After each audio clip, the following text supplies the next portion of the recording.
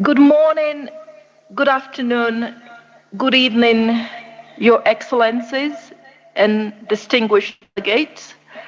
Once again, welcome to this morning's proceedings.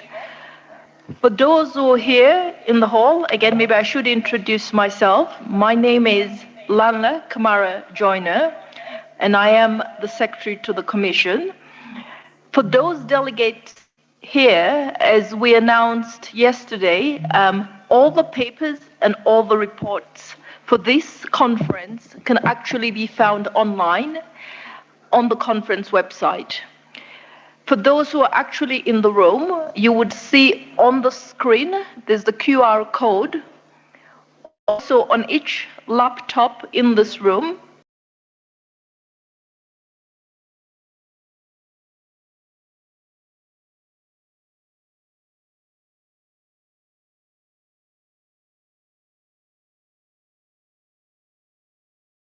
your indulgence, and we would be back with you in a few minutes.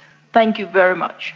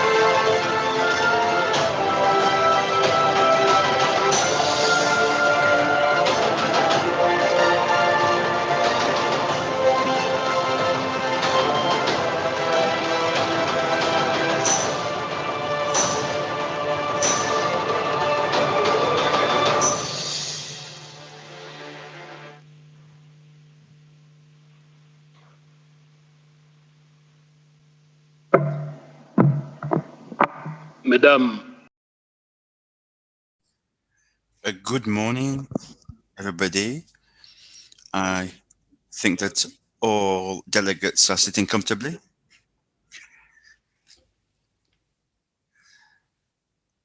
And so I think that we can start our work for today. Before starting,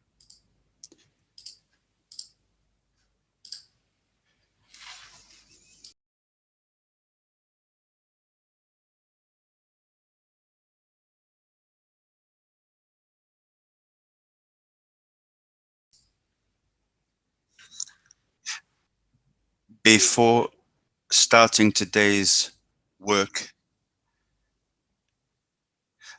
I would like to observe 1 minute's silence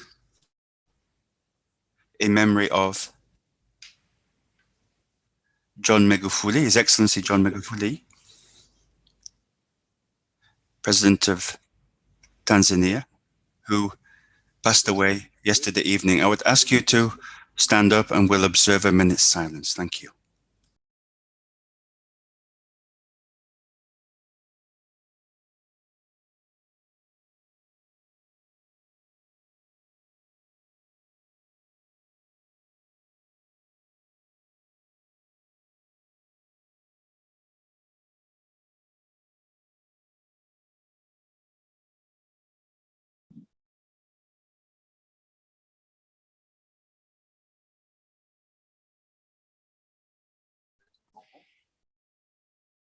Thank you very much. Now we would like to express our solidarity to people and the government of the Republic of Tanzania. Thank you very much.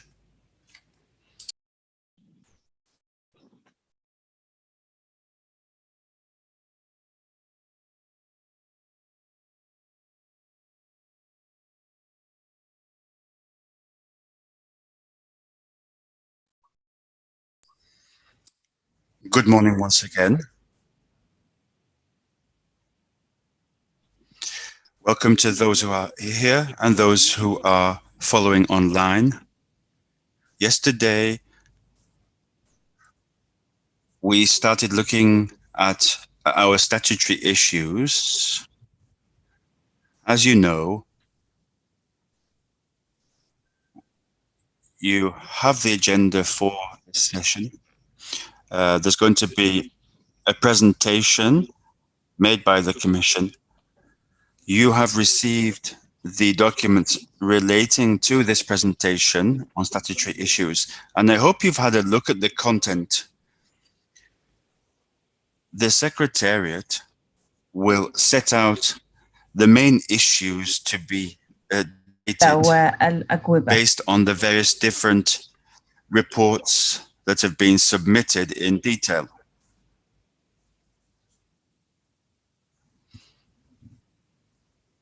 So we'd like to get succinct reports and that we really focus on the relevant matters that will help us to make progress. This session will last 90 minutes. There'll be 3 presentations, and then we'll have a break after that. Each presenter will have 10 minutes to make his or her presentation, and then we will have roughly 1 hour for comments and debate.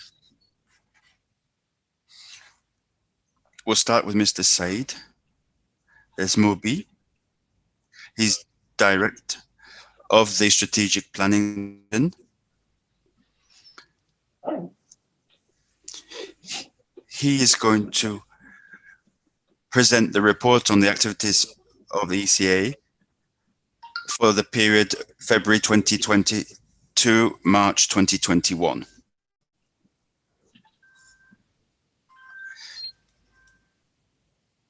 After his presentation, we'll hear from Mrs. Daya Brandant from the General Policy Division. They're in charge of developing the Strategic Planning, Control and Results reports. Mrs.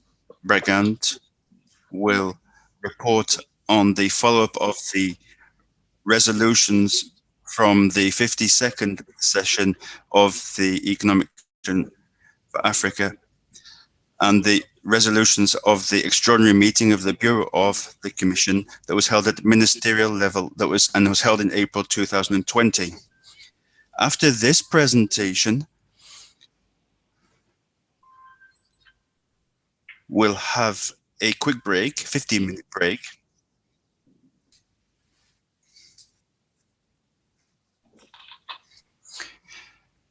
And then we will resume with the following session. So without further ado, I would like to call upon Mr. Desmoby to give his presentation. You have the floor, sir.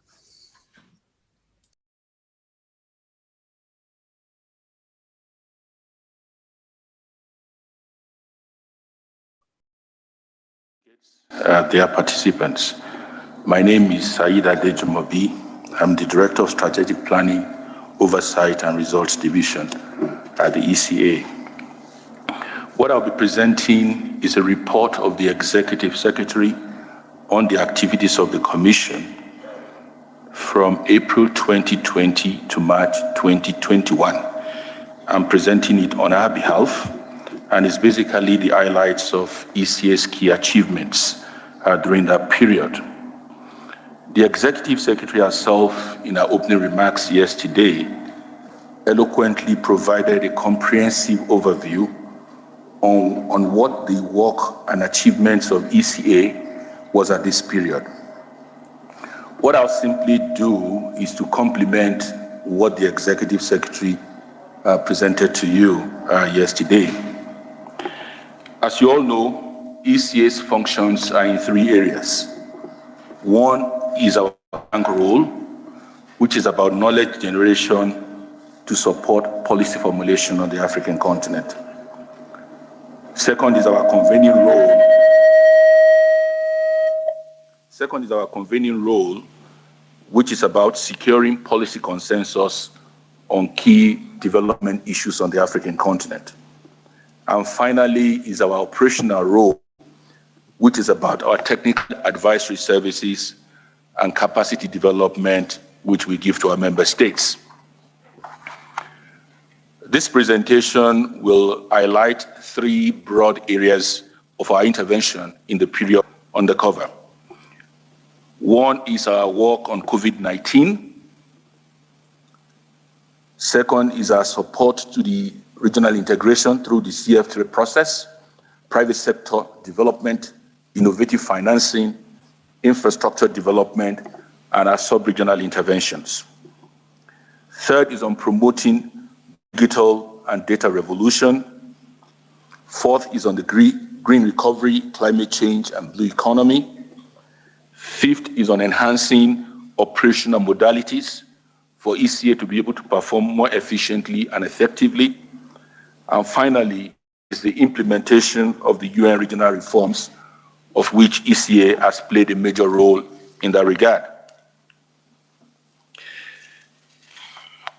ECA was one of the major voices on the African continent in terms of intervention on COVID-19.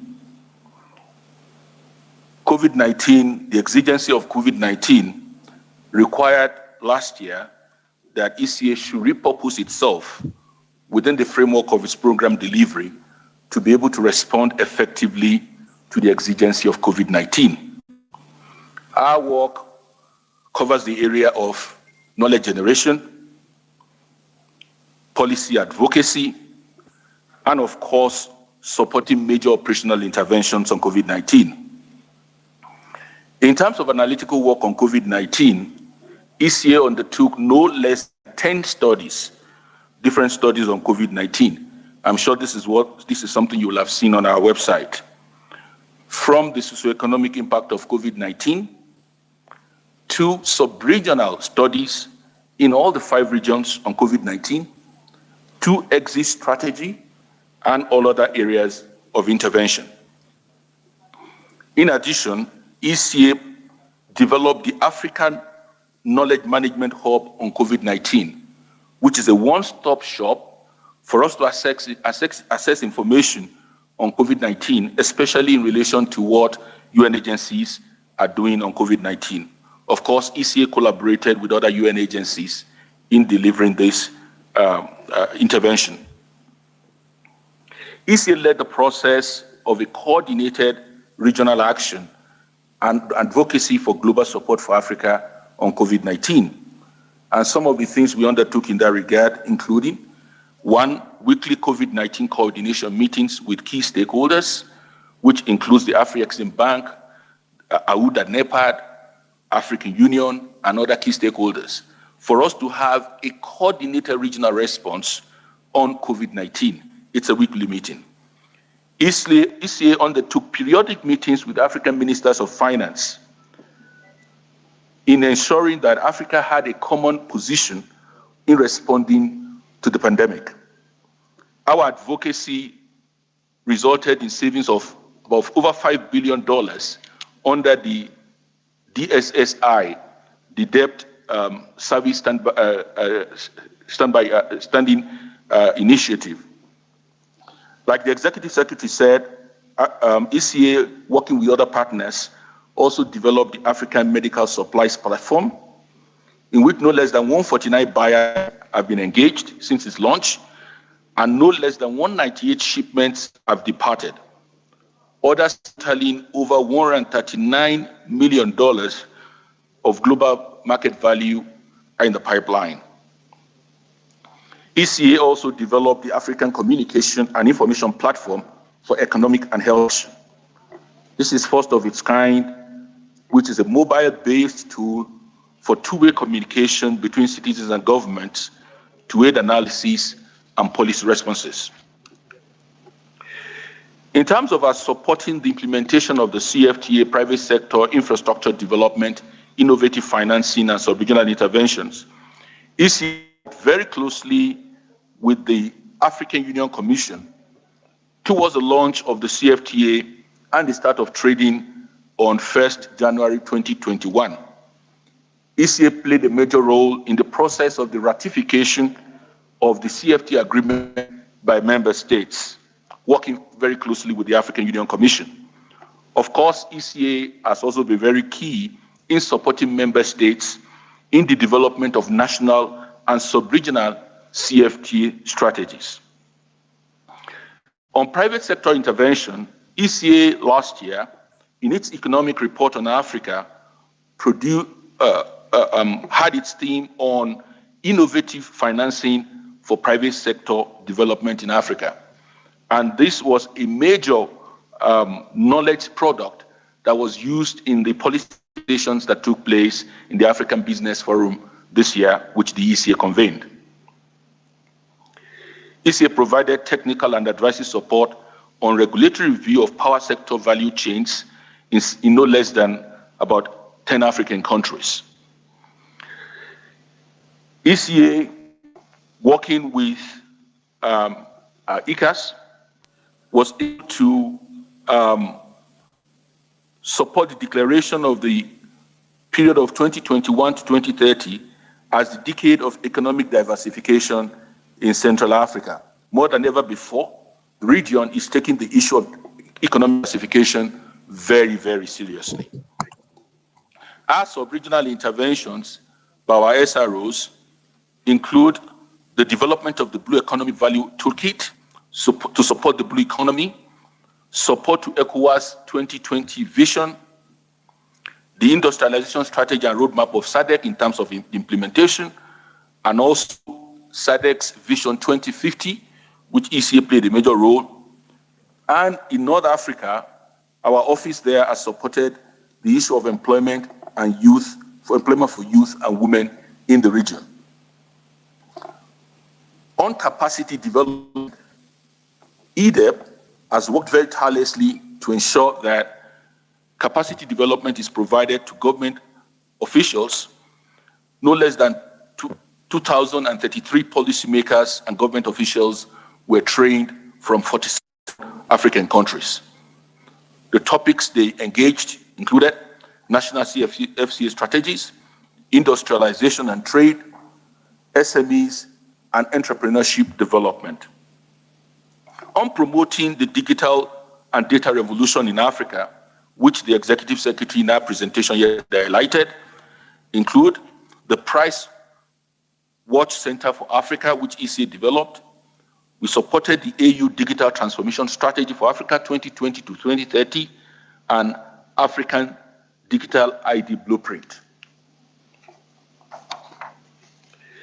In terms of building forward better for sustainable development, focusing on green recovery, mainstreaming climate change, and the blue economy, ECA was the convener of the African Regional Forum for Sustainable Development, of which the 7th edition just ended in Congo-Brazzaville. ECA produced a study on building forward together, financing a sustainable recovery for the future for all, which is a major study in terms of building forward and ensuring that African economies recover from COVID-19. We also produced the State of Africa Climate Report and supported the development of the Africa Climate Change Strategy. In ensuring that we're able to operate more efficiently and effectively and in a very coherent way, ECA ensured that we undertook the accountability program performance review every quarter, and we had 4 last year, which focused on the issue of joint planning and joint delivery within the organization, so that we're able to break down the silos and ECA can work as a coherent whole. ECA also produced a strategy for an integrated response to COVID-19, which will direct our intervention as we move forward in supporting our member states on COVID-19. We also produced the strategy for enhanced collaboration with the resident coordinators and the UN cities in order to make sure that our interventions are very coherent, safe, and of course impactful, focusing on some areas of our mandate which we think we can make a difference.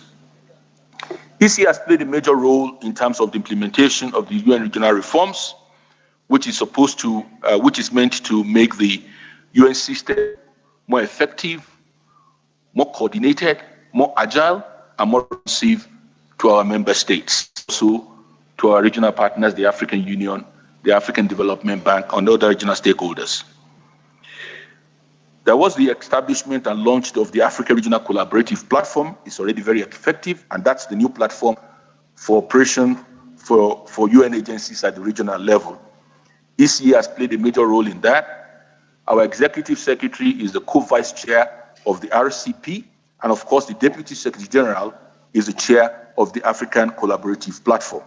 ECA also serves in the Joint Secretariat of the RCP, together with the UNDP and also the Development Coordination Office, the DCO. Implementation of the regional UNDS work in full swing through the opportunity and issues-based coalitions. The opportunities and issues-based coalitions constitute the new mechanism through which the UN agencies, in a coordinated way, are to support regional work and also country-level interventions.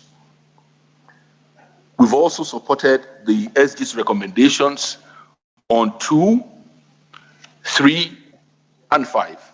Recommendation number 2 is on promoting regional knowledge hub.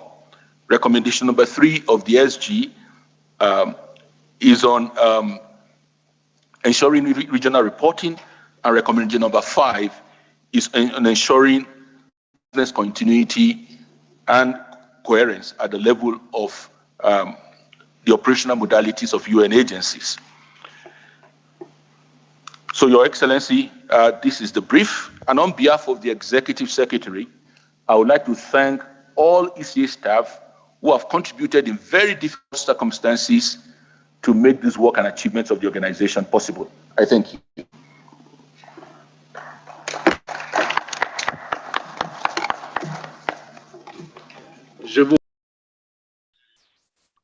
I thank you very much, Mr. for your succinct and clear presentation, and this will allow us, of course, to clearly understand the actions carried out by the ECA so far, meaning April 2020 to March 2021.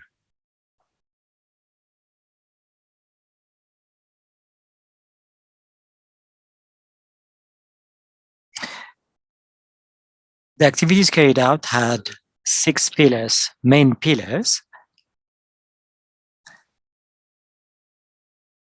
that would eventually be used by member states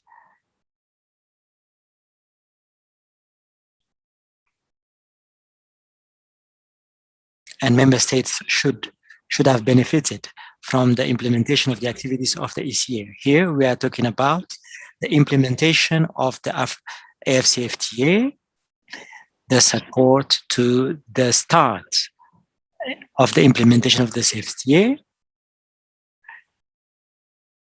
We have also activities related to COVID-19. We also have the digital revolution spearheaded by the ECA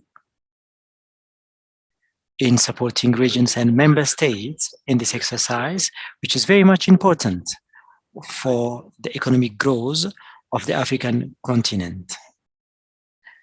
The promotion of blue and green economy. So these are key activities carried out by the ECA.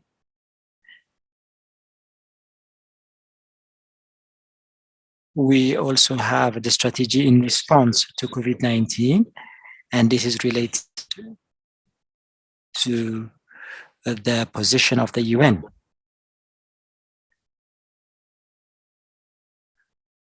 Mr. Said was very much clear in explaining in 10 minutes what was carried out in the last 10 months.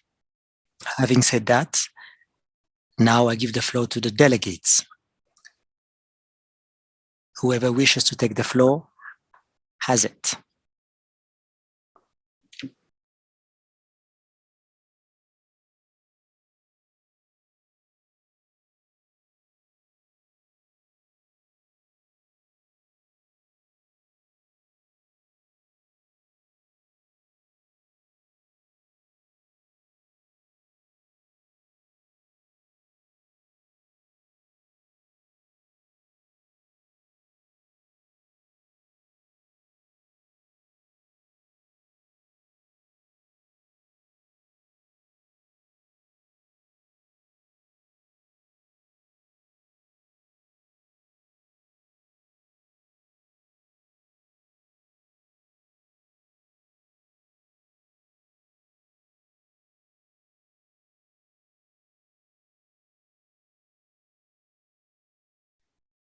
I think the presentation of Mr. Adeyemi was very much clear. It recognized the activities of member states, and member states are well aware of the activities carried out by the ECA. That is why we do not have a lot of comments coming from participants' member states.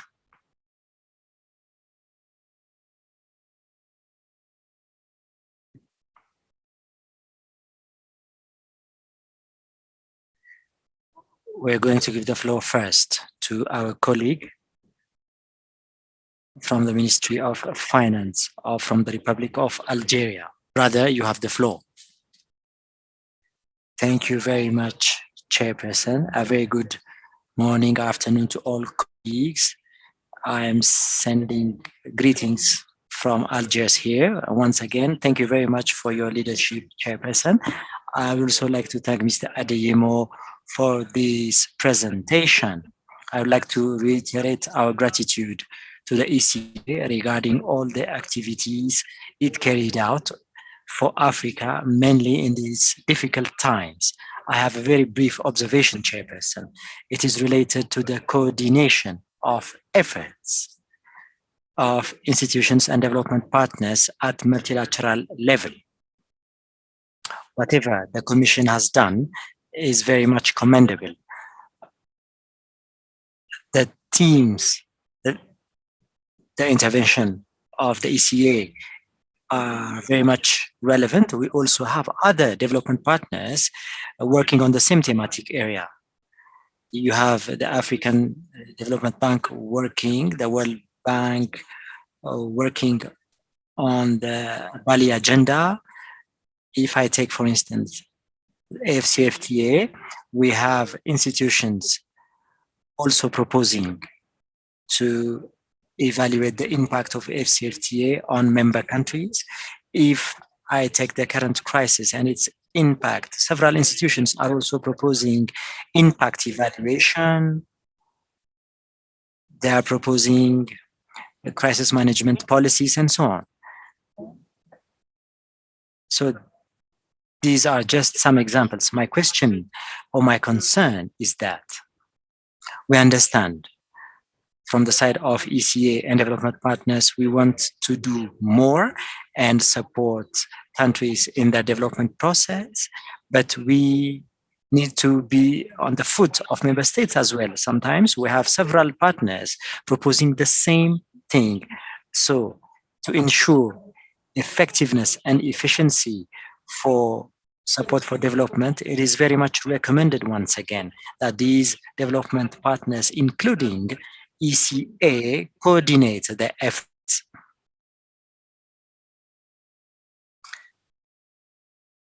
to avoid duplication efforts and to carry out less expensive interventions. And for us, member states, it will help us understand which institution have comparative advantages for specific matters. These are my observations, Chairperson, for now. Thank you very much, Mr. Tariq, for this relevant concern.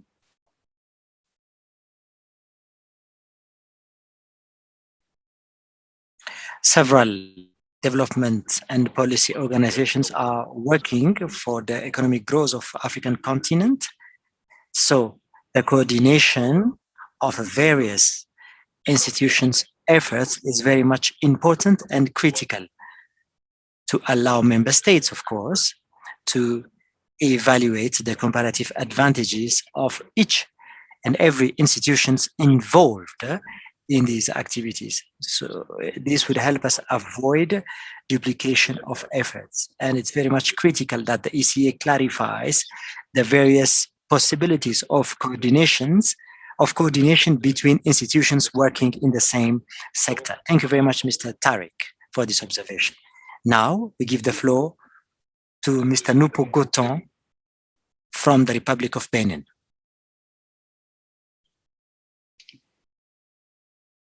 Mr. Couton, you have the floor. Benin.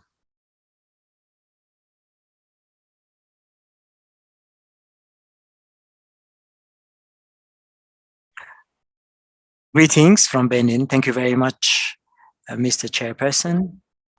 Are you receiving me? Yes, you have the floor. We receive you loud and clear. Please proceed.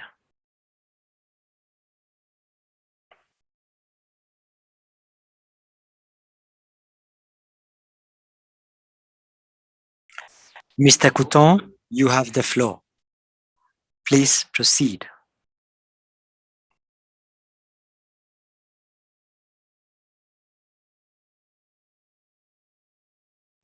It seems that our brother is facing technical difficulties.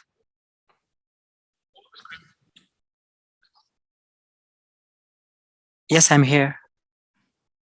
So if you are connected, please proceed. Are you receiving me, Chairperson? Yes, please proceed.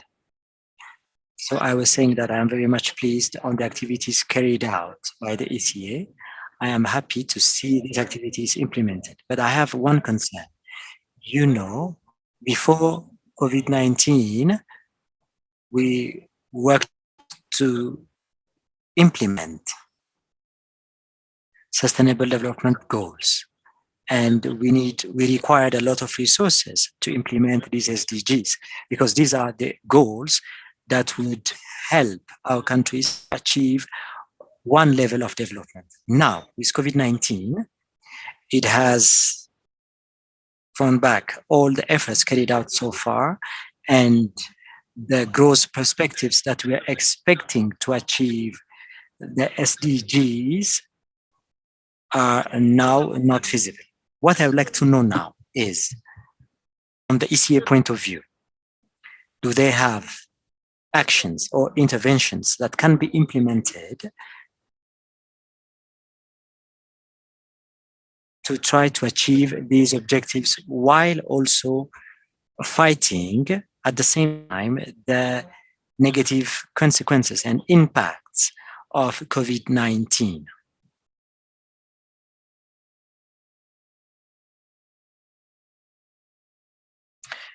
This pandemic is destroying the perspectives of our economic growth, so we need to have actions to address this. Thank you very much, Chairperson. Thank you very much, Mr. Nokpo, for these relevant observations to try to see the ways and means on how African countries are trying to implement the SDGs in light of the current situation of COVID-19. So this is a reflection that we need to carry out. I believe the Secretariat can help us on how to continue to work and implement the SDGs, try to achieve the SDGs while also facing COVID-19 induced economic crisis. Now,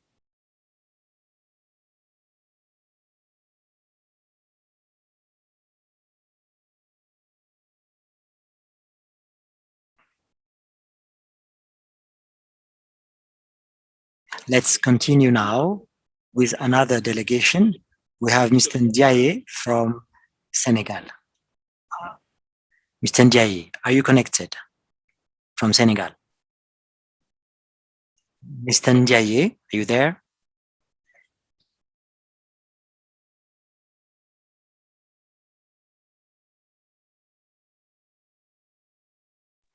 So this is Senegal delegation, Ministry of Economy. Much. So we give the floor to Senegal. Madam, please proceed.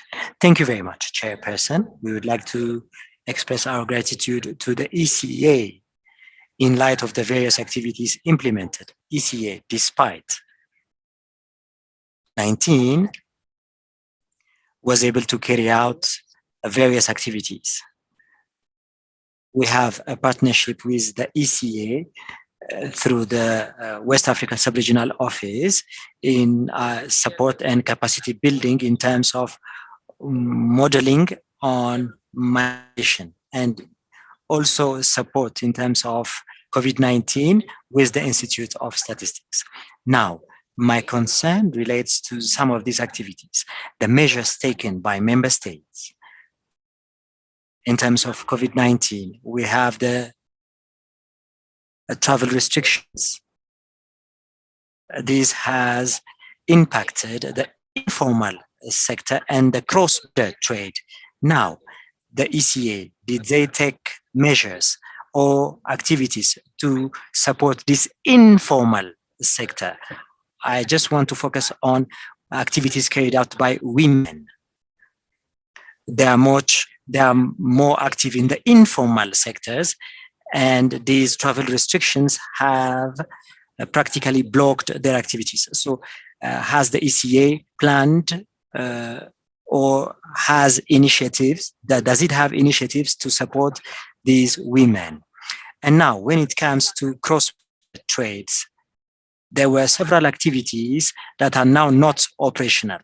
Now, what are the mitigation initiatives planned by the ECA to support the informal sector, which is mainly composed of women and which is very much impacted by COVID-19?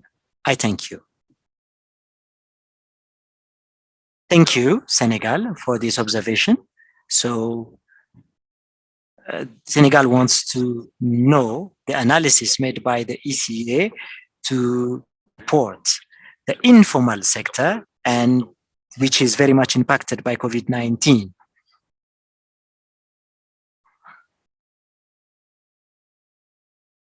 And this is also related to the gender dimension.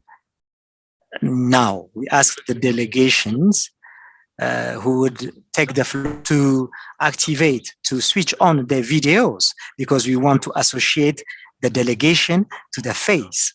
So we would like to see the faces of the participants, and this would help us in understanding your contributions. Thank you very much, Senegal, for your contribution. And now let's give the floor to members of the Secretariat who would like to take the floor. Let's start by Jou and Mr. Savoura. These are members of the Secretariat. Mr. Jou, are you there? Mr. Jou, you have the floor.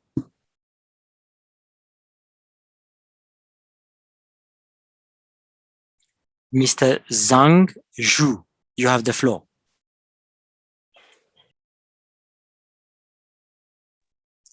If not, we are going to give the floor to Mr. Oposton Savoula. Mr. Savoula.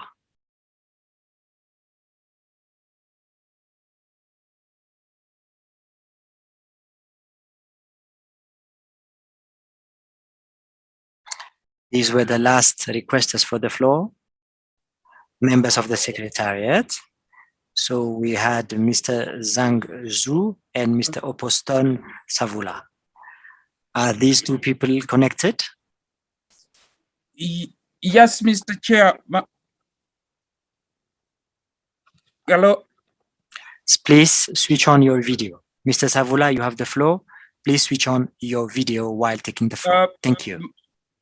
My apologies, Mr. Chairman. I am not sure if I raised my hand, but on the issue of monitoring by the member state is well taken. We are currently working on the different modalities to support the member state, Senegal as indicated, in areas of modeling. And this is actually, as I indicated yesterday, being done together with our regional office for West Africa in Niamey, Niger.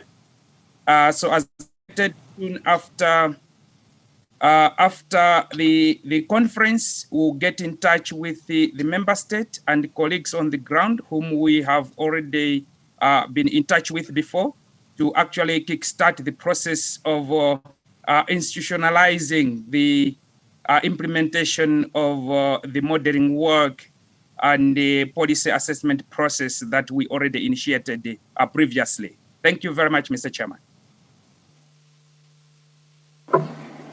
Merci à vous, Monsieur Savoula, pour. Thank you very much, Mr. Savoula, for your responses made to the comments made by the delegates. Now, let's give the floor to another member state. We have a Burkina Faso, Mr. Joël Zakogo. Mr. Joël Jacogo from Burkina Faso. Please switch on your video while taking the floor. Mr. Joël, are you connected?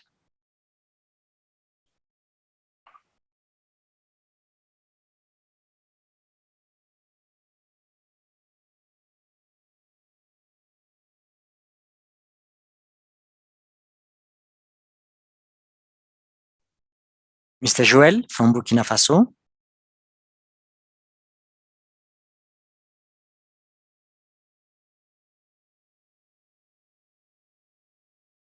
If Mr. Joël is not able to connect, Mr. Jou from the Secretariat.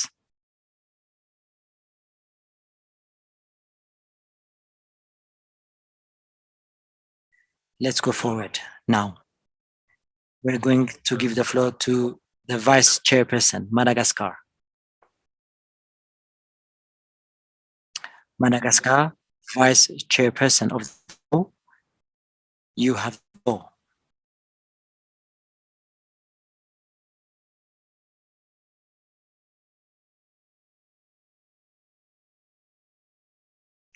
You have to check the connection system.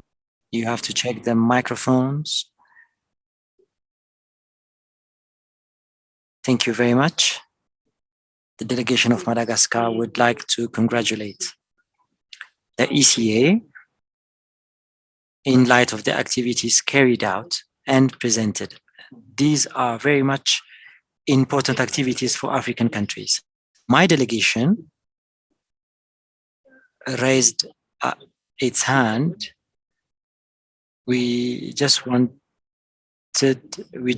to be admitted as delegates, connected as delegates. Through Madagascar, Burkina Faso, are you online to take the floor?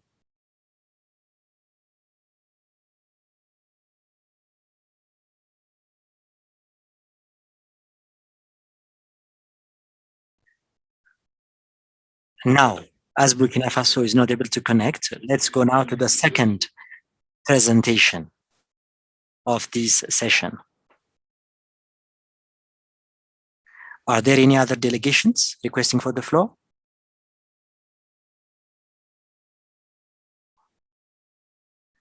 A member of the Secretariat would like to take the floor? No. Oh, yes.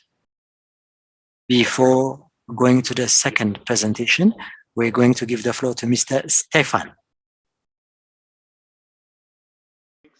I was hoping that Said would have a chance to respond, but if you like, I can respond because there are some two questions where the Secretariat would want to respond concretely.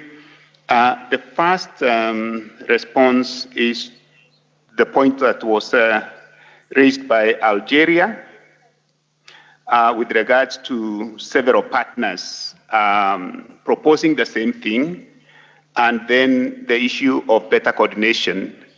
And I was going to sort of highlight that what our director presented, especially the opportunities, issues-based coalitions, what we call the OIBCs, is basically the platform that the United Nations Development System is using to ensure better coordination. You had a specific example of what is happening under the AFCFTA, and I was going to respond and tell you that the OIBC2, one of its flagship initiatives is on the AFCFTA, and so you have the ECA, you have UNCTAD, you have UNIDO, you have UNDP, and other UN agencies collaborating. So in fact, there is a work plan for this OIBC on how we intervene in responding to requests to countries when they ask for support on the AFCFTA. Now, then there was the question from Benar, and the question was, does ECA have interventions that can be implemented to try to obtain, to attain the objectives of the SDGs while fighting the negative impact of the pandemic? And I was just going to say we recall the presentation that was made yesterday, especially by the Executive Secretary, and the two subsequent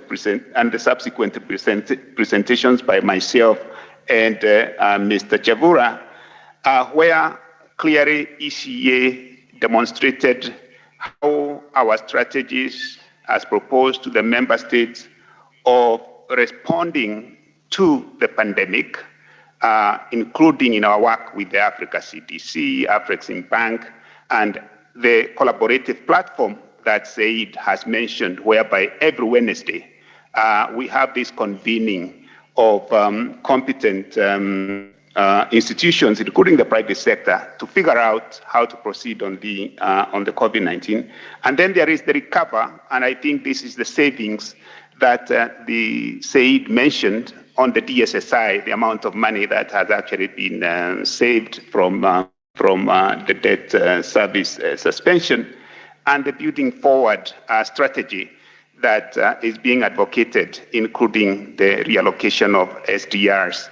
And this is besides the concrete activities of what was ongoing initially. For instance, the Sustainable Development Goal financing, especially in the area of energy, which is something that ECA was pursuing under the SDG 7 aggressively as part of its support to the financing of the SDGs. So those are just but examples to respond to Benam. And then Senegal, you asked a very specific question on what the ECA is doing or what the ECA has done in terms of supporting the informal cross-border trade, and particularly for women. And again, here I wanted to emphasize the collaborative power, the power of collaboration, because last year, second half, the ECA produced a report on cross-border trade. And this report was based on the evidence of some surveys we had undertaken of the private sector and also across the board. Now, two recommendations out of that survey was, first of all, the importance of the AU member states to lock in the innovations that had been witnessed from the private sector and from the government as they tried to keep trade going while trying to ensure that there was no transmission of infections across the borders. And so concretely, what we did was actually to work with the African Union Commission, the Department of Trade and Industry, the former Department of Trade and Industry, the Department of Infrastructure and Energy, AUDA NEPAD, to prepare what we are calling the African Union guidelines on cross-border trade. Once these guidelines were drafted, we then harnessed the power of World Customs Organization, UNCTAD, IATA, all those institutions that are involved in the movement of goods and services. And we've been moving these guidelines through the different mechanisms of the AU. We've presented it to the Director General of Customs.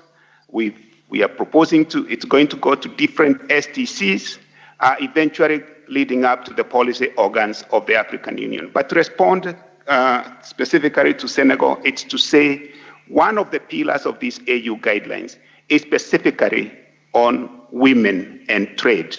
And this is besides the big push by the AFCFTA Secretariat, which is going to lead the development of the Women in Trade protocol in the context of the implementation of the AFCFTA as called upon by the African Union heads of state. So these are specific things that we've been doing as a secretariat, harnessing the power of cooperation and collaboration. And I hope with that, we've been given examples to Algeria, Benin, and Senegal on the points that were raised. Thank you.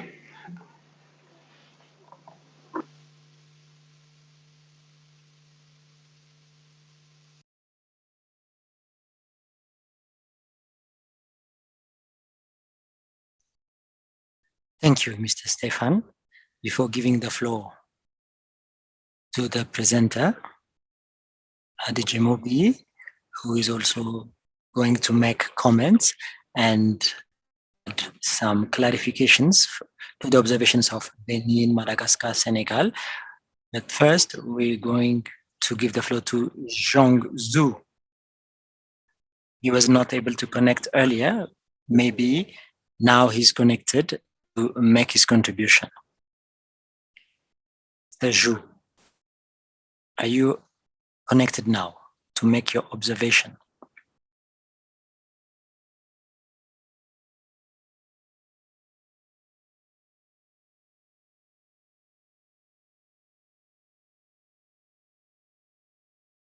Otherwise, we're going to give the floor to Mr. Adejemobi so that he responds to comments and observations from member states. Mr. Adejemobi, you have the floor.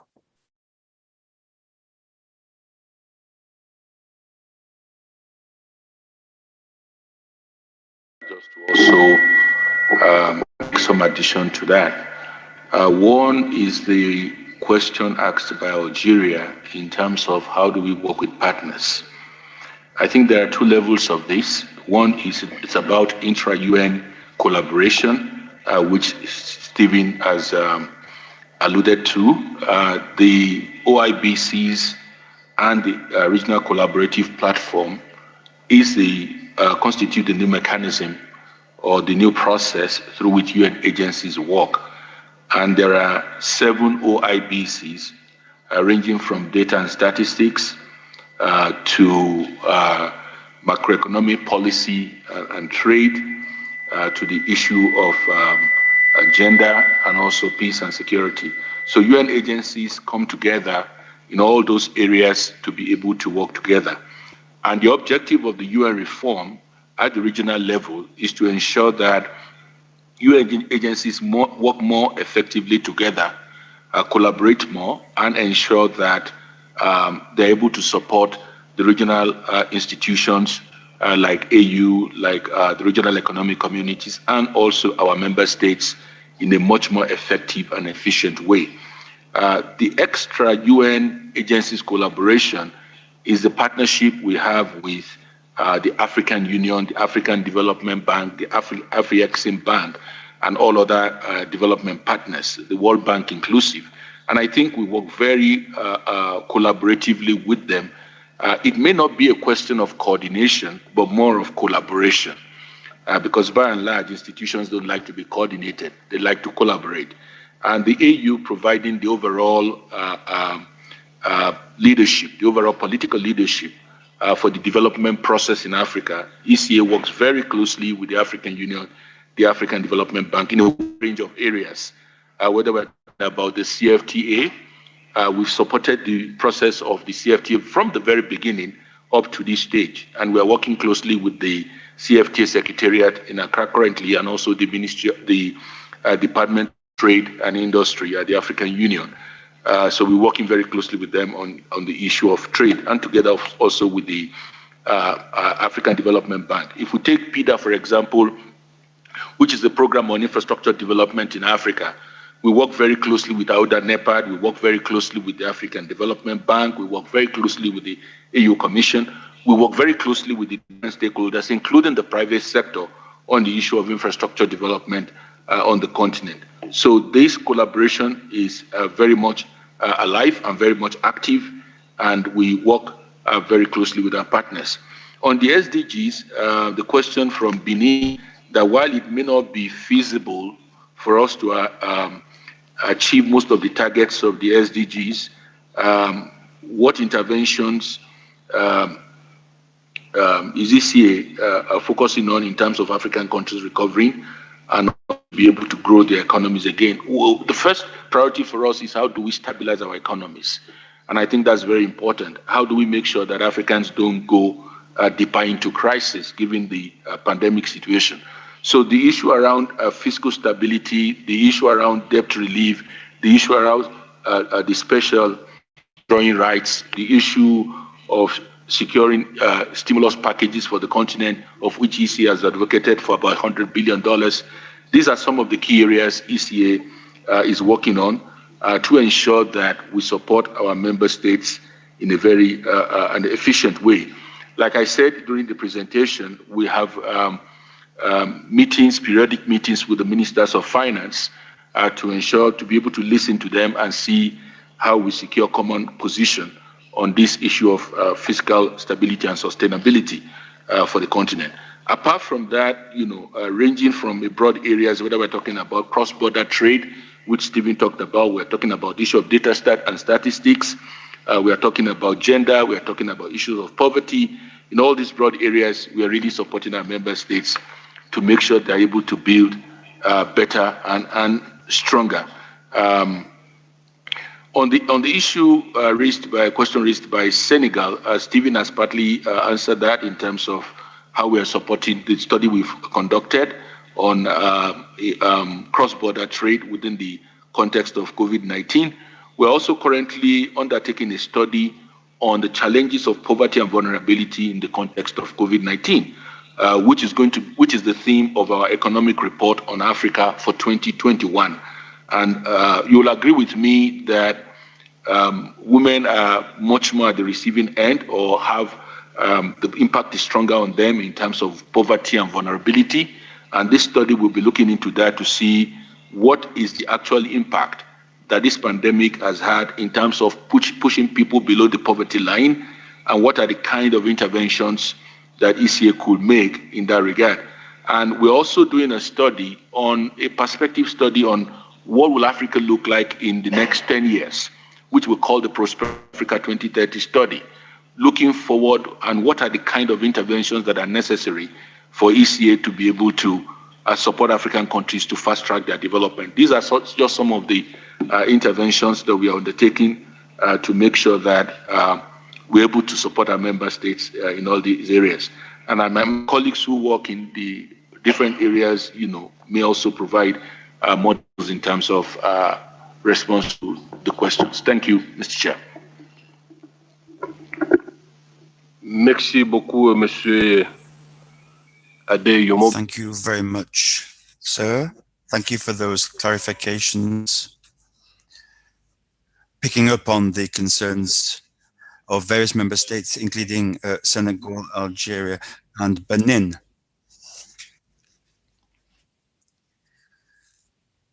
We're now going to hand over to Mrs. Diop. She's based in West Africa. Mrs. Diop? Thank you, Chairman. I just wanted to respond to Benin as regards the report on response to the pandemic. My colleagues have given some information on this. We've also given direct support to Benin, working together with the United Nations Development Programme in order to better respond to the pandemic and its effects. When it comes to access to liquidity, we've been working directly with the ministry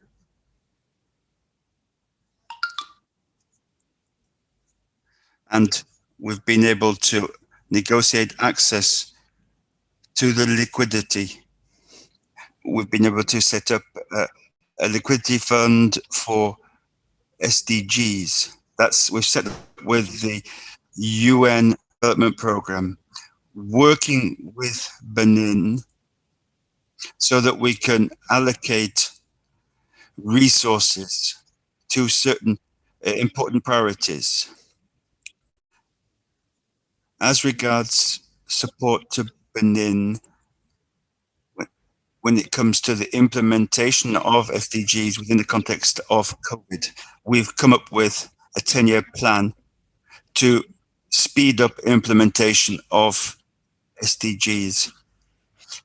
We've got a detailed manual which will enable us to do this and which will enable us to pinpoint key actions that will enable us to speed up the process.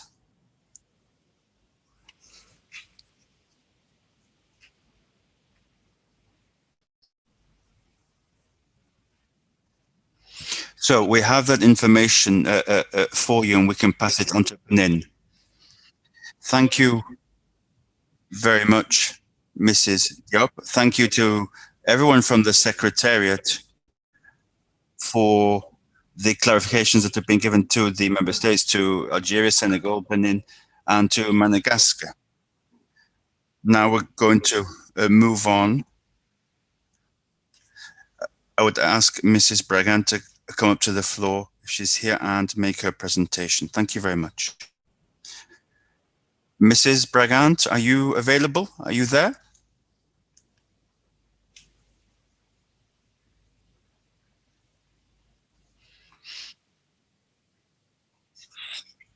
Yes, thank you, Chairman. I've put the presentation up on screen. Yes, we can see it, the Chairman. Thank you, Chairman.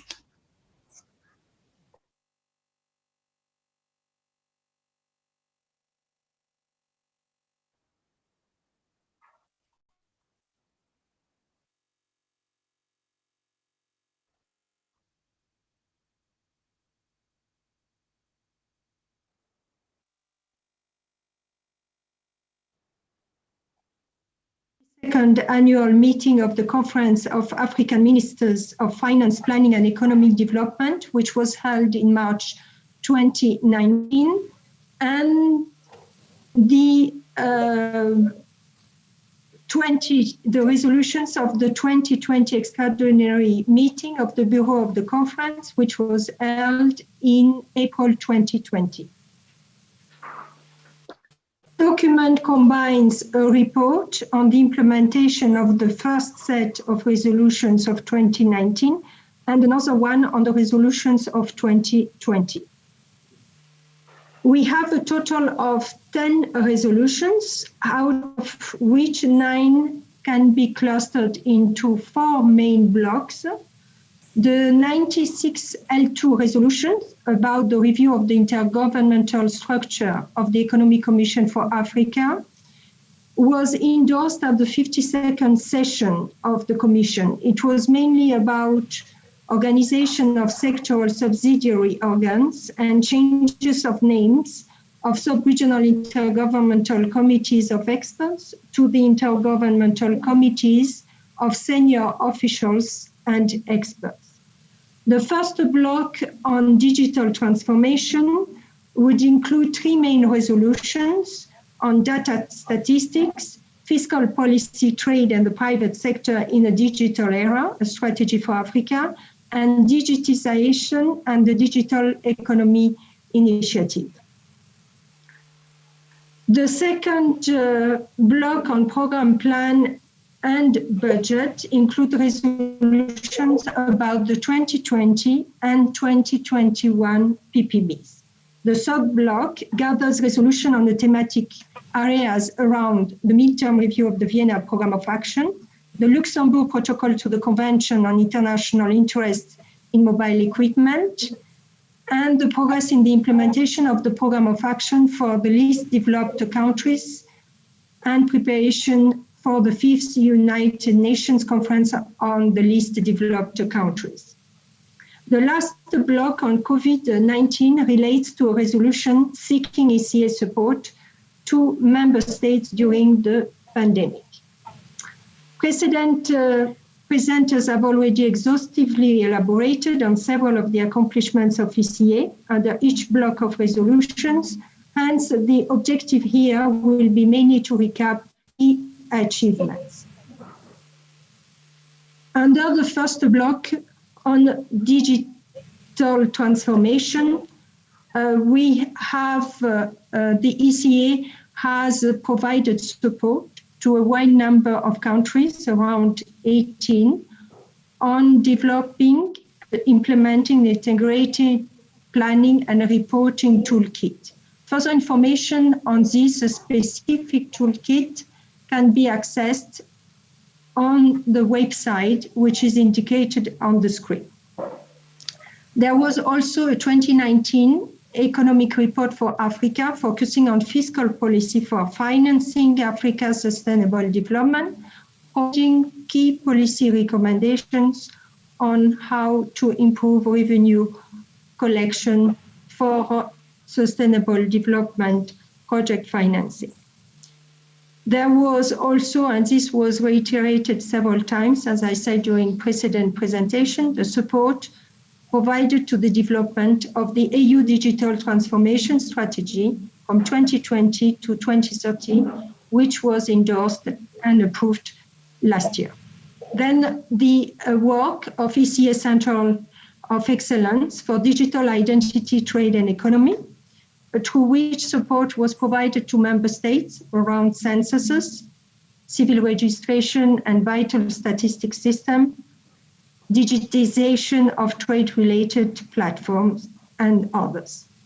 About the second block of resolutions on program plan and budget for 2020 and 2021, there was an important resolution about,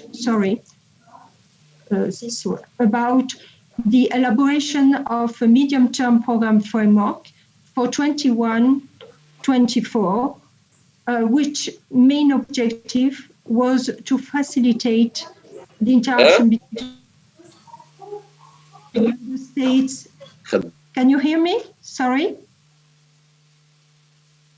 Oui, il semble que nous avons quelques interférences quelque part. Hein. Faut que le Yes, there's some interference, unfortunately. Not sure what's happening. But you can continue, madam. Please go ahead. Merci beaucoup, Monsieur le Président. Thank you, Chairman. The MTPF for 2021-2024 was to facilitate the engagement of member states and other stakeholders with the ECA.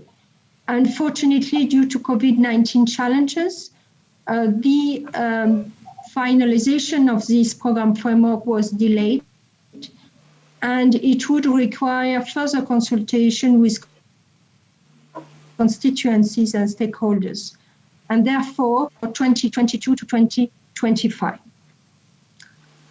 For the sub-resolution about the implementation of program of work of ECA, we would like to cordially invite the CoM delegates and participants to refer to the report E/ECA/COE 39/18. All the documents are available on the ECA PaperSmart portal. About the digital learning and the sub-resolution, which was requesting further development of e-learning, we can refer to the CoM report E/ECA/COE 39/13, which provides a description of the program of work of IDE. Then about the African Union United Nations Annual Conference, there is another report which describes the ECA support to NEPAD and the AU within the framework of the AU-UN Partnership Framework. The report in question is E/ECA/COE 39/12. About the third block of resolutions on thematic areas, there will be specific presentations on each of them during this CoM meeting. And again, they will be accompanied by CoM reports that can be accessed through the portal. About the Vienna Programme of Action for the Landlocked Developing Countries for the decade 2014-2024, the outcomes of the Africa Regional Midterm Review meeting can be accessed at the indicated URL link. Then there is a specific report describing the progress of implementation of ECA support to this Vienna Programme of Action, which is E/ECA/COE 39/9. About the Luxembourg Protocol to the Convention on International Interests in Mobile Equipment and matters specific to railway rolling stock, support was provided mostly in terms of awareness raising and advocacy measures on the benefits and potential contribution to rail rolling stock thing, and the encouragement for the member states to ratify the protocol. About the progress in the implementation of the Programme of Action for the least developed countries for the decade 2011-2020 and preparation for the 5th United Nations Conference on the least developed countries, there is again a report that describes the progress achieved in terms of ECA support, E/ECA/COE 39/15. The original review of the Istanbul Programme of Action was postponed to this year due to the pandemic. About the last block of resolutions around the COVID-19, this was already exhaustively presented by precedent interventions. The work of ECA around the DSSI and DARs to support the liquidity restoration for accelerated recovery on the continent. And ECA here used its unique voice and broker position to foster and facilitate policy dialogue in international high-level forums. The medium-term strategy on building forward together, financing a sustainable recovery for the future of all, was also mentioned, providing areas for innovative financing to speed up the post-COVID-19 recovery. Then the impacts of COVID-19 on African economies and development goals, as well as various studies that can all be accessed on the UNECA website. In conclusion, there were also some other activities related to the preparation of a specific strategy for integrated response to COVID-19, scope and objectives to further guide and streamline ECA's intervention. There was a launch with other UN agencies of the Africa Knowledge Management Hub on COVID-19 and Africa COVID-19 dashboard, which was already mentioned. ECA played a catalytic role in the conceptualization of the Africa Medical Supplies Platform under the leadership of the African Union, and it's currently closely following up on the equitable, fair, and transparent supply of vaccines against COVID-19 to Africa through several facilities and platforms such as COVAX. The 7th session of the Africa Regional Forum on Sustainable Development on building forward better towards a resilient and green Africa to achieve the 2030 Agenda and Agenda 2063 was held from 1st to 4th of March 2021, hosted by the Congo in Brazzaville, where the participants had an opportunity to further discuss the building forward better pathways for continent. And I will stop here. Thank you very much, Mr. Chair. Merci beaucoup, Madame Bragand. Thank you very much, Mrs. Bragand. You are in charge of the report, the follow-up to the resolutions made at the 52nd session of the ECA Commission of Economic Ministers and the resolutions of the Executive Committee meeting that was held in April 2020. So thank you once again, Mrs. Bragand. You went over time a little bit, and we've only got 5 minutes for questions now. I'd like to hand over to any delegations now that would like to take the floor. Egypt, you have the floor first.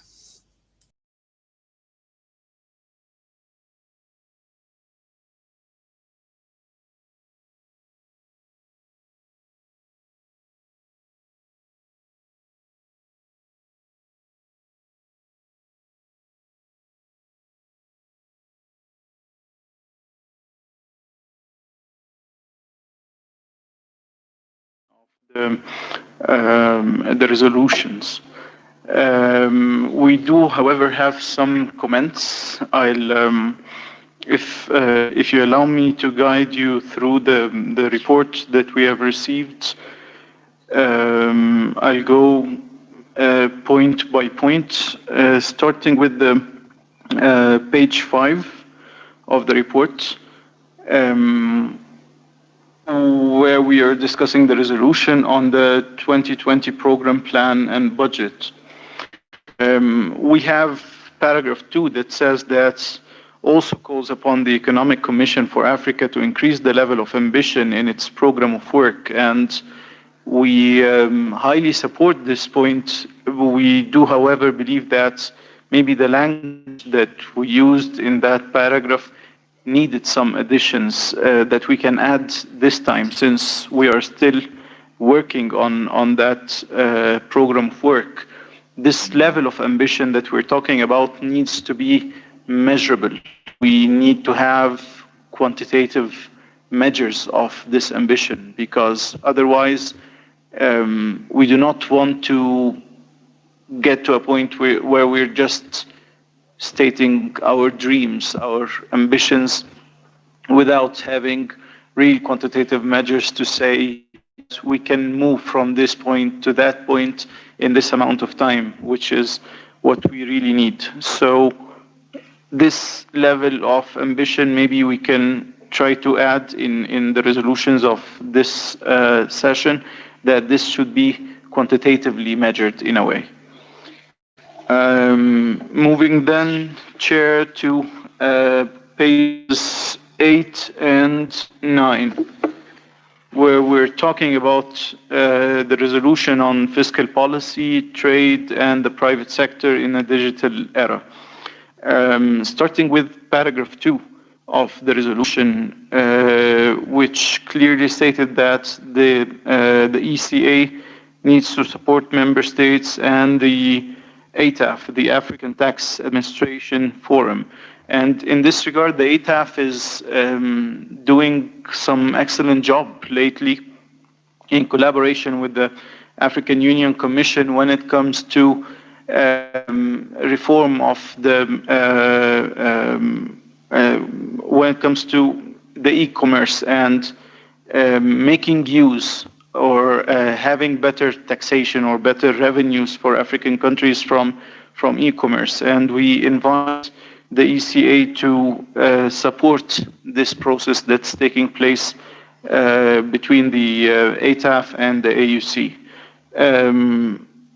Also, when we talk about the text, the paragraph 3 of the same resolution, which focuses on combating illicit financial flows through supporting member states in building digital infrastructure. And here we like to stress again that while understanding that tax issues are part of the problem of illicit financial flows, but there are also other parts, and these include transnational organized crime, which has a very big role in taking these resources out of our continent. And we think that while focusing on tax issues, it's also important to take a look at the other aspect. Maybe also we can use the digital infrastructure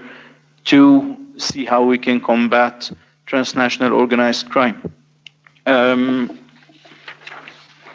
Moving, Chair, to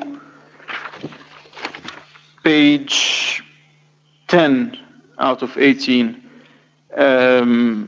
when the resolution on digitization and the digital economy initiative, where the Secretariat is mentioning the Digital Earth Africa program.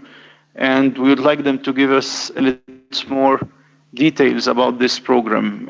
I understand that it sort of documents the resources of the continent, documents what's through satellite images, what's there on Earth. But I mean, is that done in collaboration with member states? How are these images taken? More details on this matter will be very beneficial. I'm almost done. When it comes to page 11, the same resolution, paragraph 4, it's mentioned that the Center of Excellence has primarily developed. We just have a note here that all the activities of the Center of Excellence, none of them, according to the report, none of them is taking place in North Africa. So we are really interested in having more work done in our region. The last thing that I'd like to raise, Chair, is the resolution on coronavirus disease, which was a very good resolution at the time. And we think if we're planning to add any more elements on coronavirus disease in our meeting, in this Council of Ministers meeting or experts committee meeting, it should focus on the flexibilities of the TRIPS agreement. This is very important. There are discussions now in Geneva when it comes to vaccines, when it comes to intellectual property of the vaccines. There is a push by the African group there to have more flexibilities, to suspend some of the provisions of the agreement because we are in a case of emergency. Maybe this element also can be added. I think it will be very helpful to the discussions to support the African group in Geneva. Once again, thank you very much, Chair, and thanks a lot to the Secretariat for all the excellent work they've done, and we look forward to having more from them. Thank you.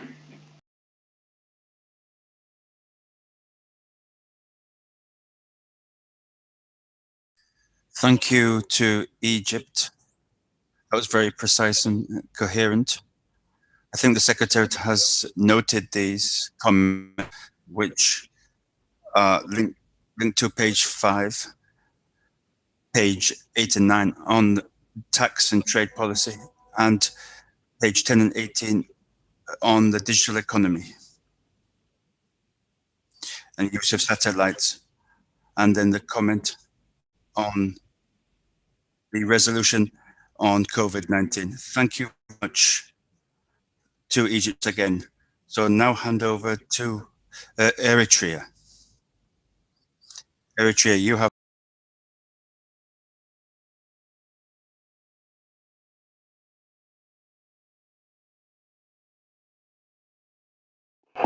Thank you, Mr. Chair. Your Excellency, Ambassador Obama. Just one thing, Eritrea is very grateful and thankful to what ECA is doing in issues, especially in capacity building, in which it has trained around 22 people from East Africa region, in which Eritrea was also a beneficiary. Maybe for further effectiveness and the result or what you call work, maybe we can make more assessment in the evaluation, and also it can be also streamlined, and we can create more synergy. Maybe we could coordinate and collaborate with AUC, African Union Commission, and with minor, maybe, I don't know, correction, maybe the capacity building was maybe part of the landlocked countries, which maybe as you can see in the report in page 3 out of 18, it is reported in under the landlocked countries. So, of course, for the common knowledge, Eritrea is not a landlocked country. Maybe the training was part of that program. In the issue, maybe regional integration in the same page, maybe if the program could focus on infrastructure development, because without infrastructure and physical connectivity, it is difficult to talk about integration, and that is what I could say. Thank you.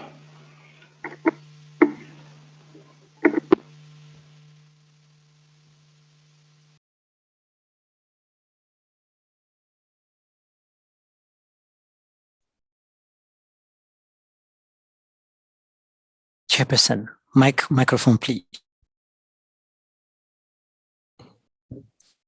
Thank you for your contribution, mainly on highlighting the importance on the effective collaboration with the African Union. You have raised the issue of capacity building. I hope that the Secretariat has taken note in this precise comment. Eritrea is a country with maritime borders, so this must be clearly indicated in the report. So now we have reached the health break time. We've had very good interventions of the two delegates.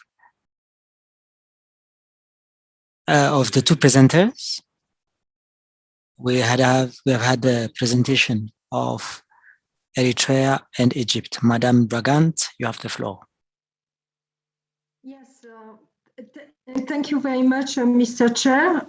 Actually, the majority, if I well understood, of the comments were recommendations on how to go forward. For example, for the MTPF, we have taken note that this should be,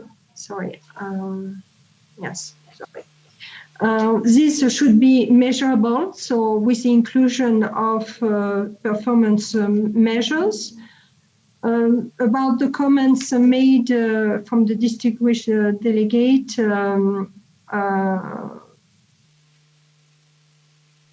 from Algeria, is that so? I'm just.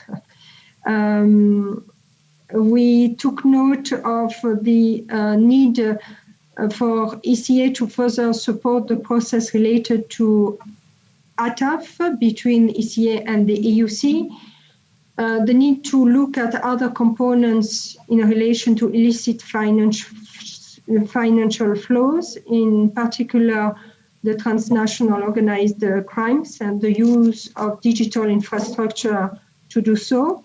About the Digital Earth program, it's up running and it's gathering several partners, including ECA. The most recent information is available on the same website focusing on DE program, but I would like to cordially invite any of my colleagues who might be in a position to provide further information on the exact status and the role of ECA within this specific program.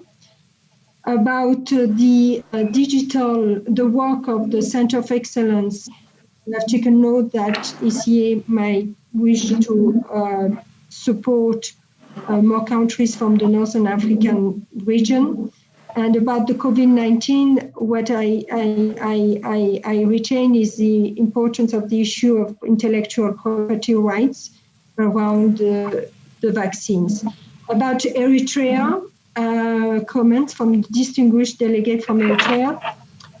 Yes, there was a comment about the landlocked versus the maritime and the littoral countries. And actually, whenever we are talking about the interaction and the continuum from sea to land, from the island states, coastal and landlocked, we are embedding this analysis of interaction within the blue economy context, and where with the AU, ECA has provided a fully inclusive definition looking at resources emanating from the ecosystems on seas, oceans, but also on the land through the rivers, the lakes and underground water. So the importance, we have taken note, yes, of capacity building and the monitoring and evaluation within the AU-UN partnership framework. So I hope I have and the need to provide further relevance to the ECA's activities in coastal countries. So I hope I have covered, but I would like to invite, if possible, any of my colleagues who may wish to bring further information. Thank you very much. Thank you very much, Madame Daya, for your clarifications related to the inquiries made by member states, mainly on paragraph 5 on program budget resolution. It was a very precise question in reformulating this question. I hope you have taken good note of this recommendation made by Egypt. If there are no additional requests for the floor, Mr. Stéphane, followed by Mr. Olivier. Give the floor to Oliver, to ask Oliver to respond. Thank you, Chair, and thank you, Daya, for responding to some of the questions. that have been raised. First of all, to thank the delegates of Egypt and for the question that was raised on the Digital Earth Africa, and also for the question that was raised on the Center of Excellence.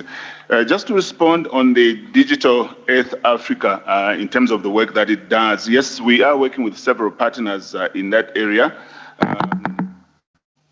And the focus of the work that we do there really is the use of geospatial and Earth observation data that is collected, and also, of course, use of satellite data. So we are working with member states, particularly the mapping agencies in the countries, and also other development partners, including ESRI, Grid3, and other regional economic groupings that are working on areas of geospatial, and that's the focus that we have there. On the work of the Center of Excellence, in the presentation that was made by my colleague, she mentioned about the document that was endorsed by the AU heads of states. This is on the digital transformation. So the Center of Excellence at EC anchors on that work, on the strategy that was developed. And part of the work that we do actually is to help member countries develop national strategies on the digital economy.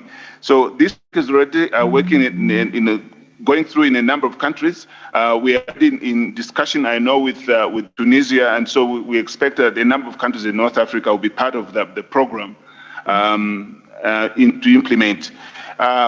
Really, our strategy, the way we would like to do this, is to ensure that this is a country demand process. In other words, a country having to ask us to be able to provide the necessary support. So we're in touch with a number of countries in Northern Africa, and we're hoping that we'll be able to expand that. So part of that national strategy really also includes developing of, for instance, e-payments at country level, depending on where the country would like to be assisted on. It includes also e-government and so forth. So that is the focus on the Digital Center of Excellence. But also there are other areas that we deal with there. For instance, more recently, yesterday, I think you heard of what was called the Africa Communication Information Platform, which allows us to be able to collect information using SMSs or through the other social media platforms to collect information that will inform both the healthy and also economic information for citizens in the country, be able to inform the government in their decision processes. So I will leave it there, Chairperson. Thank you very much. Thank you very much, Mr. Oliver. Est-ce qu'il y a d'autres? Thank you, Mr. Oliver. Any other requests for the floor from the Secretariat?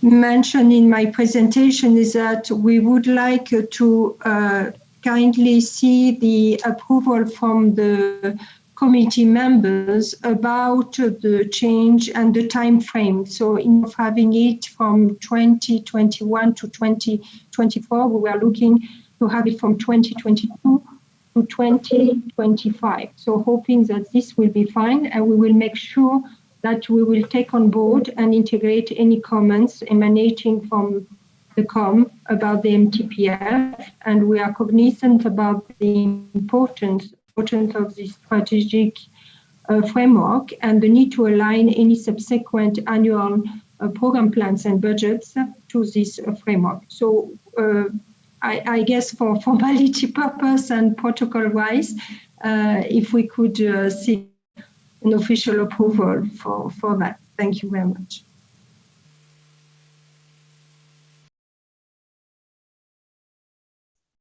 Thank you, Madam Daya.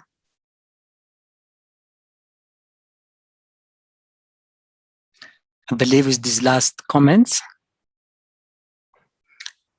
and bearing in mind that there is no additional request from for the floor from member states, it is now 12:47. We are going to have a health break of 15 minutes. So let's reconvene in 15 minutes. Thank you.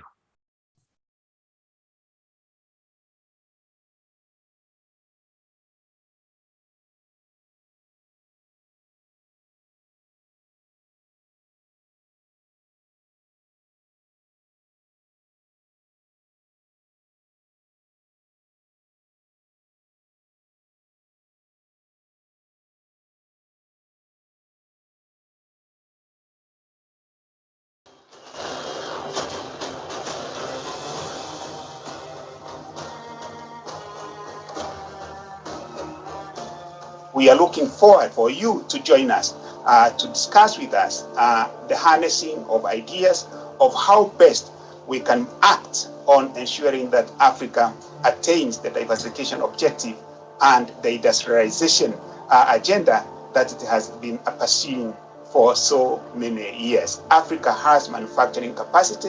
What we need is to harness it, because COVID-19 did actually demonstrate to us that if we repurpose what we have, it is possible for us to be able to produce goods and services that we need for the continent.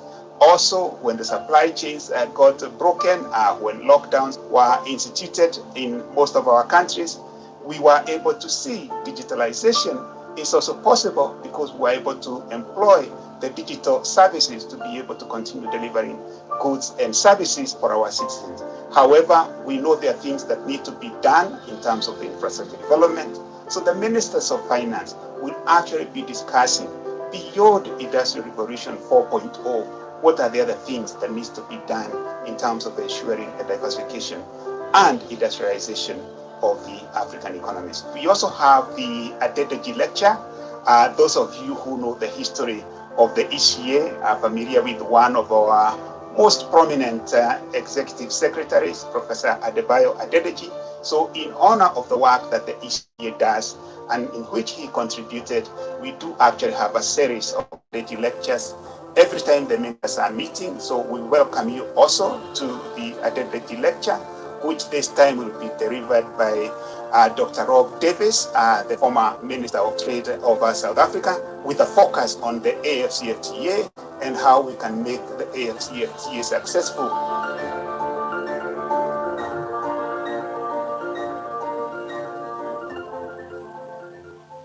Welcome to the 53rd session of the Conference of Ministers.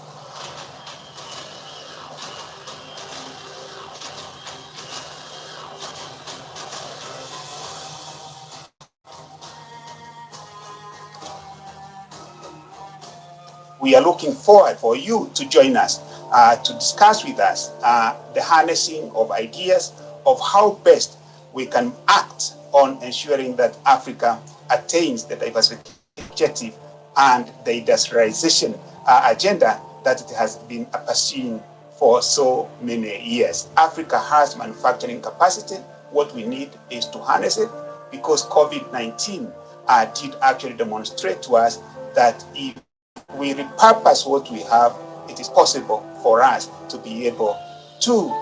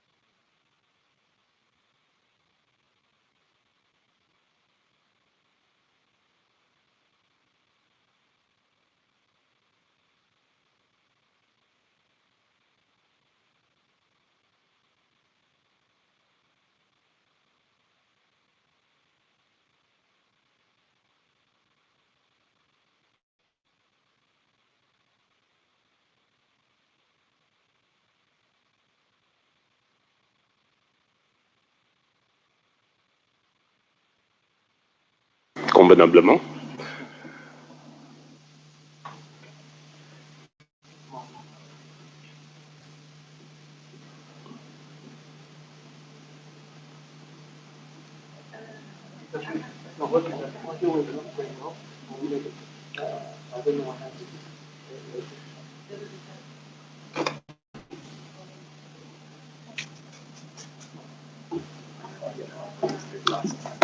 Est-ce que les interprètes sont déjà prêts, sont déjà disponibles?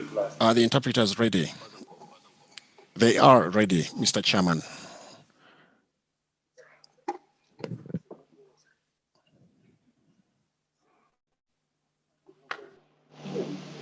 Les interprètes doivent suivre les sessions. The interpreters are ready, Mr. Chairman.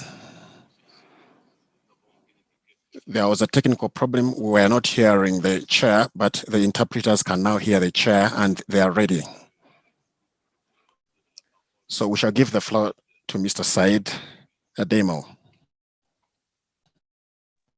My brother, you have the floor. Thank you, Chair. Can I have the presentation on the screen?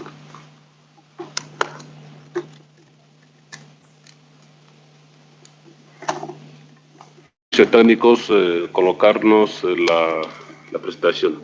Ah oui, service technique, c'est de nous placer la présentation sur l'écran. Merci. Thank you for showing the presentation. This is a note from the Executive Secretary on recent organizational changes in the ECA Secretariat. Those changes had already been endorsed by the senior leadership team of ECA and also by the Executive Secretary of the ECA, and which we are sharing with you also for your own endorsement.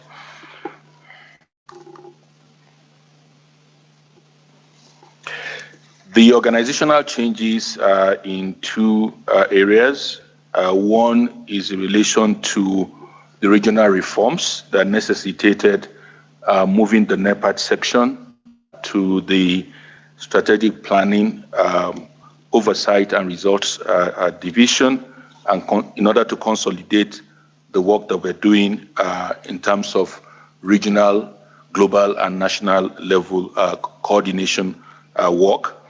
And the rationale for and the second part of the reform, organizational changes is also the adjusting the ECA sub-program on climate change, environment, and natural resources management.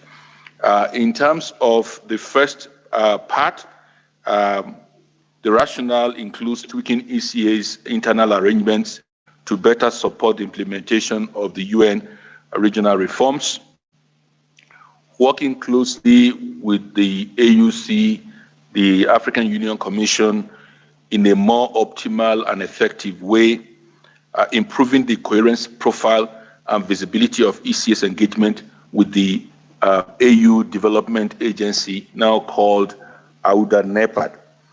And the other part of it is readjusting the ECA sub-program on climate change, environment, and natural resources management to achieve optimal efficiency in terms of the operation of that division.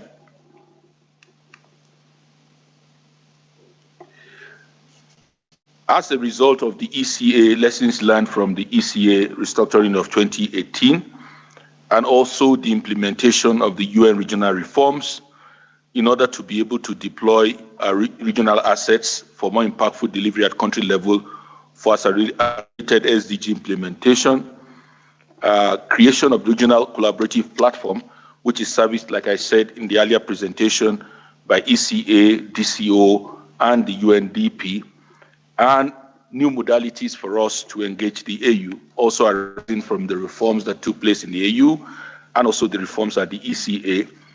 There therefore arose the need for us to create a very internally coordinated and consolidated basis for our work on the African Collaborative Platform, working with the AUC, AUDA NEPAD, OSA is the Office of the Special Advisor on Africa, and a very much more coordinated support to the RCs and the UN cities. So given this background and imperatives, it became necessary for us to do some structural internal adjustment.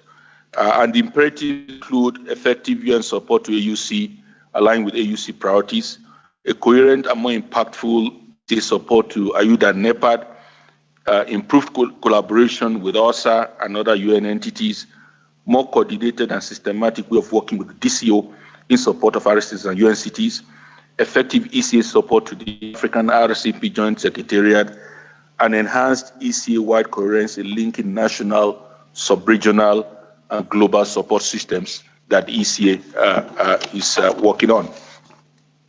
So the structural adjustment that took place, organizational adjustment that took place, is creating a system-wide coherence unit, which will take on board global, regional, and national interface of our work, and which necessitates the moving of the regional integration, the NEPAD section in the Trade and Regional Integration Division to the Strategic Planning, Oversight, and Results Division, and the creation of what is called a systems-wide coherence unit, so that the interface between the global, regional, and national is well consolidated in our work, rather than being scattered all over the whole place. So this is the organizational readjustment that we undertook in ECA in relation to that. What are the key advantages of these changes that took place? One is to be able to better rationalize resources and maintain the integrity of functions, serve as a single coordination point and gateway for interactions at the global, regional, and national levels, and ensure internal ECA-wide coherence by breaking down functional silos. And as you can see from the diagram up there, this is to enhance our engagement and collaboration with the AUC, AUDA, NEPAD, RCP, Africa RCP Joint Secretariat, and working with OSA in creating an integrated and organized framework, which will be under one pillar and under one reporting system as well.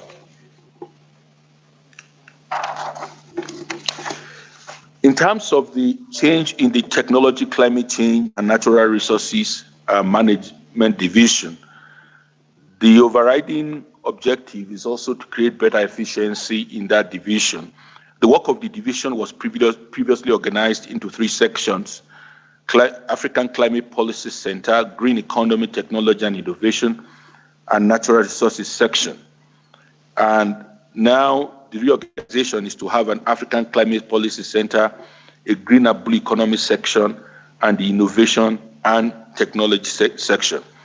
And the logic behind this was to create brand identity, building on existing capacity and providing a framework for future and contribution to the overall objectives of ECA, delivering in a more holistic fashion and more effectively to the demands from member states of building forward better, addressing cross-cutting themes that involve the whole division, and of course, streamlining the coordination of activities related to the African Regional Forum on Sustainable Development, not only within TCND, which is the Technology, Climate Change and Natural Resources Division, but across ECA.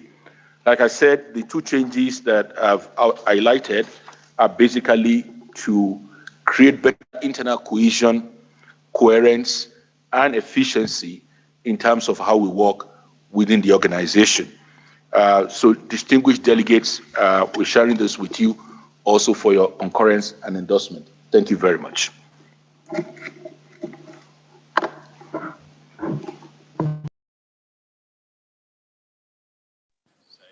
Thank you very much, Said, for that presentation.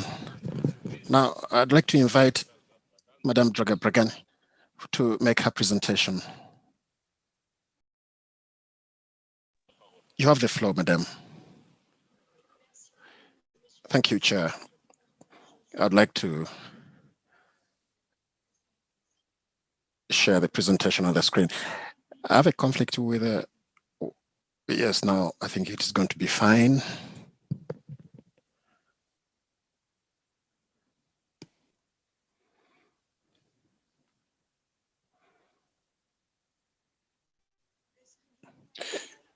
Can you see the presentation on the screen, Mr. Chairman?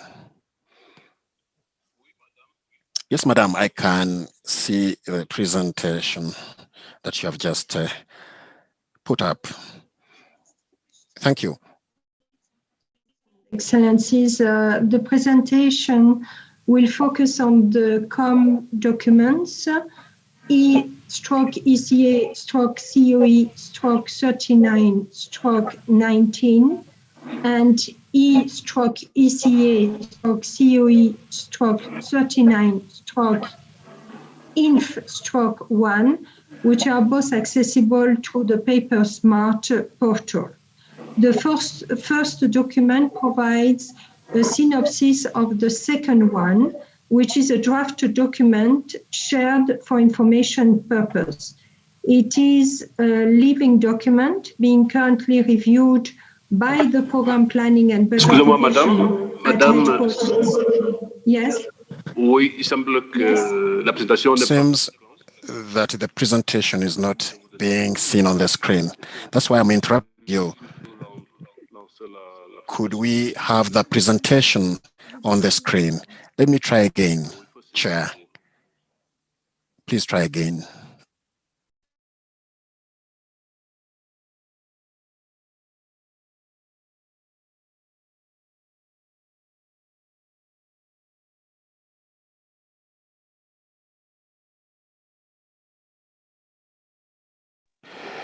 Yes, I think you can just proceed. It's all right. Yes.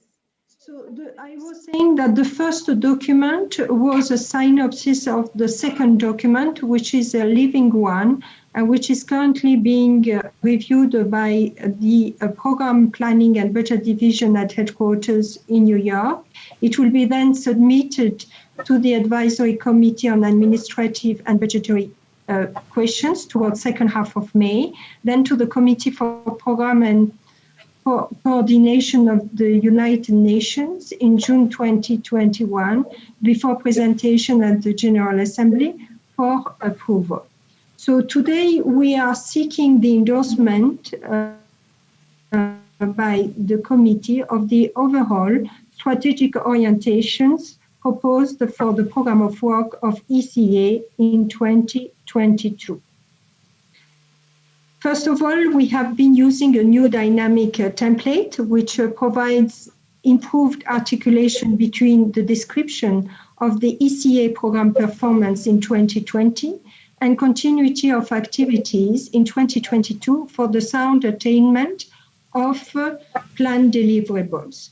So there is a coherent, logical, and consistent flow of information between the different mentioned results. For each subprogram, the first result being a new one for 2020, mostly connected to the COVID-19 pandemic and how ECA subprograms had been assisting member states and regional economic communities in addressing it. The second one being the result from the 2020 program plan, and the third one from the 2021 program plan. These three results constituting a robust foundation to the new result for 2022, which will remain valid until 2024. The template also includes new sections about the impacts of COVID-19 and overall UN system liquidity constraints on the delivery of the program of work of ECA. Furthermore, it includes for the first time references to the UN Disability Inclusion Strategy in addition to gender mainstreaming. In terms of operational modalities, under the new section related to COVID-19, examples of lessons learned and good practices were provided, such as the use of e-learning platforms through IDEP online meetings for consultations with holders and convening of conferences, showing the high level of adaptiveness and responsiveness of the Commission. In addition to this new way of business, the program activities are expected to be further mainstreamed through the Africa Regional Collaborative Platform, EP, which was recently launched in a replacement of the regional coordination mechanism and which is aimed to synergize interventions of UN entities at all levels on the continent. The proposed 2022 orientations are anchored into the 5 strategic directions of the Commission, which include the first one about transforming ECA into a premier knowledge policy institution in Africa, the second one about formulating policy options for economic diversification, the third one about designing and implementing financing models, the fourth one about fostering regional integration, and the last but not least, about advocating a common position for Africa. It is also anchored into the 3 core functions of ECA about the convening through the provision of platforms, the think tank through the premier establishment of a premier through research and analysis, and operational function through the provision of policy advice and technical support to member states and RECs. So the proposed orientations are also building on the pioneer activities addressing COVID-19 that were exhaustively presented during the precedent interventions, and they have paved the way for a more intense work in 2022. So the slide, this slide is actually summarizing the key areas of intervention for 2022. And it's mainly focusing on the post-COVID-19 recovery, alongside the building forward better pathway and the promotion of research and innovation.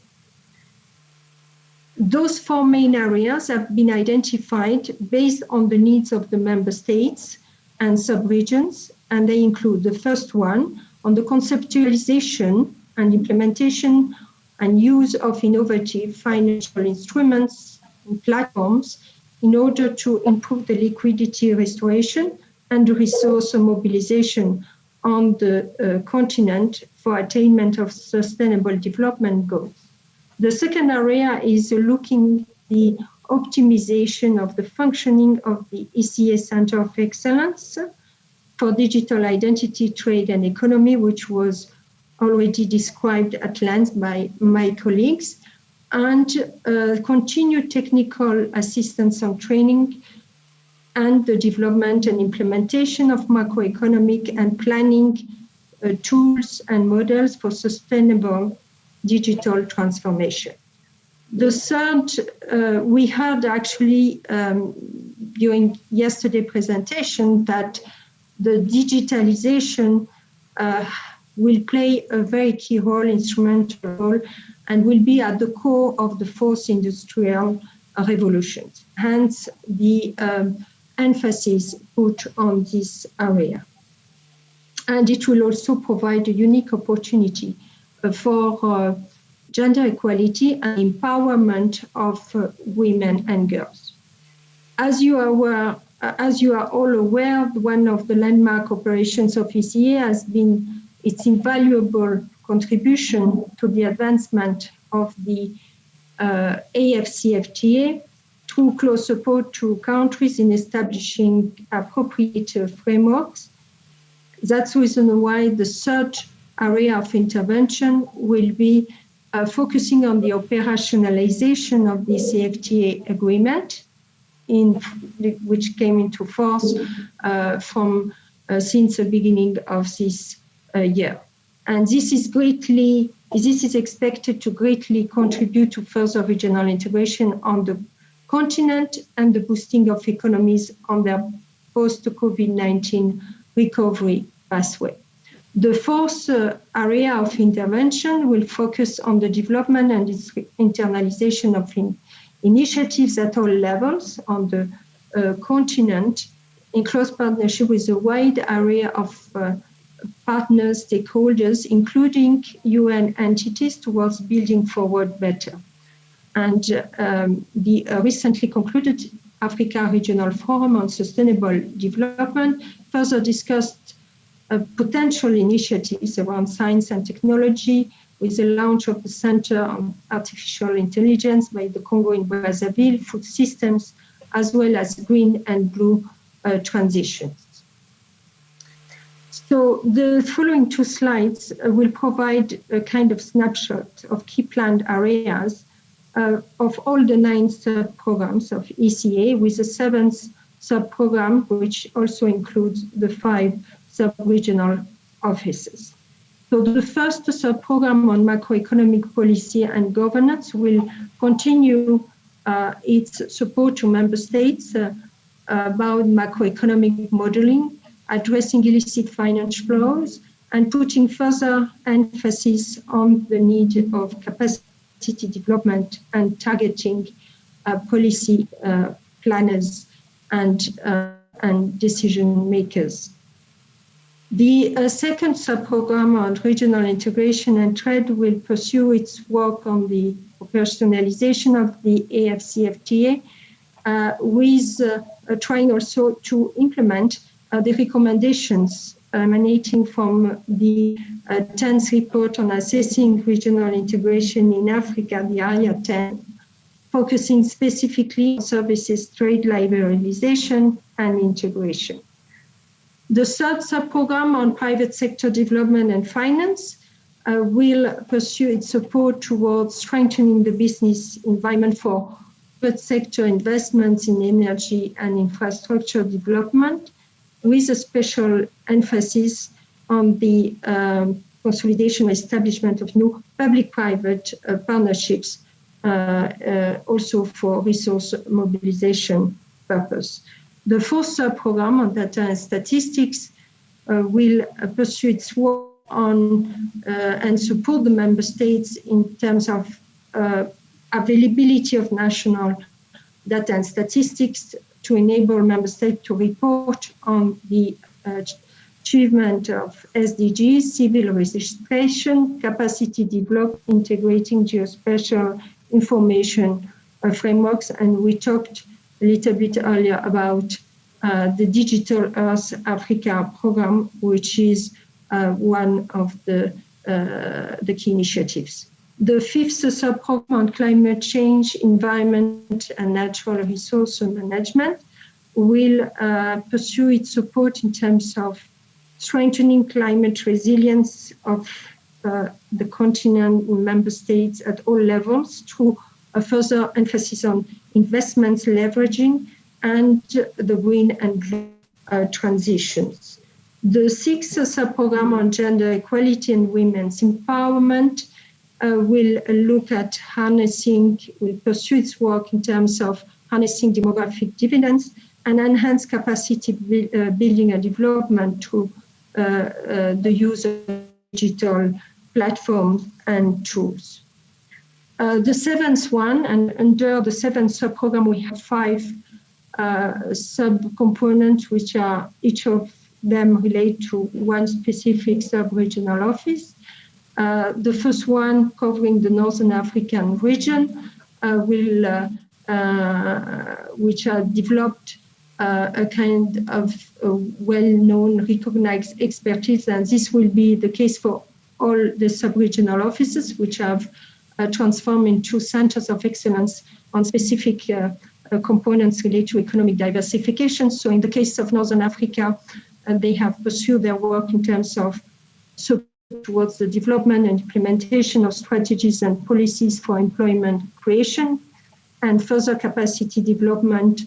They will put a further emphasis on regional integration in 2022.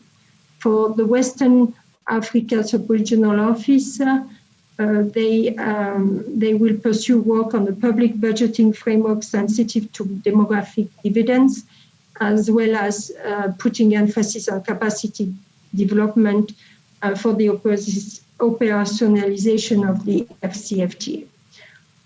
With respect to Sub-Regional Office for Central Africa, the area of excellence is economic diversification, so from design to implementation of strategies, establishment of special economic zones and industrial clusters, and to enhance policy changes in the context of building forward better and the AFCFTA. With respect to the sub-regional office for Eastern Africa, the area of expertise is around the operationalization of the FCFTA and on how to harness deeper regional integration, capacity development, including the blue economy and tourism within the FCFTA. And the last sub-regional, not least, office and covering the Southern African sub-region will continue its work on acceleration of industrialization through also private sector development. The sub-program number 8 on economic development and planning, and this is about IDEP. And as I have mentioned before, you will have a presentation devoted to the program of work of IDEP. So we'll continue the main mandate in terms of capacity development within the context of 2030 Agenda and Agenda 2063, and providing public sector management and development planning related training to different targeted audiences of policy planners, decision makers, and stakeholders. And finally, the last but not least, sub-program number 9 on poverty, inequality, and social policy will pursue its work in terms of capacity development around social policies, inclusive policies to eradicate poverty and reduce inequality, to respond to COVID-19, with also activities around international migration, urban frameworks for urban job creation.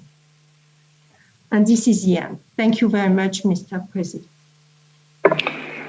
Merci beaucoup, Madame Bragande, pour cette présentation. Madame Bragante, thank you very much for your presentation. Let us quickly move on to the last presentation for this 5th session this afternoon. I have the honor of inviting Mr. Carlos Haddad to make his presentation. You have the floor, Mr. Carlos. Thank you, Chair.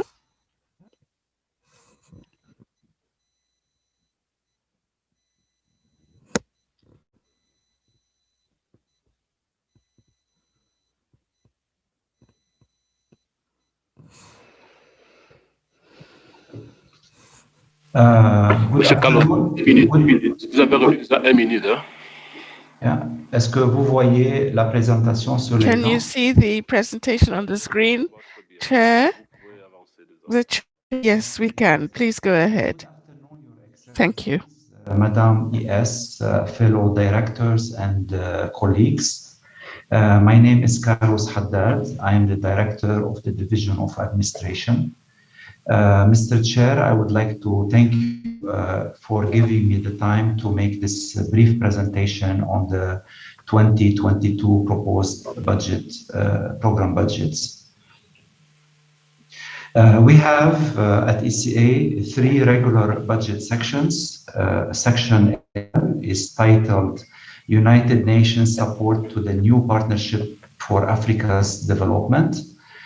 Section 18, that is the economic and social development in Africa, which is our main source of funding. And Section 23, that is the regular program of technical cooperation. The proposed 2022 budget for all 3 reflects the 2021 appropriation. That is 0 growth compared to the 2021 budget. However, under Section 18, there is a resource change, which is a reduction of $180,800. This is due to the Build Back Better measures as a result of the organization having learned new and more efficient practices, which to an extent can be sustained after the COVID-19 pandemic. This efficiency gain ranges from opportunities to reduce requirements for other staff costs, travel of staff, consultants and experts, supplies and materials, furniture and equipment, contractual services, and grants and contributions. The document before you show a reduction of 680,100 USD instead of the 180,800 USD that I mentioned, which the USG, the UN Secretary General, has since reduced by 500 as a part of the current review being undertaken at headquarters. Please note that the final budget document will vary slightly from the documents you have in your hands. In addition, please note that we report extra budgetary proposals under Section 18, which reflects ECA's expectation of resource mobilization for the year. This slide shows the main components of the proposal under Section 18, that is economic and social development in Africa, and is ECA's main source of funding. Under this section, we are proposing the carry forward of 535 posts, which will cost 51,916,900 USD, and a total of 25,576,600 USD for non-post resources under the regular budget. Please note that headquarters is planning to abolish 2 posts which have been vacant for 1 year or more, one P4 and one P3. We are still in negotiation with them. This could be a change that will happen to the final published document, which will be sometime in December 2021. We envisage mobilizing extra budgetary resources totaling 19,913,900 USD, which will fund 67 posts costing 5,784,700 USD. The remaining 14,129,202 USD will support non-post activities. The total proposed regular and extra budgetary resources under this section is therefore $97,407,402. This slide shows the distribution of the regular and extra budgetary resources per sub-program. For example, sub-program 4, data and statistics, will receive 4.6 million of the total regular budget amount and 1.1 million of the total extra budgetary amount. This slide provides a summary of the proposal for Section 11. That is the United Nations support for the new partnership for Africa's development. The number of posts to carry forward to 2022 are 5, costing 833,700 USD. And for non-post resources, we estimate 183,000, bringing the total proposal under this section to 1,016,700 USD. This slide presents a summary of the proposal under Section 20.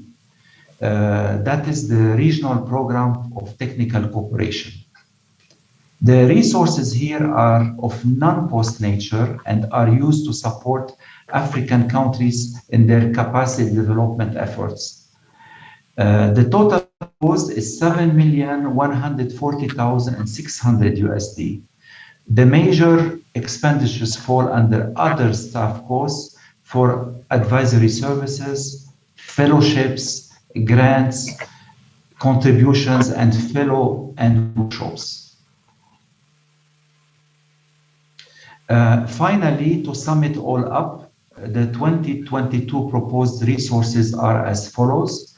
Section 18 is 97,407,402. Section is 1,016,700 US dollars, and section 23 is 7,140,600 USD. I thank you for your attention. Mr. Chair, I would now hand the floor back to you.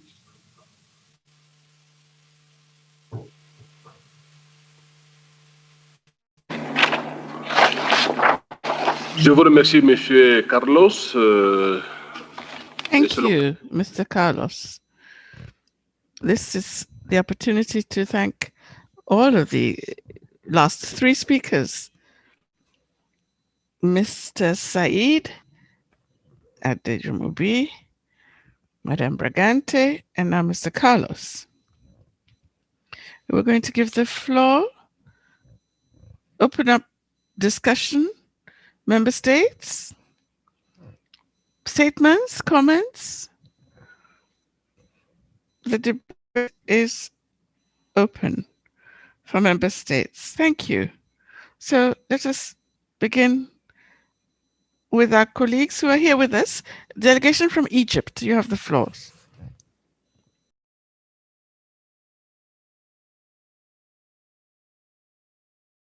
Thanks to the Secretariat for preparing the program and budget for the coming year. Chair, we have a few comments on the presentations that we had before us. I'll start, Chair, by the budget, which is the last section of our discussion. Est-ce qu'il y a l'interprétation en français? Is the interpretation coming through in French? Asks the chair. The chair asks about the interpretation.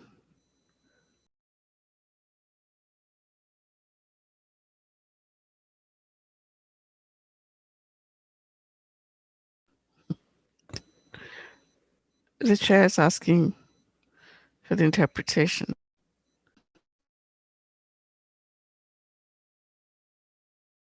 The chair is asking to hear interpretation from the language spoken into French. Are they there? Asks the chair.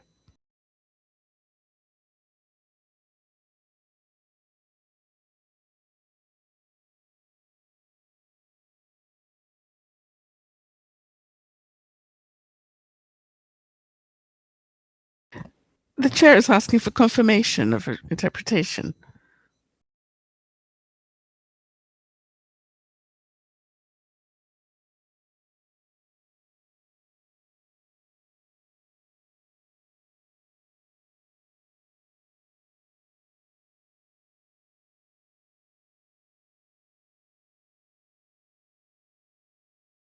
Of a challenge with the interpretation feed.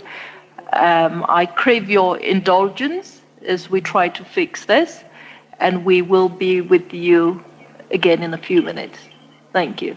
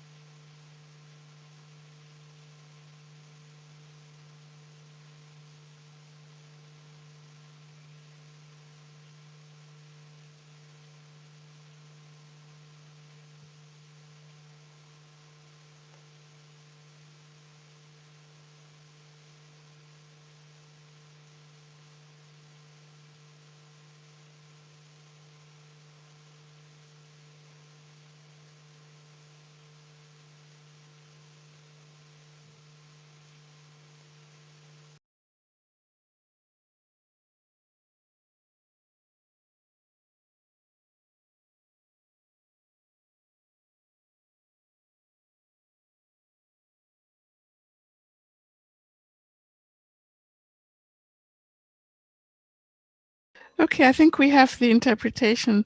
The interpreters are able to assist us with proceeding with our work. Egypt, you have the floor, please. Thank you, Chair. Thank you again, Chair. We had a few comments on the three documents that we had in hand. I will start, Chair, with the budget document. And allow me first to say that we are happy that there's a decrease in the net budget. Given the circumstances that everyone is facing now, it's very important to have focus on efficiencies, and I think the Secretariat is doing very well, having been able to have this $100,000 decrease, and we encourage them to even do more in the coming years. And we also would want to reflect this in our conclusions. Chair, however, we have a couple of concerns here. The first concern is the ratio between the regular budget and the extra budgetary resources.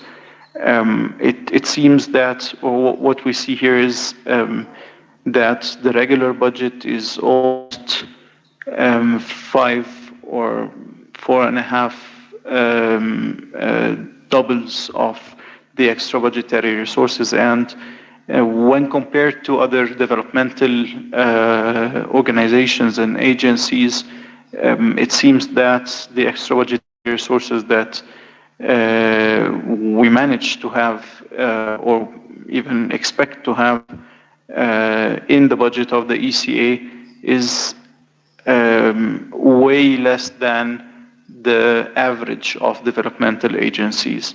So it's very important that we do have more focus on, or more work on, advocacy and resource mobilization in this matter, because again, the ratio is very very different than the average of developmental agencies. So that's also the recommendation that we'd like to have out of this meeting. We do have a question as well about what are the who are the expected sources of the extra budgetary resources that will be do we have specified targeted partners, for example, that are expected to help? Who are they, and how can we enhance cooperation with them, ask them for more? So that's a question, 2 recommendations, and a question concerning the budget. When it comes to the program is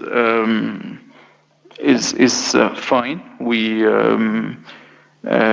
certainly appraise the program. However, again, there is a need to have more focus on the quantification and the breakdown of the projects and activities and the expected outcomes. There are a lot of expected outcomes there. There are certainly some outcomes mentioned in the program that are quantifiable, that have indicators, and this is something that we're very happy about, but there are others that do not.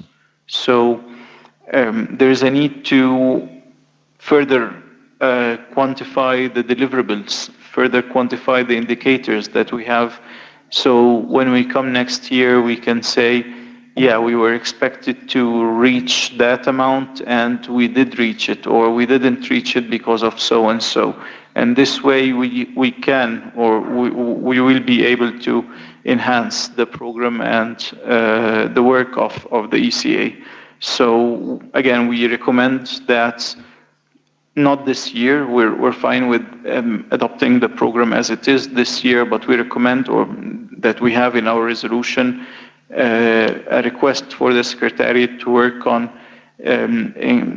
identifying more indicators and more quantifiable indicators and deliverables to the work program for the coming years. And one last point here, Chair, is it's more of a question. Why don't we have a consolidated budget and program document? Because while we see here that, I mean, we see the budget in one document and we see the program in another document, and the linkages between the program and how the budget it requests, this kind of link is not clear. So it will be very, I mean, we would propose that from next year we can have a consolidated program and budget document that links the budget lines to the program that we have in hand.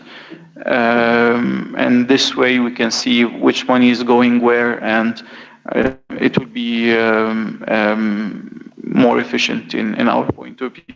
And the last point that we will propose here is that maybe for next year, again, all of these proposals are for next year. Maybe for next year we can have a prior meeting for experts from member states to have a discussion on the program and budget, just a one-day meeting, so we can review before the committee of experts convenes. Once again, thank you very much, Chair, and thanks to the Secretariat. Again, we're fine with the documents for this year, but in order to improve for the coming year, we're presenting these recommendations that we want to be reflected in the resolutions. Thank you.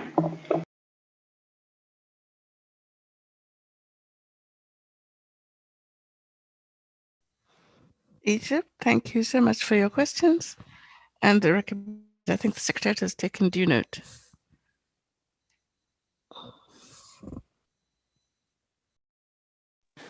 So we shall move to Dakar now, to our colleague, Bintu Dia. Is he online?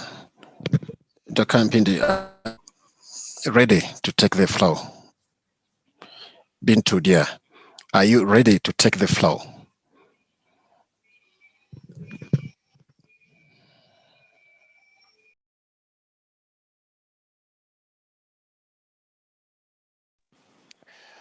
Apparently not yet, Dakar. Good afternoon. Thank you very much, Chair. Thank you for giving me the floor. Yes, go ahead, please proceed. Yes, very well. There was some noise, but now we can hear you well. Me to thank the ECA for organizing this meeting, which is very important. Senegal is there with the delegation of Senegal with the Minister of Finance and Economy. Now, I want to contribute with regard to what the ECA is doing, which is supporting the states. ECA is making efforts, and they have supported us a lot in many projects and actions. I take the example of the AFCFTA strategy. I would start with that because the continental markets are an opportunity to move us forward. And we are still faced with the COVID-19 pandemic, which has had a big impact on our economies, especially the industrial sector. So Senegal has the Emerging Senegalese Plan, which has endowed us with a competitive regime of industry which is sustainable to deal with the negative impacts that we are faced with. And we have this in place since March.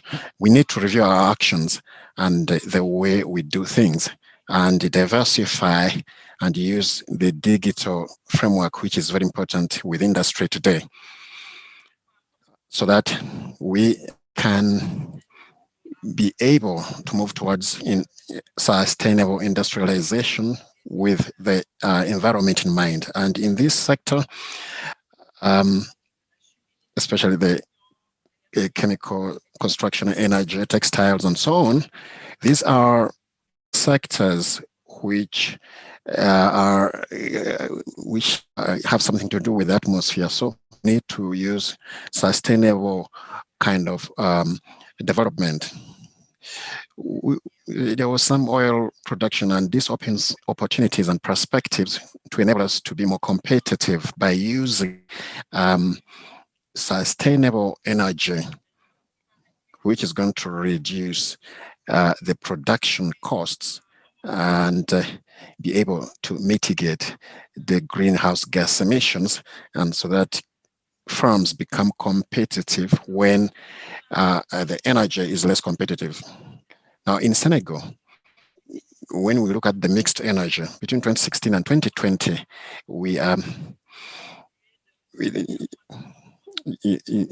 there was an increase of 9% between the 2 years up to 2020, and these initiatives were encouraged and improved by the government. And if we talk about the renewable energy, we moved to 1% to 9% in the previous year.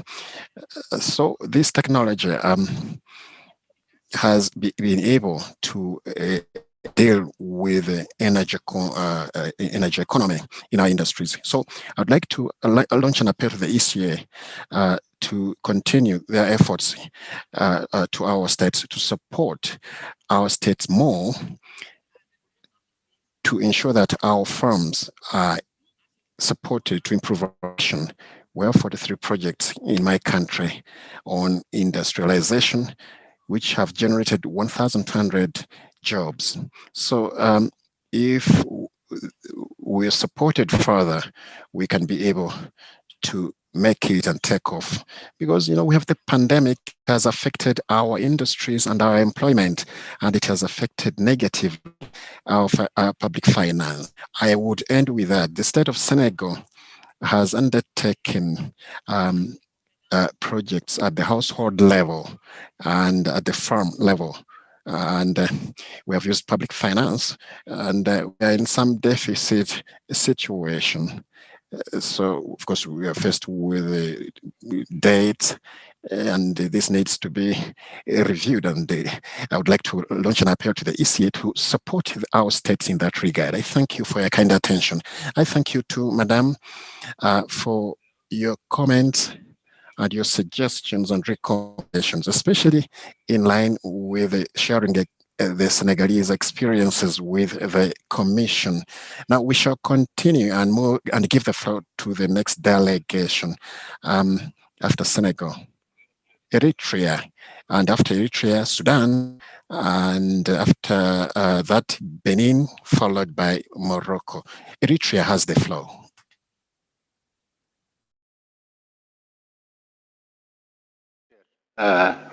The able manners and the ways you are conducting the chairmanship is much appreciated, and you can count on our full support.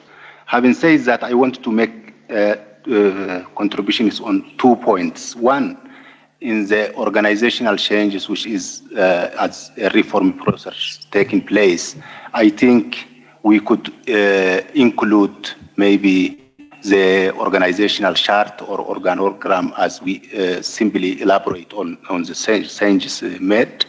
Second, there are some issues and functions which we see continuously repeated in the reports we are considering so far. For instance, issues like digital transformation and data generation. Of course, we understand they are very relevant, but one, I think we need to avoid overlaps and duplications of functions in many parts, so that to be effective and focused. Second, also it is very relevant to make continuous consultations with member states to understand their priorities and focus areas, because some of the functions might be very relevant and important, but might not be a priority for some of African member states. So I think we need to continuously make consultations and re-evaluate what you call our functions. Thank you very much. Merci à vous, Eritré, pour vos commentaires, suggestions, orientations, surtout vos questions aussi. Thank you very much, and we have taken due note of those matters on the reforms underway. Now we give the floor to the Sudan. Is it the Sudan? So you have the floor, my brother. Thank you very much, Mr. Chair. My contribution on this issue of technical cooperation, which is mentioned in the presentation just done along the three recommendations, three presentation. The issue of technical cooperation remains one of the ways for support to African citizens. Definitely, technical cooperation which is presented or done by the Secretariat to countries at program level, this is also recommended, but I have a contribution in the way of that technical cooperation could also be taken as a way of supporting the countries each other. Mr. Kera, our continent is very rich. We have countries that have comparative advantage in subjects or issues. And for example, if we take agriculture, mining, technology. So in addition to the technical cooperation supported by the Secretariat at the program level, there is room for technical cooperation among African countries themselves through supporting each other. Country have a comparative advantage and this could support to the other. So I take it as one of the recommendations that in addition to what has been done by the secretaries, and we agreed about that so much, we all could also have technical cooperation to be large and taken as the way for supporting each other, each countries among the countries themselves, definitely by the facilitation and support from ECA. Thank you very much, Mr. Chair.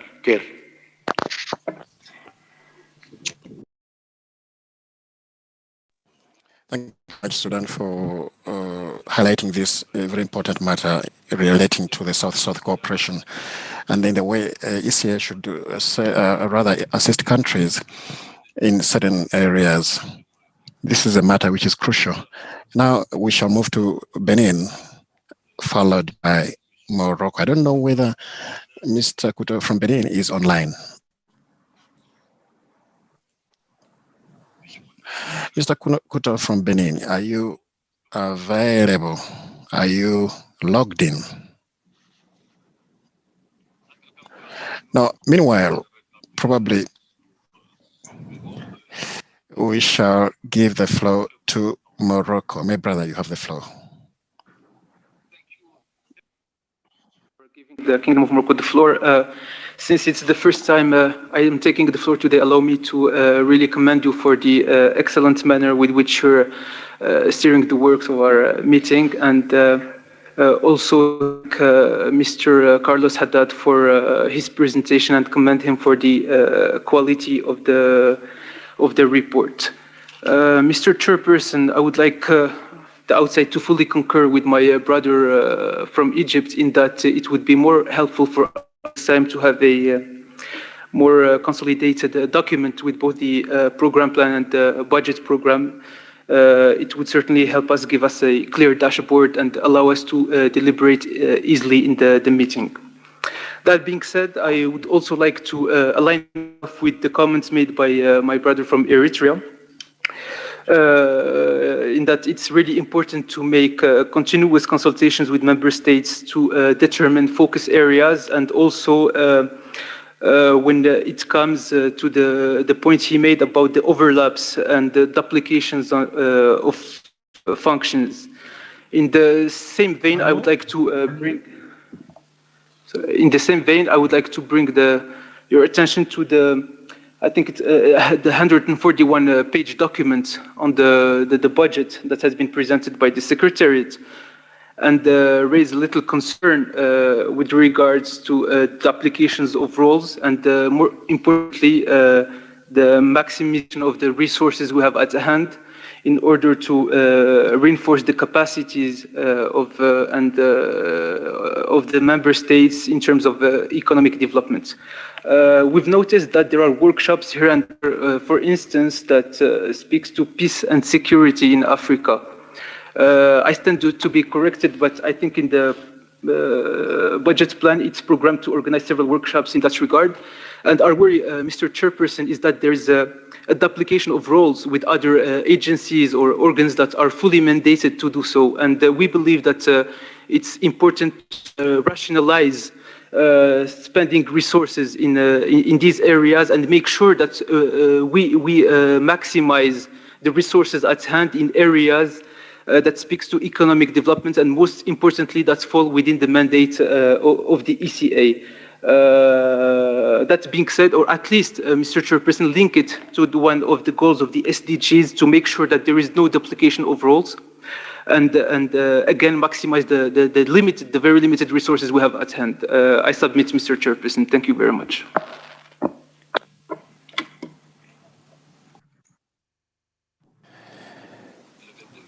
My thanks to you, the delegation of Morocco, for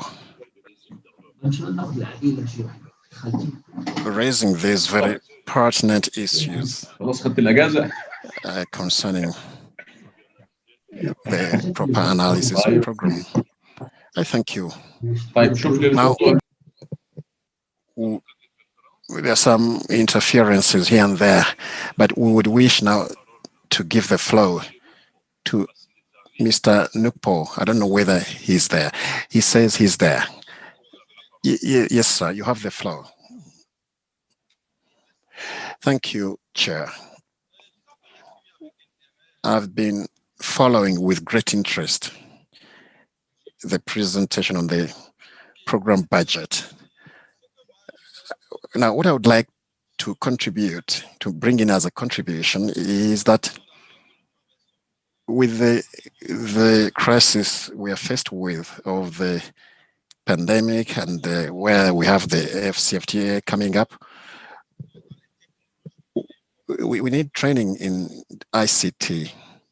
You know that the great countries which we always look at, they have e-commerce and e-trade and so on, and they do a lot of e-trade and e-commerce. So what I would like to request the ECA is that we should receive capacity building in that area, cybersecurity and digitalization and so on. These are things that we need so that we can make headway. And in the budget, I didn't see efforts devoted to capacity building. Maybe in the coming years, probably the ECA should make an effort to increase the budget for capacity building. This will help us a lot to be able to benefit from this theme of ICT. We can go into e-commerce and do other things which require digitalization. So we need capacity building, and that's what I wanted to say. And I thank you for your kind attention, and I wish you the best for the future. Thank you, Chair. I thank you in turn, sir, for that proposal to ensure that ECA puts what you have mentioned in practice, because without training and capacity building in cybersecurity, e-trade and so on, we cannot do much. Some countries already have made headway in the areas. So there's a need for capacity building for other countries to ensure that there is equitable distribution of these kinds of scales. Of course, we have the COVID-19 pandemic, and we have the FCFT as a challenge that we have to undertake. Thank you. So now we have Mr. Ahmad Isaac Mustafa from Ethiopia. Yes, isn't it? No, sorry, not from Ethiopia, but from the embassy. Is from the embassy of Chad. My brother, you have the floor.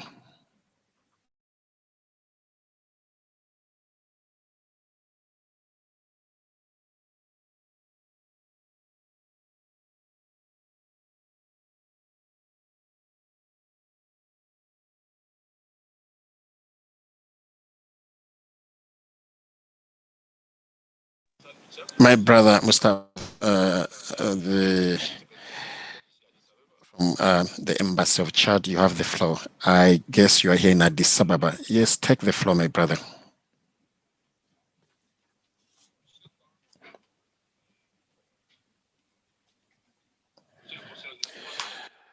I can see you. Take the floor, Mr. Mustafa. Take the floor, please. We can see you.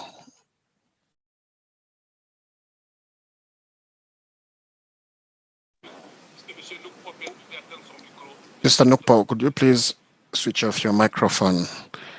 Could you please mute so that the person from chat can take the floor? Mustafa, you have the floor.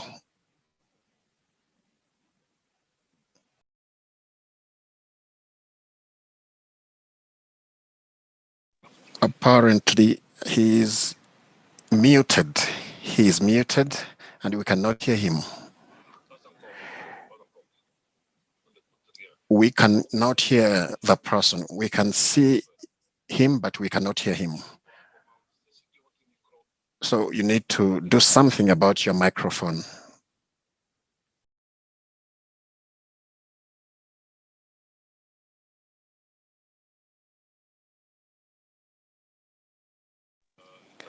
So we cannot hear Mr. Mustafa because of technical challenges.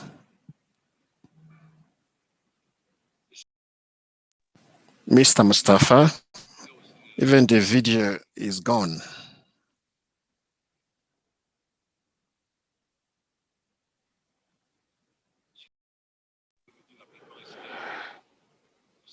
Otherwise, if you're back, you can speak.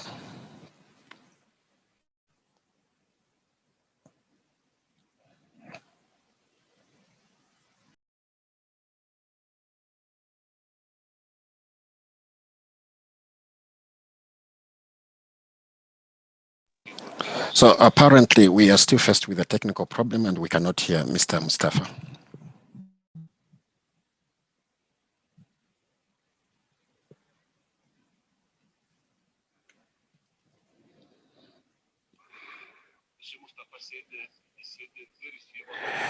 Mr. Mustafa, try to correct your connection challenge so that you can speak. Otherwise, the video was there.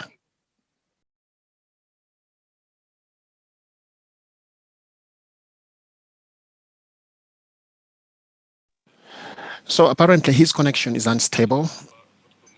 Mr. Mustafa, your connection is not very good and we cannot hear your comments. Otherwise, probably we shall continue with our program. And I think right now I can, but there is another delegation that would wish to take the floor. Mr. Henry Ngemameye from Mali has the floor. Mali. As we, of course, wait for our friend Mustafa to resolve his connection problem. The delegation of Mali has the floor. Good afternoon, Chair. Good afternoon, sir. This Paul Ngemameye.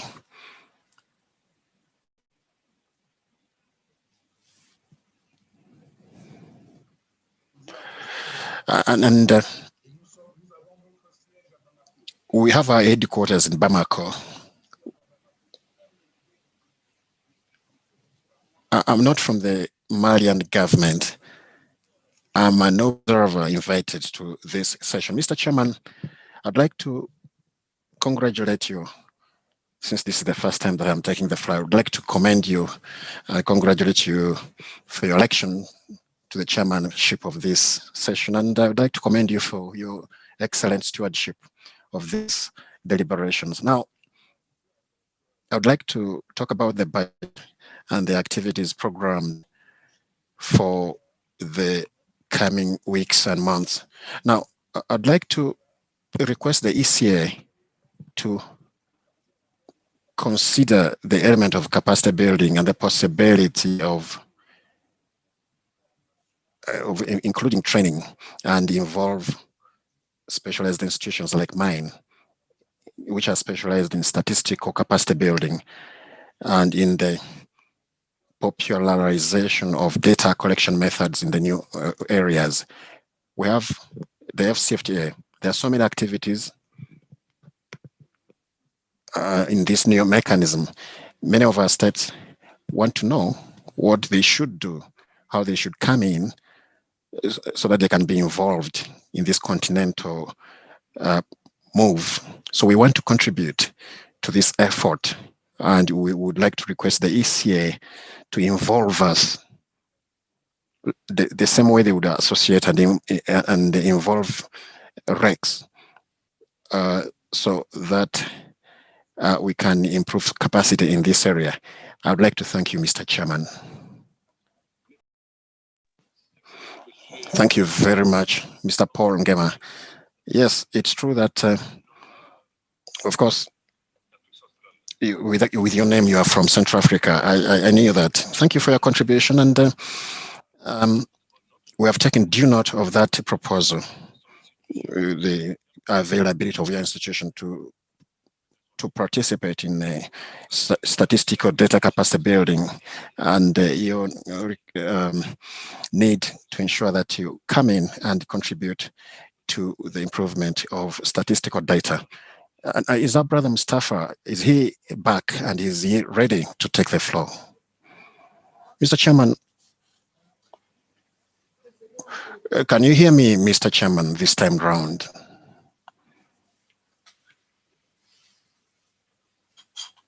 Mr. Chairman, can you hear me? Can you hear me, Mr. Chairman?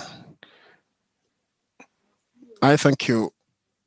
I thank you, Chair. And I thank you for giving me the floor.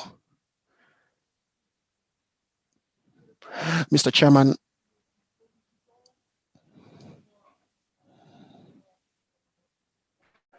we congratulate you for assuming the chairmanship of this meeting.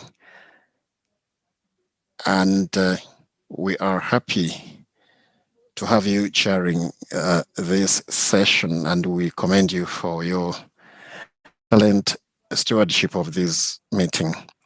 This delegation chair would wish to speak in line with the presentation made. We listened to what was presented by the ECA in the area of leadership and so on. And we took due note of the changes that have taken place along the way, and the fact that there's closer collaboration with the development agencies of the AU. And we've had the presentation by the UN. So we want to work together with this organization to boost these activities which are underway within our countries. And we hope that we shall be given assistance, and we commend the structuring the area of technology and climate change, which activities have been operationalized lately. Mr. Chairman, concerning what has been presented, we think that the plan of action presented is quite rich, and would wish to appeal for further coordination between the ECA and the AUC towards its implementation to avoid any stumbling blocks, as mentioned by our previous colleagues, and ensure the implementation of different activities and actions. On the other hand, we would like to call upon the actualization of efforts to deal with the challenges such as the COVID-19 pandemic, which puts stumbling blocks in our activities. So we want to ensure that actions are prioritized to deal with such challenges. we should give priority to the implementation of the AFCFTA. Concerning the AFCFTA, we think that the prerequisites should be those ones that draw the attention of different actors towards supporting it. And of course, in this session, this is one of the themes that we have dealt with, and we would wish that this be given more attention. And we also think about the Pan-African Code, investment code. This code was about at length over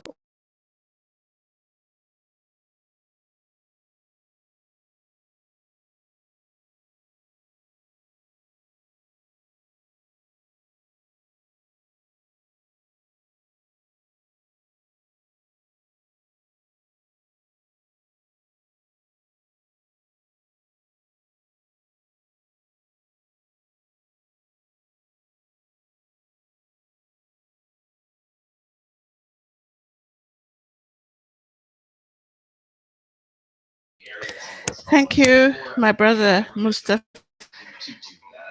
I'm really happy to hear you.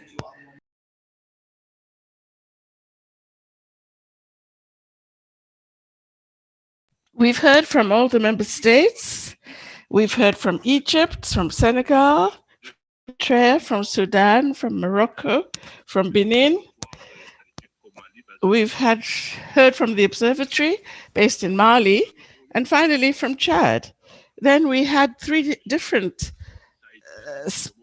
presentations, Mr. Said, Madame Bragante, and then Mr. Carlos Haddad. I think on the basis of the member states' contributions, you can decide amongst you how you'd like to answer the recommendations from member states. Representatives of the Secretariat? Maybe I should go through the order in which the presentations were made. Mr. Adejumobi, would you like to sum up from the questions member states put to you what your response would be? You have the floor, Mr. Adejumobi.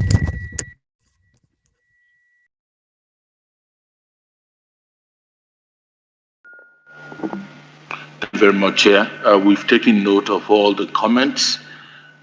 In terms of the organizational changes introduced, while I was presenting, I did show the organogram for the two divisions where those changes took place. So it's in the presentation that was made. Here I'm responding to the comment by Eritrea, the delegate from Eritrea. Also on the comment that there is need to consult with member states in developing or designing our programs and priorities. This we do, and we do avail ourselves of the different platforms, that we have in place to do that. First, we're going to listen in the afternoon to the presentation from the sub-regional offices. Our sub-regional offices are able to consult with member states and get information from them through the Intergovernmental Committee of Experts and Senior Officials that they organize. So we're going to listen to them in terms of the report from that. They interact directly with the member states.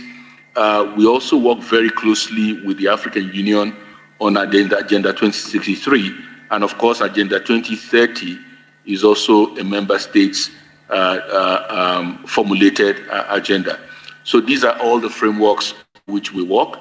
We also have the African Regional Forum on Sustainable Development, which just ended. We take a cue from that in terms of key findings and key recommendations from that meeting in the design of our programs and activities. And this also is a very good platform for us in terms of getting feedback from member states in the design of our priorities and agenda. So all these feed into the process of the design of our programs and the priorities that we set. But the overarching framework for us are basically Agenda 2063 and Agenda 2030. We want to support this continent to be able to accelerate the process of its socioeconomic transformation. And those are the real anchors for our program and priority design. I think that also speaks to partly the question raised by the delegate from Morocco, because the issue came up once again. Duplication of roles, which was raised, and there was a specific example of the industrial parks. I will assume that in this case, what you have in mind is UNIDO, which works also on the issue of industrialization. Let me say that we take this from different angles, and we do collaborate with UNIDO very, very closely. Within the context of OIBC 2, Opportunities and Issues-Based Coalition, which is the new platform of collaboration by UN agencies. On the CFTA, we work very closely with UNIDO.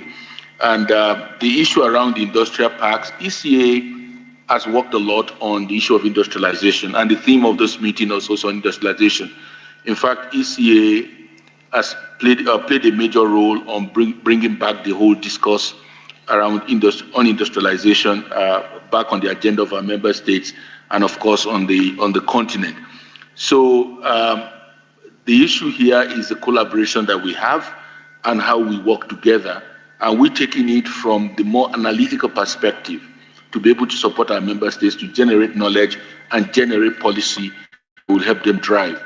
UNIT takes it more from the operational part, and that's where they link it up. So we work together in this area. It's not much about duplication, it's much more about complementarity and working together to support our member states. We've taken note of increasing budget on capacity development, building, it's well taken, and we hope that we can carry that to the headquarters to be able to allocate more resources to ECA to support capacity development.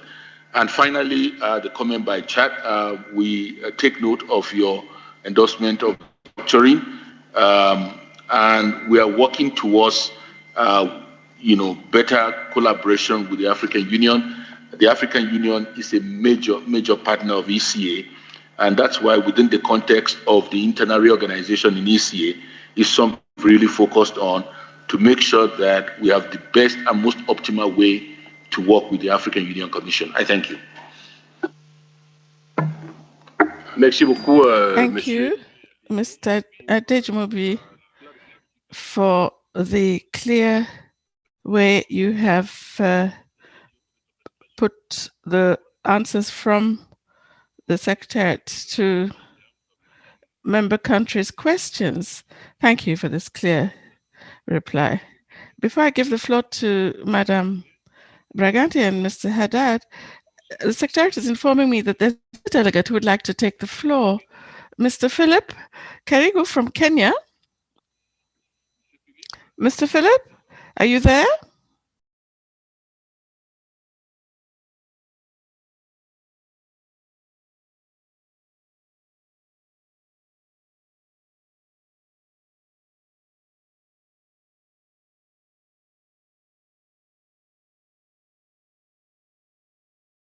We hope he will be able to come through. So in the meantime, let's hear from Madam. Okay, now yes. You can hear me now. Monsieur Philippe. It's Philip, yes. Okay, Philippe. Yeah. Okay, go ahead. Yeah, thank you. Thank you, Chair. I would like to thank you and your whole support for leading us through this particular process. I'm also a key observer as a former leader. And I would like to just raise a few issues. Many of the issues that were raised on the presentations were actually very clear, and thank you very much. But my concern as a stakeholder in agriculture from the East African Farmers Federation is that we saw budgets go down of the ECA, because of the challenges that there are, that requires that certain things are done differently. But our worry in agriculture is always the amount of support that goes to agriculture. I know ECA has actually supporting the issues around land policy, but I know there has never been enough resources to at least help devolve that, although it's actually happening at sub-regional level. There are also issues around commodity trade in the region, and especially capacity to stakeholders who would actually like to participate in the continental trade area, so that we are clear on the requirements and issues that needs to be taken into account for us to be able to be important players in the expanded trade area. So there are issues that I have a feeling that maybe we should have had a few key words in the whole program and on agriculture and budget. So in short, mine is that I hope in the expanded program areas, agriculture features, because I think for the African Union, I think food is key. And especially during this time that we are farmers in agriculture are also facing challenges around COVID, and especially accessing resources to be able to do good agriculture. So mine is around the kind of support that is actually going to agriculture, and I hope reduction in budgets has not left agriculture as usual without adequate support at the African Union level. That should actually be able to devolve down to the regional economic communities and even our member countries. Thank you, Chair. Merci beaucoup, Monsieur Philippe, pour votre commentaire. Mr. Philip, thank you very much for your comment. I take it that the Secretariat has taken good note of your comments. Let's continue giving the floor to the Secretariat. Madam Bragante, could you kindly take the floor in answer to questions that were put to you? Yes, please. Over to you, Madam Bragante. Thank you.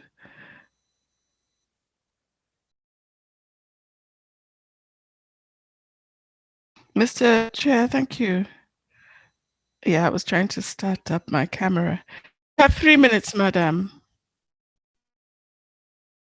Several distinguished delegates who raised the issue of combining the program plan with the budget, and there are other regional economic commissions of the UN system which actually have adopted this approach. And but I wouldn't know because I think it will require higher level decisions and a kind of formal process for this to be approved. Internally we'll need a kind of a brainstorming session on that, but we have taken note of the good advice on having perhaps previous sessions to review, because we recognize that the document itself is quite bulky with more than 140 and 50 pages, so might be quite challenging when it comes to a quick review during this meeting. But as I said, again, this will require further internal discussion at all levels, and thinking formal approval about combining both parts. But my colleagues who presented the budget part may wish also to further elaborate on the rationale and historical background why ECA adopted this approach instead of having a combined PP. And then about the consultations with the member states, I mean, the most of the support which is provided to member states, regs, and other stakeholders is mainly demand-driven and emanating from the consultations which were explained by Mr. Said in his answer. And to that, we could add also the quarterly ambassadorial sessions between the ES and the African ambassadors in Ethiopia, in order to have a kind of continuous dialogue and exchanging on the different achievements of the ECA during the period cover, the quarterly period, and to advise and suggest on further areas of intervention. About the question of Sudan in terms of technical cooperation within the between member states. We have an example with the APRM, which is looking at the Africa peer review mechanism and governance issues. And this could be further encouraged indeed when it comes now to exchange of experts and wealth of knowledge and experience, and also in terms of expert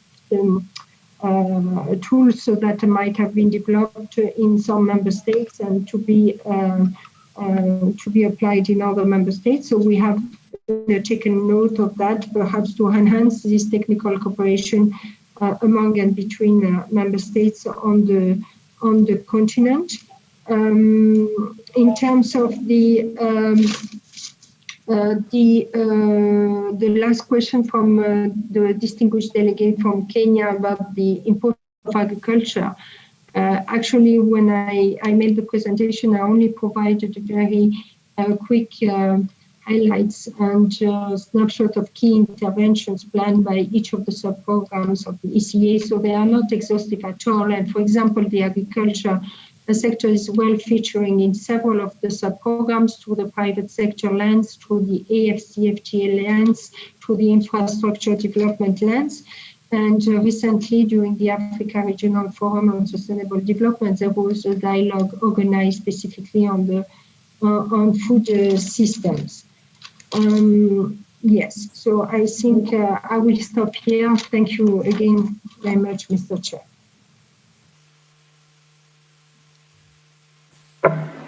Oui, merci beaucoup, Madame.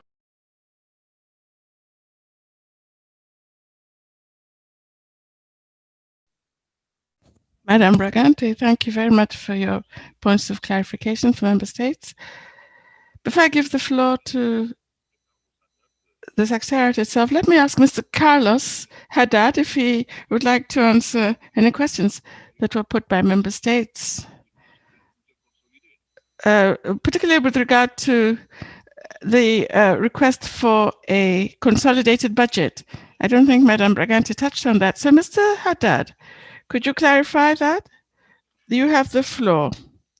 And then after that, Mr. Oliver.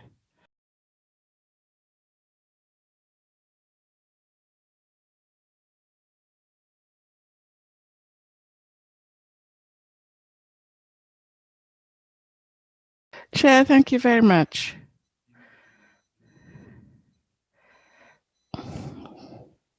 I was trying to put my video on, it hadn't started up. Okay, here it is.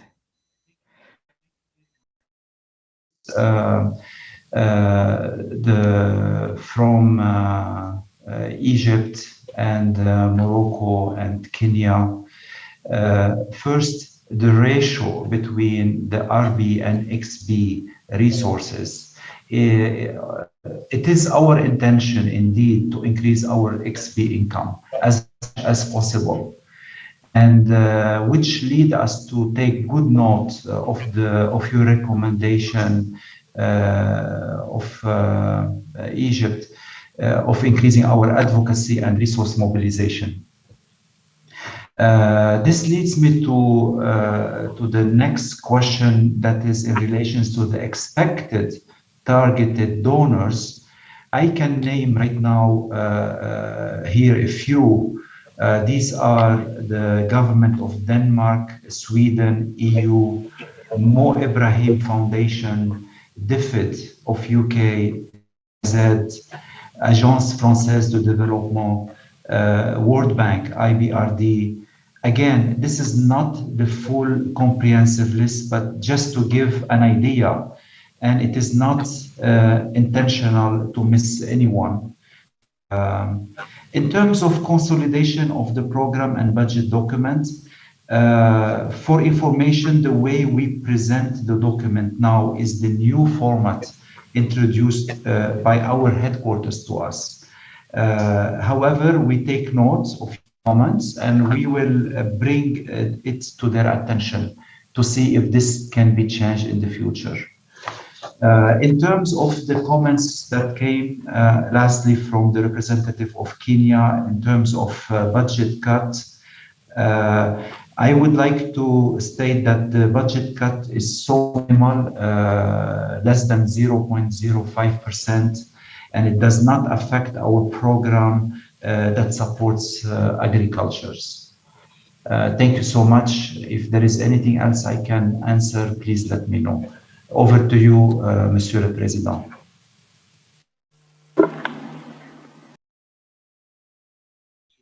Thank you very much, Mr. Haddad.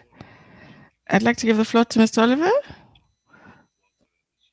Perhaps you would like to respond to questions that perhaps had not been addressed, or make some remarks on any comments that were put by member states. Mr. Oliver, you have the floor.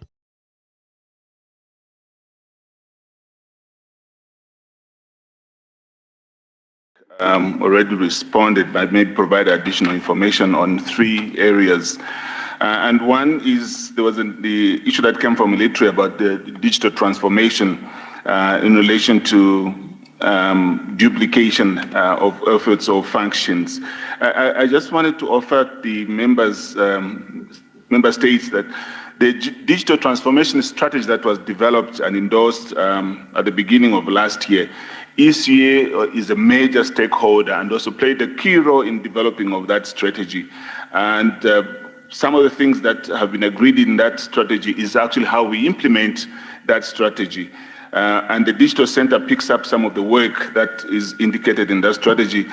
Just to give an example, one of the key areas we're focusing is how we establish the legal identity through the transformation of the digital identity systems in countries. And there, the key part that we are looking at is that how can digital ID play a very key role in unlocking, for instance, the benefits of the Africa Continental Free Trade Area. That's one of the areas, and that we are doing it without having to duplicate the work that's going on at AU.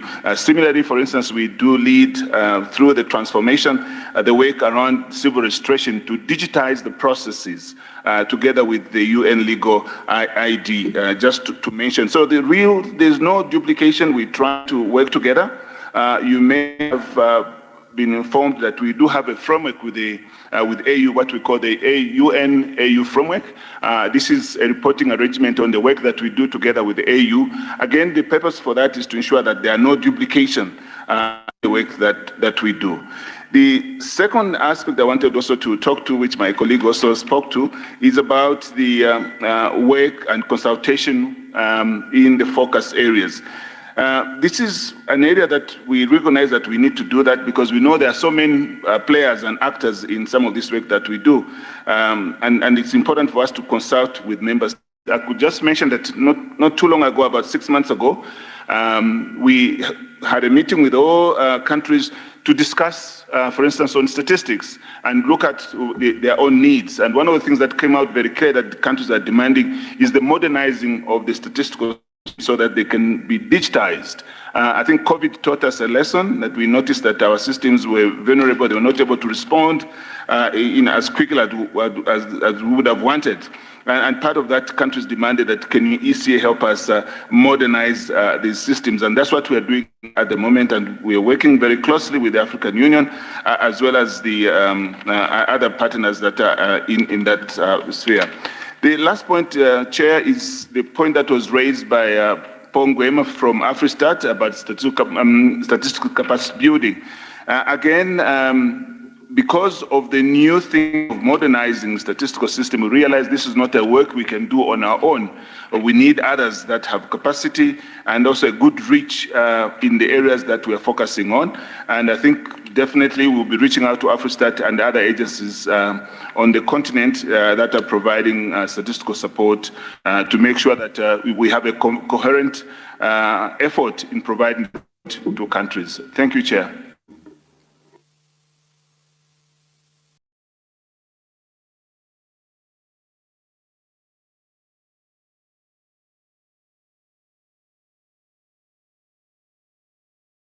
Thank you, Mr. Oliver. Thank you for having given more points of clarification from questions and comments member states made. Are the member states satisfied with the Secretariat? Mr. Stephen, you wanted to say something? Madam, okay.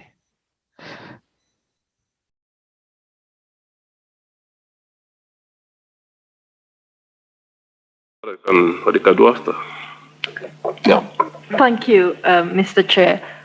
At this point, just thank you to all the delegates here in the room. We're now about to break for lunch. You're kindly invited on behalf of the Executive Secretary, Madam Songwe, to join us for lunch in the delegate lounge just upstairs. If you need some further information of how to get there, we have several ushers around in this room. Please feel free to approach them and they would direct you to where it is, just floor upstairs. Thank you so much and see you again in precisely an hour. It is now 3 p.m., I believe. So we crave your indulgence in coming back here in exactly an hour, which would be 4 p.m. Thank you very much.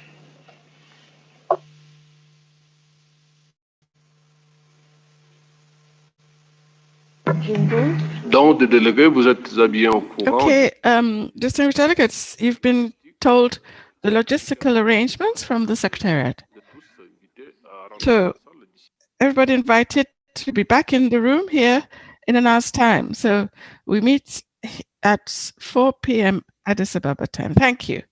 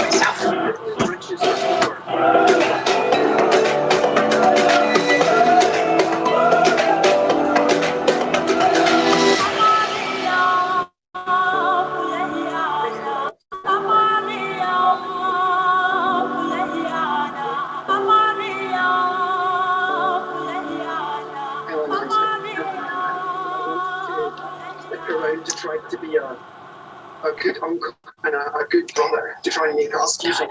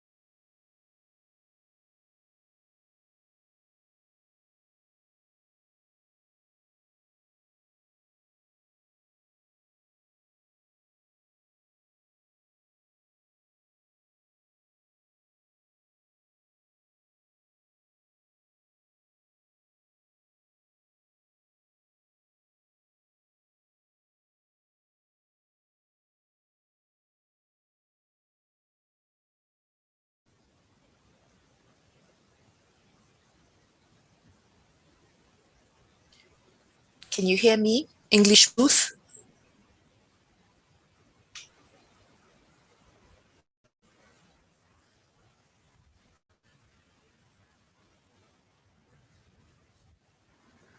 The protocol request that some coffee be brought to us here. A cup of coffee, please. Thank you.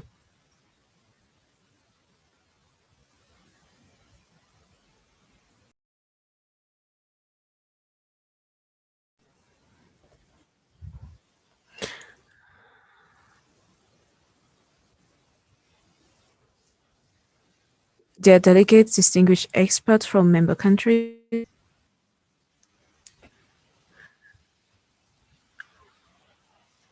we will start the works on the seat session for this afternoon.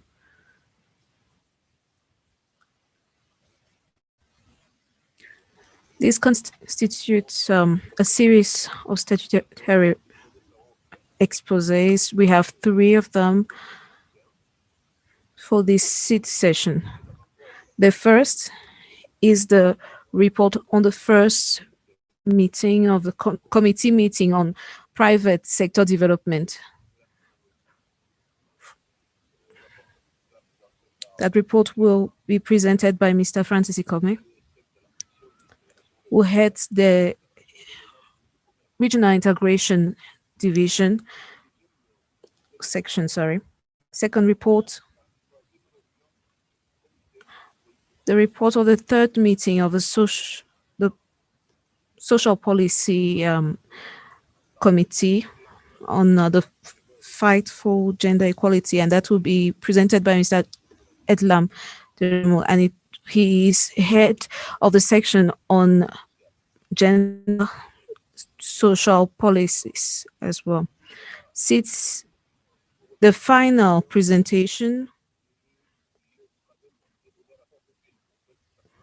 will be the report on the fit and sit session on the African Regional Sustainable Development Forum on presented by Mr. Nazim Ulmani, who heads the green and blue economy section, the division of natural resource management. If Mr. Ikome is available, if he's ready, we have the pleasure to give him the floor so he can present his report. Mr. Ikome, you have the floor.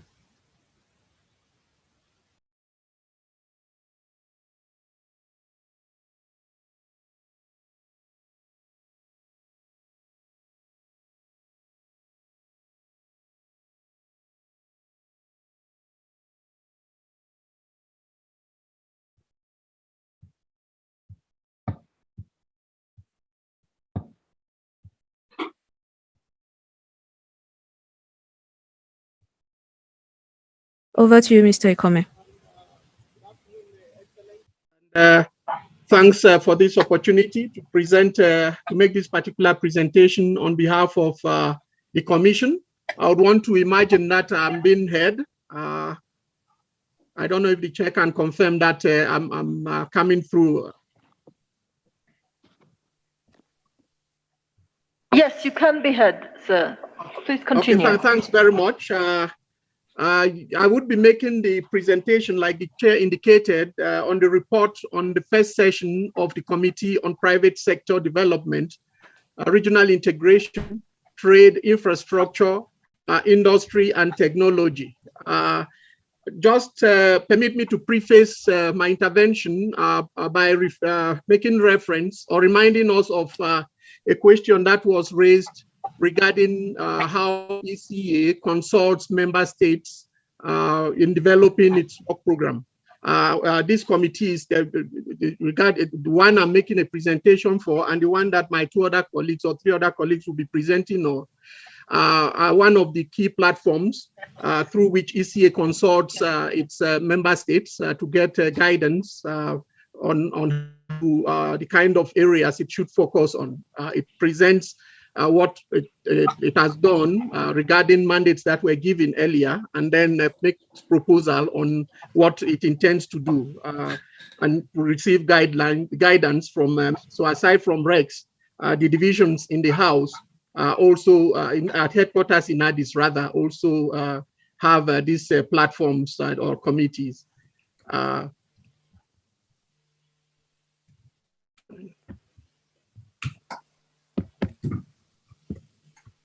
I can't move my slides. Let me try this. I don't know what's happening. My slides are not moving. Of digital technology in Africa, there is need for increased transformation of digital technology in Africa because of the low levels of connectivity in the continent in comparison to what obtains elsewhere in the world. There is need for increased African participation in technologies in support of the continent's transformation and achievement of the SDGs. There's need for regional perspectives to harness emerging technologies to assist the implementation of the AFCFTA to serve as vehicles for development. Again, you would realize that some of these key messages resonate with the propositions that were contained in the issues paper that was presented earlier in this particular conference. With regards to the report on the AFCFTA, the African Continental Free Trade Area, and trade more broadly, it was recognized that the signing of the AFCFTA agreement was a significant and historic moment in Africa's integration efforts. It should be recalled that almost all member states, with the exception of Eritrea, signed this agreement, and ratification has happened, has been done by 37 countries by the January 2021.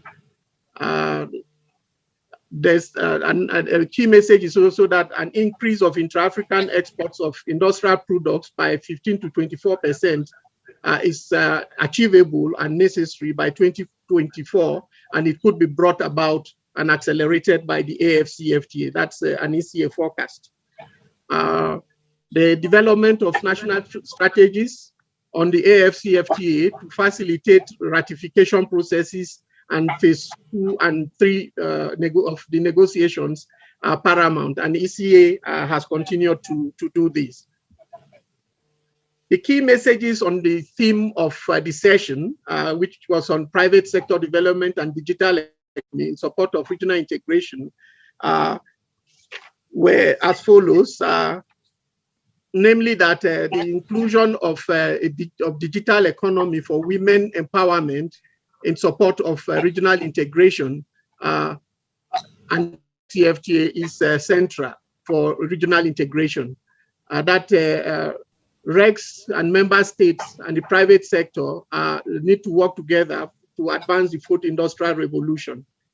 The development of ICT as an enabler of digital economy an imperative, and that huge investments in science, technology, and innovations, rather, including through public-private partnerships, is necessary to support regional integration.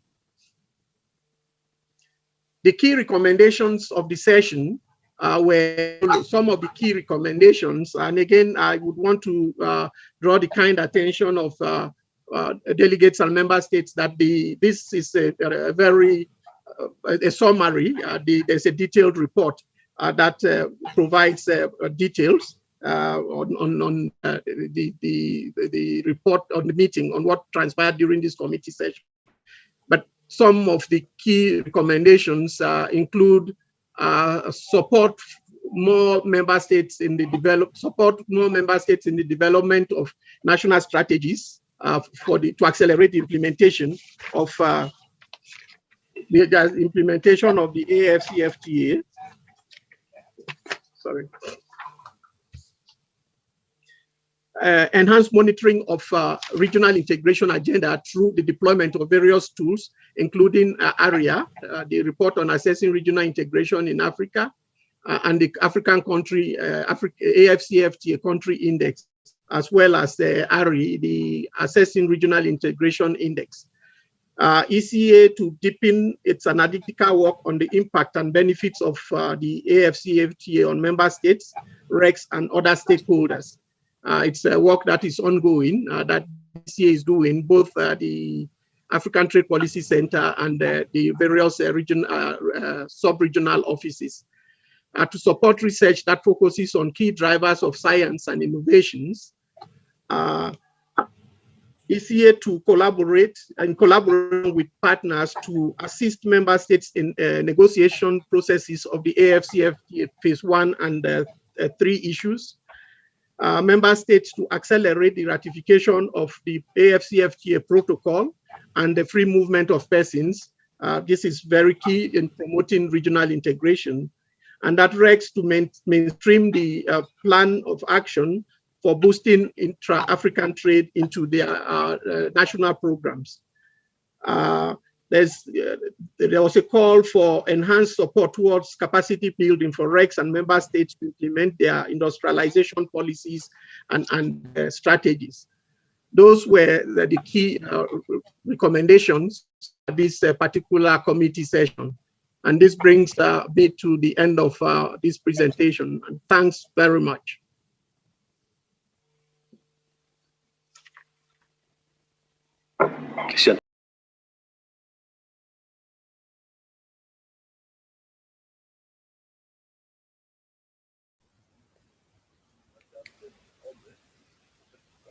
Thank you very much, Madam, for that. My apologies, Mr. Chair. I am Mr. CoM. I know my voice sounds feminine. Oh, my apologies, Francis CoM. My apologies. You have quite a gentle voice, a melodious voice. Well, thank you for that presentation. Now we'll give the floor to our second presenter for this session. That is Mr. Emero, or rather, Madame Emero. I need my coffee. I'm sorry. So, Madame Emero, you may take the floor for the second report of this afternoon session. You have the floor. Thank you. Thank you, Chair. And I hope I can be heard. I am putting my presentation as we speak. Kindly bear with me.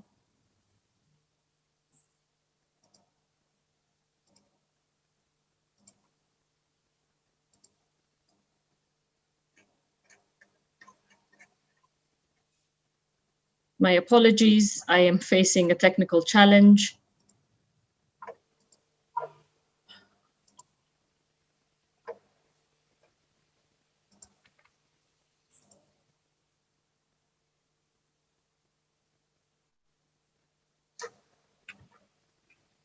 My colleagues, I think, have put the presentation up, so I will proceed accordingly.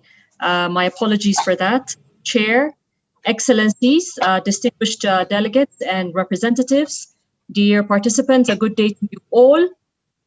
The current presentation is pertaining to the document E/ECA/COE/39/16 titled Report on the Meeting of the Third Session of the Committee on Social Policy, Poverty and Gender. First slide, please. The third session of the Committee on Social Policy, Poverty and Gender took place on the 14th and 15th of November in 2019 under the theme of Accelerating Africa's Progress in Eradicating Poverty and Reducing Inequality. And this presentation will provide you with highlights of the proceedings of the session.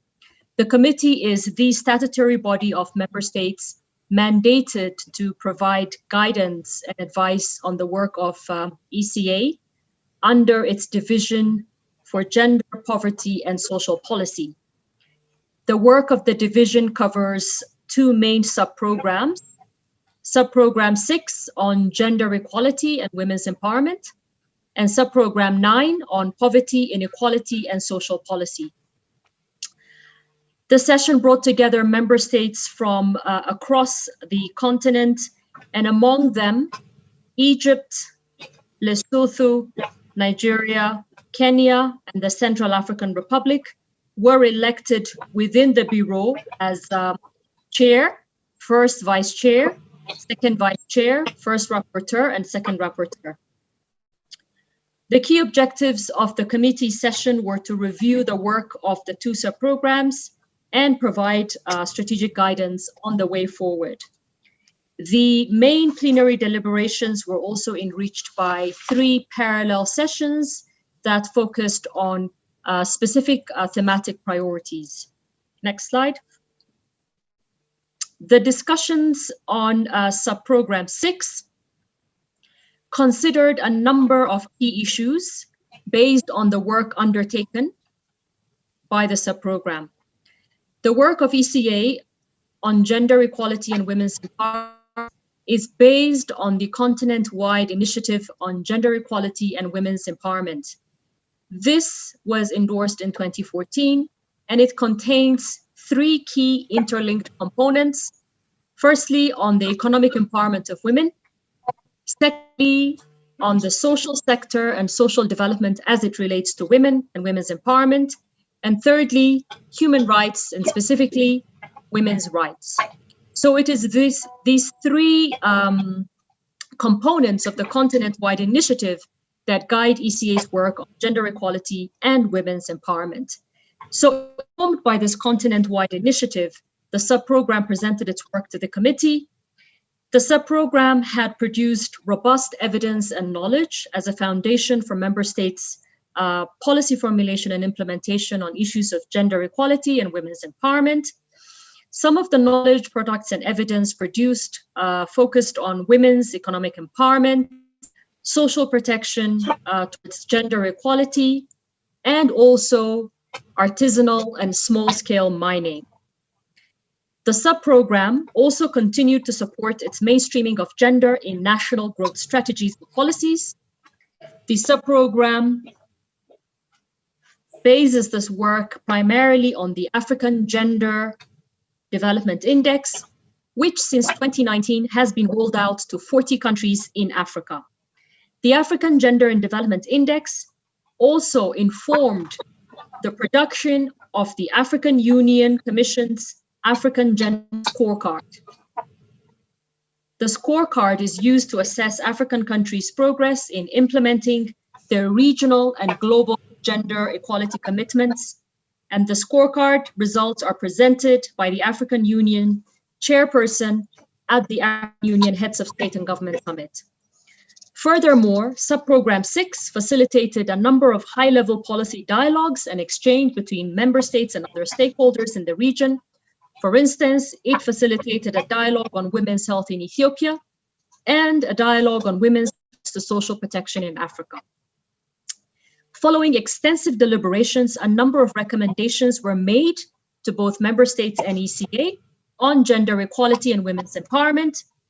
Member states were invited to leverage fully the knowledge and technical advisory services offered by ECA in the design of their policies and strategies. Member states were also invited to place specific policy emphasis on women's health, unpaid women's work in labor force accounting, as well as violence against women. Quite a number of recommendations were made with regards to ECA. ECA was requested to expand its work to countries that it had not previously worked in. ECA was also specifically requested to support its member states in their efforts to enhance women's access to capital, technology, and digital financing. Furthermore, ECA was requested to further assess and analyze the key drivers of gender inequality and the pertaining policy options. ECA was also requested to continue working on the African Gender Development Index, particularly in terms of sharing best practices and supporting member states to apply some of those best practices. Furthermore, ECA was also asked to support member states or to continue supporting member states as they seek to undertake time use surveys, which are important to address women's unpaid care work. Next slide. The session also considered subprogram 9 on poverty, inequality, and social policy. The subprogram shared its work to the committee for discussion and further guidance.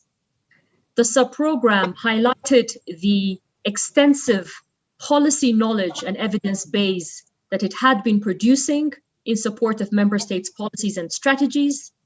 For example, the subprogram had undertaken and produced knowledge and evidence on issues of inequality in, for instance, Cote d'Ivoire and the United Republic of Tanzania. The subprogram had also assessed in detail the role and potential of urbanization and rapid urban growth in national development planning. This work was undertaken in Cameroon, Chad, Morocco, Uganda, and Zambia. The subprogram also considered, for instance, economic growth and healthcare, and undertook detailed analytical work on the economic implications of healthcare in Africa and the policy options for member states. In addition to the knowledge and evidence base generated by the subprogram, a number of tools were also developed under the subprogram in support of policy design and implementation. For example, the subprogram had developed with the African Union a detailed implementation framework for the global new urban agenda. In addition, aligned to ECA's mandate, the subprogram supported the monitoring and reporting of Africa's commitments in regional and global frameworks, such as the Addis Ababa Declaration on Population and Development, the Madrid International Plan of Action on Aging, as well as specific components of the SDGs as well. The committee made a number of recommendations to member states and ECA on issues covered under the subprogram 9. Member states were invited to specifically consider addressing social protection and social investments through their national development plans and budgeting, and particularly also with a specific focus on older persons and aging. Member states were also invited to continue strengthening the monitoring of social investments.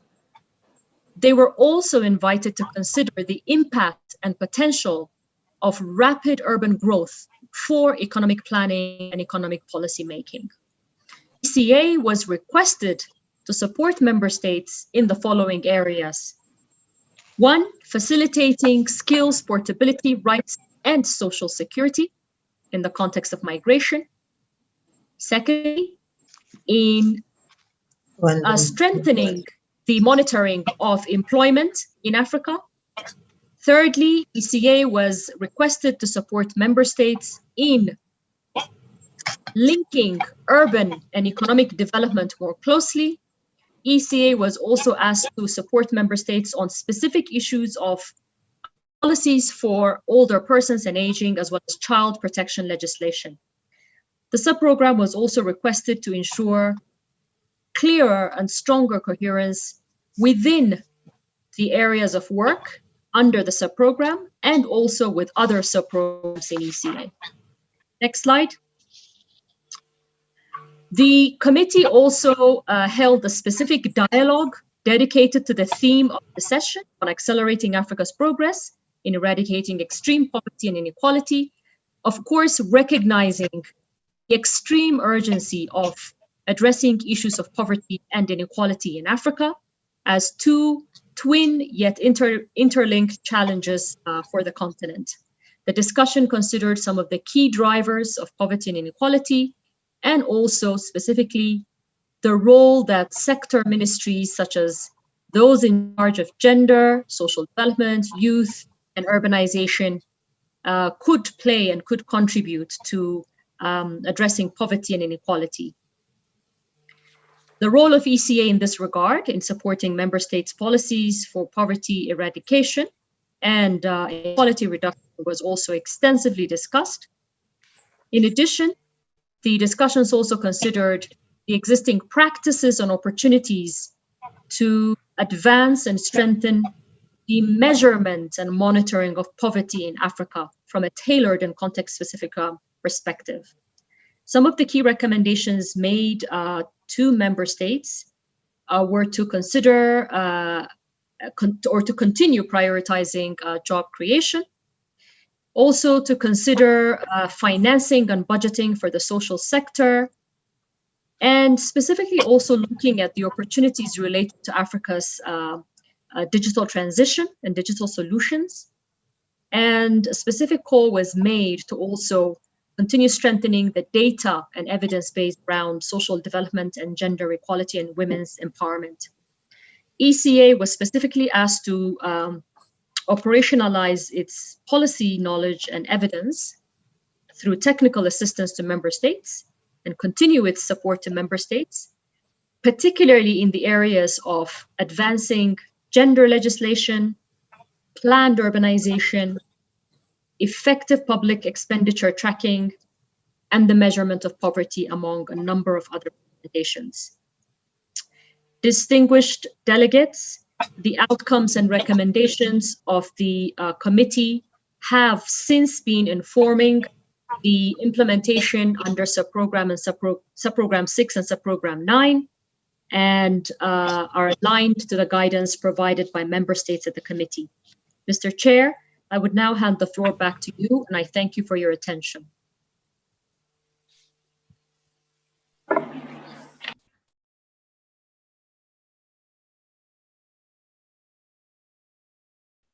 Thank you, Ms. Edlam Abera-Yemeru, for that very clear presentation. I'd now like us to move on to the third and last presentation, which consists of reports on the 5th and 6th sessions of the African Regional Forum on Sustainable Development. The reports will be presented by Mr. Nassim Ulman, who's the Chief of Green and Blue Economy Section, Technology, Climate Change, and Natural Resources Management Division. Mr. Nassim Ulman, if you're ready, you have the floor, sir.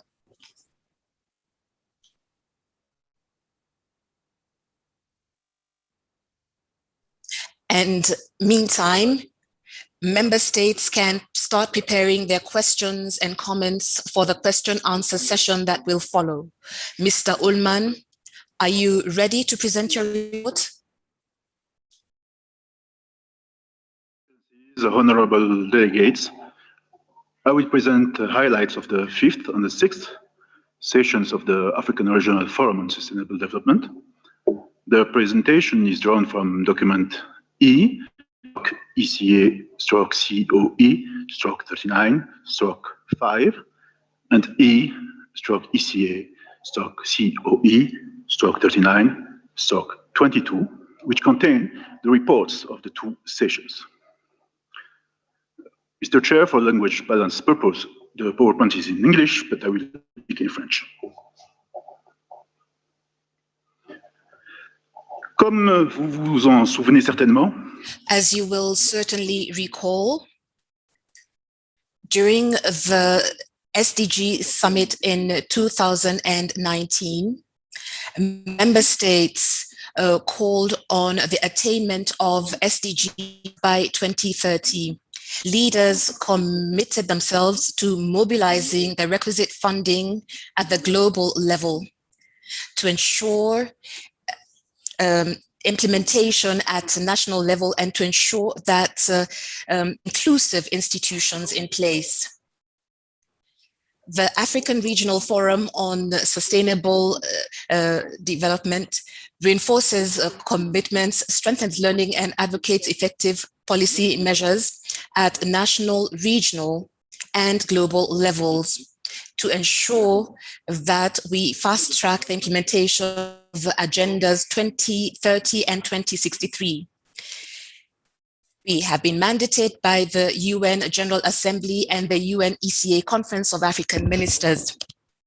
The forum is convened annually by the ECA in collaboration with the AUC, the African Development Bank, and the UN system. It brings together high-level policy makers, experts, and agencies working on economic development, sustainable development, regional and big regional organizations and big groups, civil society organizations, and private sector stakeholders.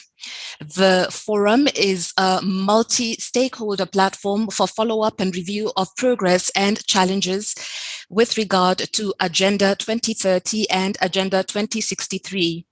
The African Regional Forum adopts its main outcomes, key messages comprising Africa's priorities and policy recommendations, and stimulates national, regional, and global activities to ensure that there is an integrated implementation of the agendas.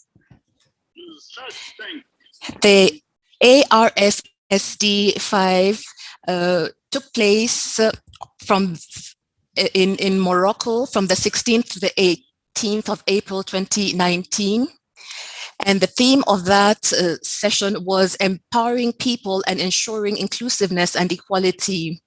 It focused on looking at the progress made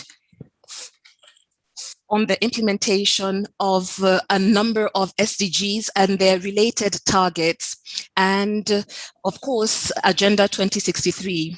The 6th edition of the forum took place in Victoria Falls in Zimbabwe from the 24th to the 27th of February 2020 with a bureau composed of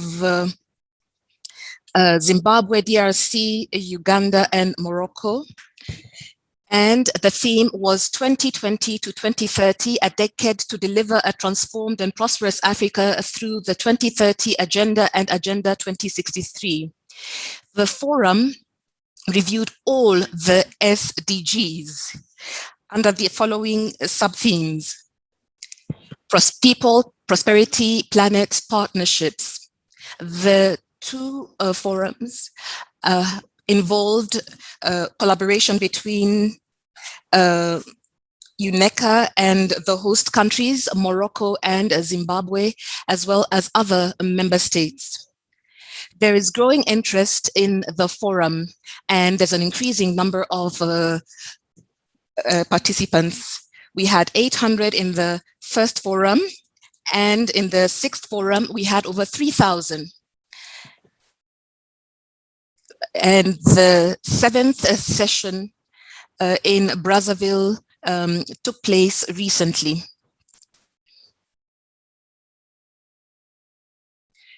The two fora enabled us to strengthen knowledge and to come up with a consensus on policy actions to accelerate the implementation of SDGs. It enabled a high-level dialogue on the themes of the forum, as well as implementation, practice, and national and local voluntary reviews.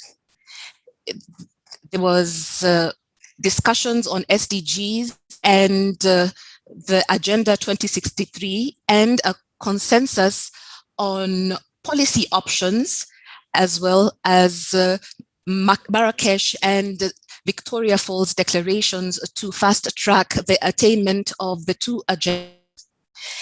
Priorities were identified for Africa, and mainly through the high-level policy forum, HLPF, that takes place in July every year at the UN headquarters.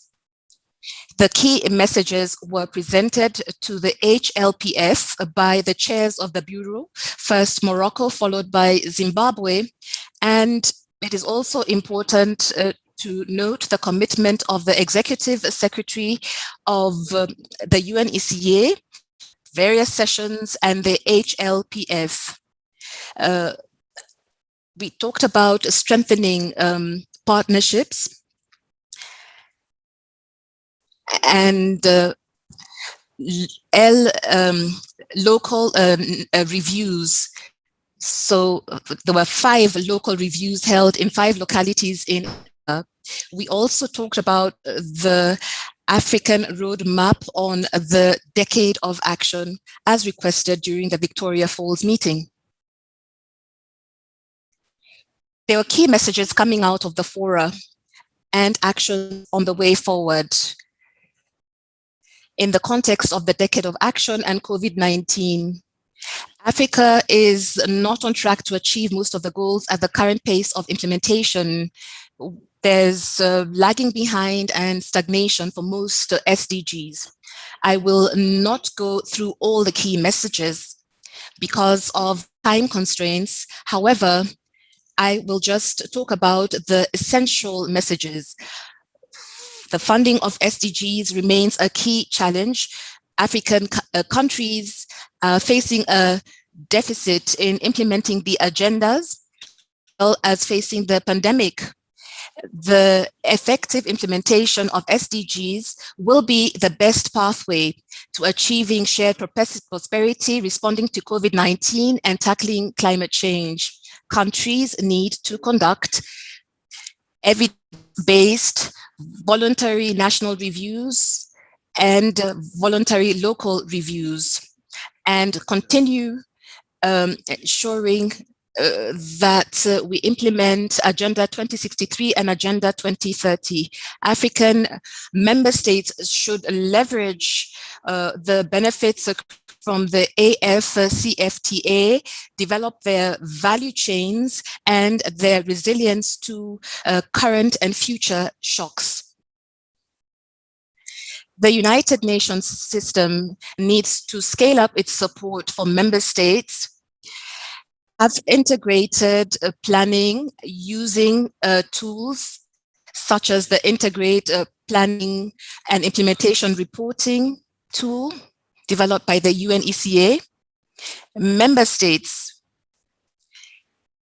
need to strengthen emerging technologies as well as digital transformation to achieve both agendas.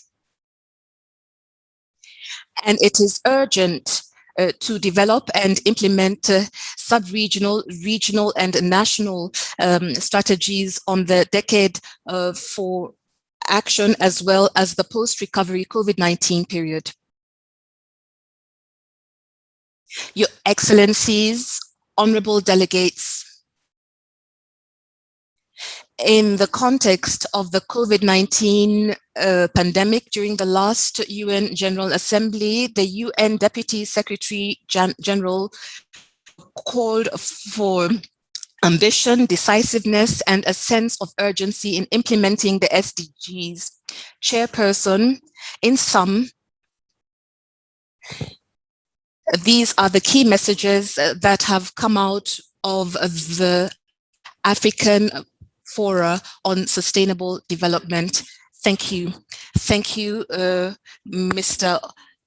Ullman, for that concise presentation and explanations linked to the 5th and 6th sessions of the African Regional Forum on Sustainable Development, a process that we hold dearly.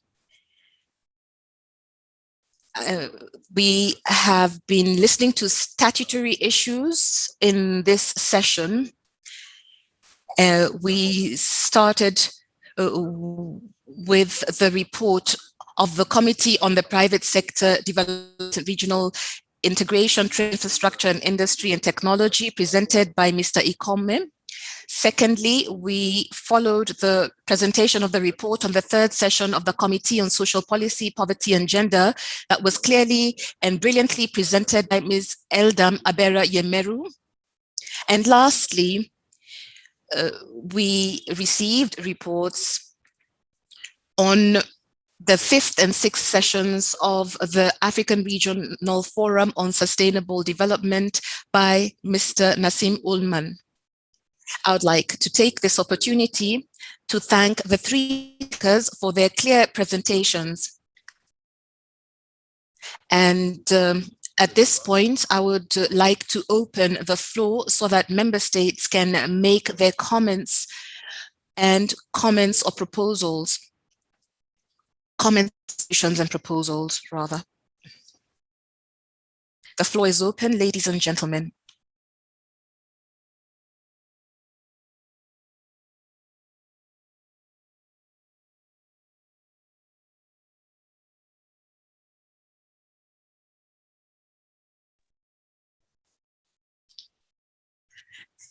I will now take the list of speakers.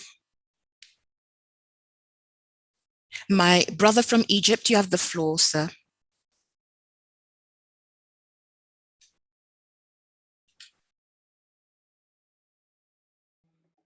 Thank you very much, Chair, and many thanks for the Secretariat for these valuable documents. Chair, my recommendations will focus on the first 2 reports that we had discussed.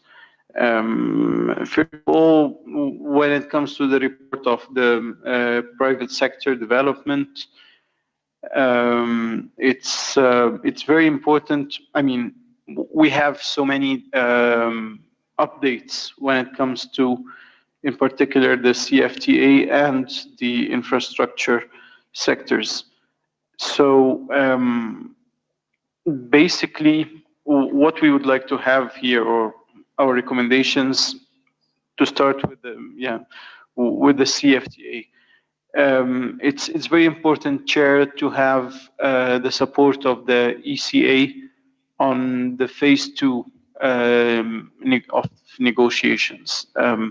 There are so many technical issues when it comes to investment, when it comes to competition, when it comes to IP, intellectual property, and these technical matters require a strong support from the ECA. So that would be our first recommendation on this. And linked to that recommendation, one important issue that we would love to see the ECA supporting with is to have a study.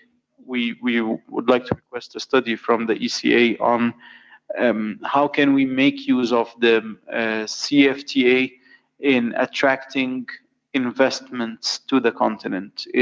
There are definitely very valuable information and very valuable analyses from the ECA on this matter, but we would like to have something that is consolidated, that has projections, and that somehow presents a way forward. How can we attract investments from, I mean, we always hear that the CFTA is an opportunity to attract foreign investments to the continent, instead of focusing on getting imports from the outside world. So this kind of investments that we're talking about, what are the prospects? How can we really work as a continent together on attracting these investments? So we would request a study from the ECA on this matter, which is very important. That's number 2. And number 3 is the interface between REX, between the private sector and the CFTA. That's also a very important topic. We do have, when it comes to this topic, we do have good literature, but we request the ECA to continue focusing on this interface between the different stakeholders. And one point that is linked between the 2 reports, the first 2 reports, Chair, is that we had provisions in the the last extraordinary summit on CFTA, the 13th African Summit on CFTA, which took place in last December. There were specific provisions that link women and empowering women to the CFTA. So I guess this sort of applies to the two reports that we have in hand.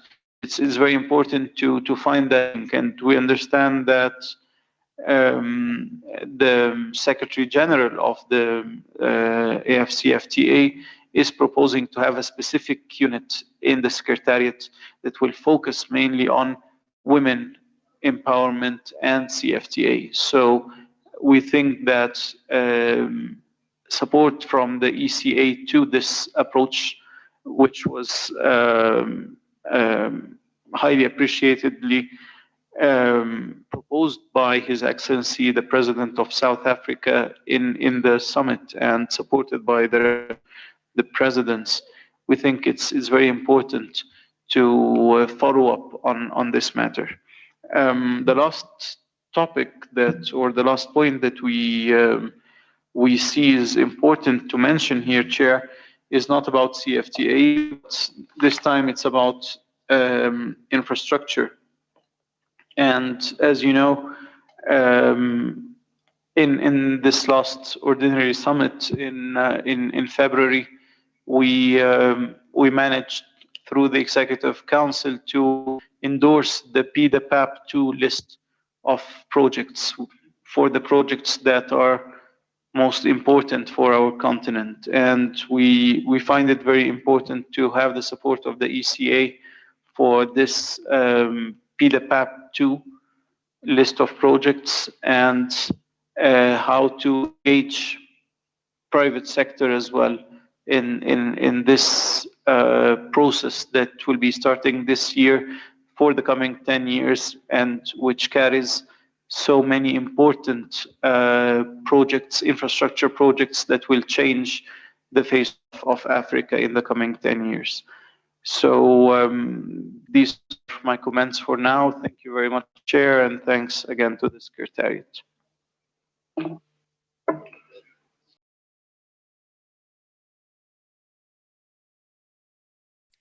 Thank you very much, Egypt, for your contribution, the very relevant contribution in light of the report presented by the Secretariat. Thank you very much for your comments. Now, let me give the floor to the delegation of Gabon. Brother from Gabon, you have the floor. You are a country next, you are a neighboring country. Thank you. Thank you, Chairperson. I would like to congratulate you on the way you are steering this meeting. You are leading us perfectly.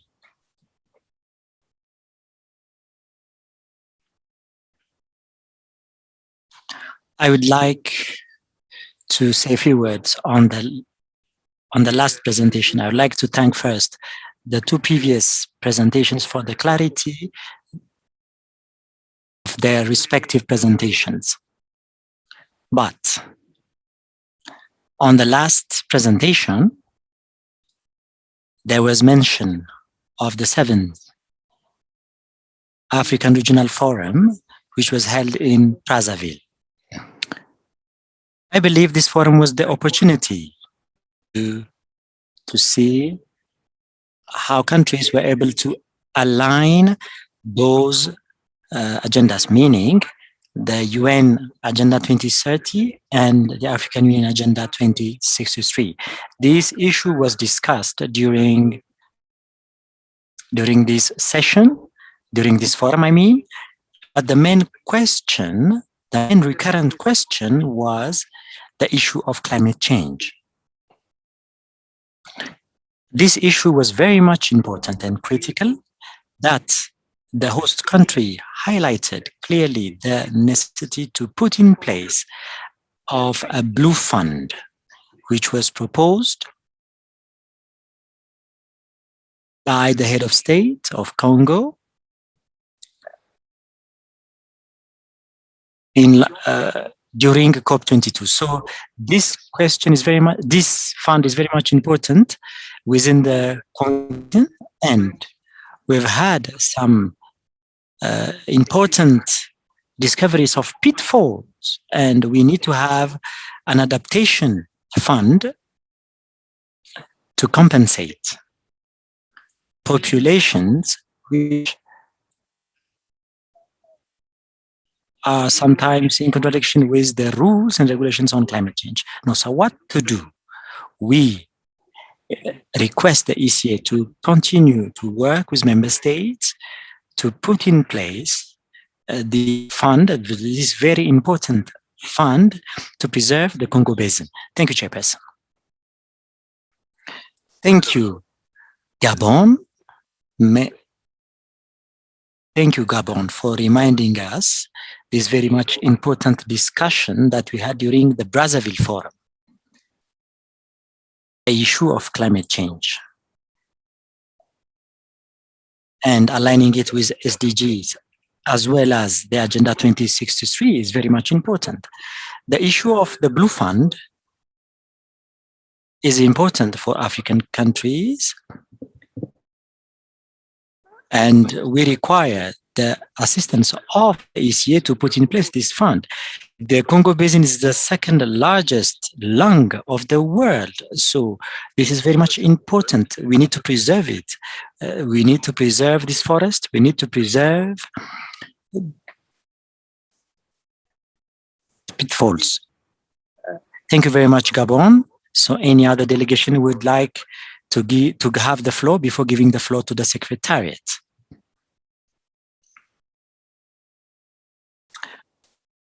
We have a big room.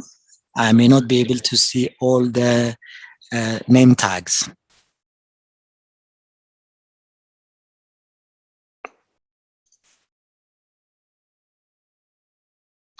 Otherwise, we're going to give the floor to the Secretariat.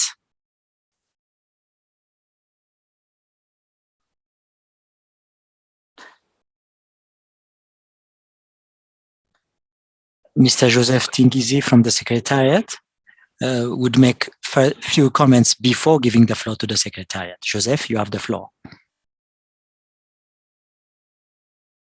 Chairperson, thank you for giving me the floor.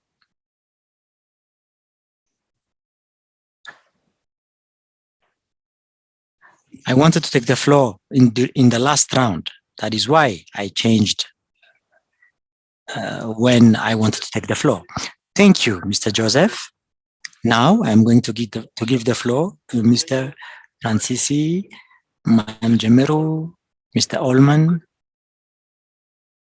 so that they make comments relating to the comments of Gabon and Egypt.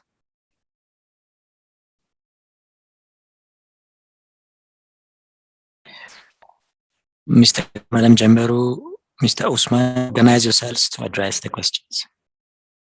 Well, what we got from the floor, from the delegates, the honorable representatives of Egypt and Gabon, as far as the first presentation of committee session report is concerned, were observations and recommendations, which I think the secretary very pertinent, which the secretariat would definitely take on board and work on. And like Mr. Karingi said the other day, one of the recommendations we're working on, the one relating to the interface. But I would take note that there is a request to broaden the interface beyond just the AFC FTA and REX FTAs to also embrace the interface with the private sector. I think it is very important, and the Secretariat takes notes and would act on that as appropriate. Then the link between Est-ce que vous pouvez activer votre vidéo, s'il vous plaît? Can you please turn your video? Chairperson, I tried, but it is blocked by the IT people. I tried, but I'm not able to switch on my video. So please proceed.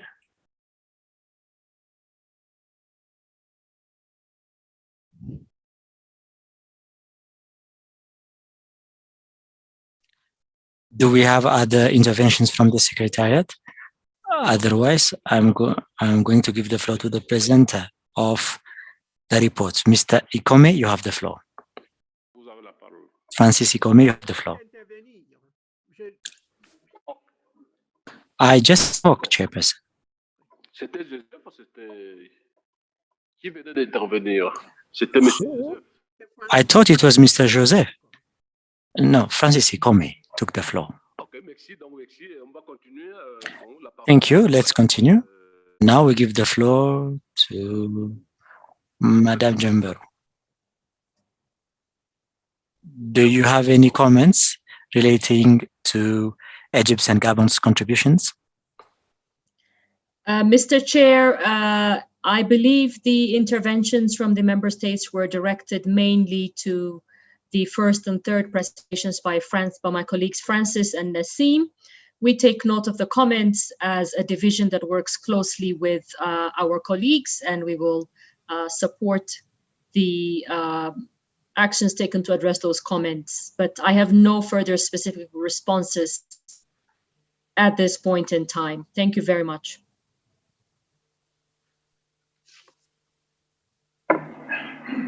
Oui, effectivement, votre... Yes, indeed. Your presentation was clear.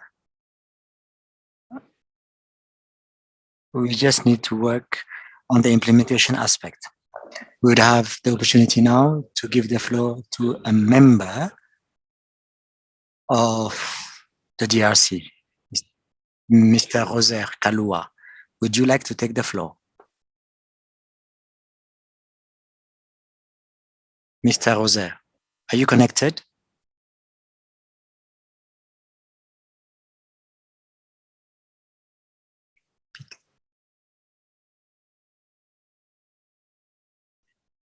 Mr. Roser from the Democratic Republic of Congo. Are you connected to take the floor? Otherwise, we're going to give the floor to Mr. Allman, who talked about the various forums, regional forums in Africa, in light with the comments made by Gabon and Egypt. Mr. Allman, you have the floor. Thank you, Excellency. I would like to thank honorable delegates from Gabon to have highlighted the importance of the issue of climate change. Yes, we have had the opportunity to discuss on this matter during the 7th AFRSD in Brazzaville.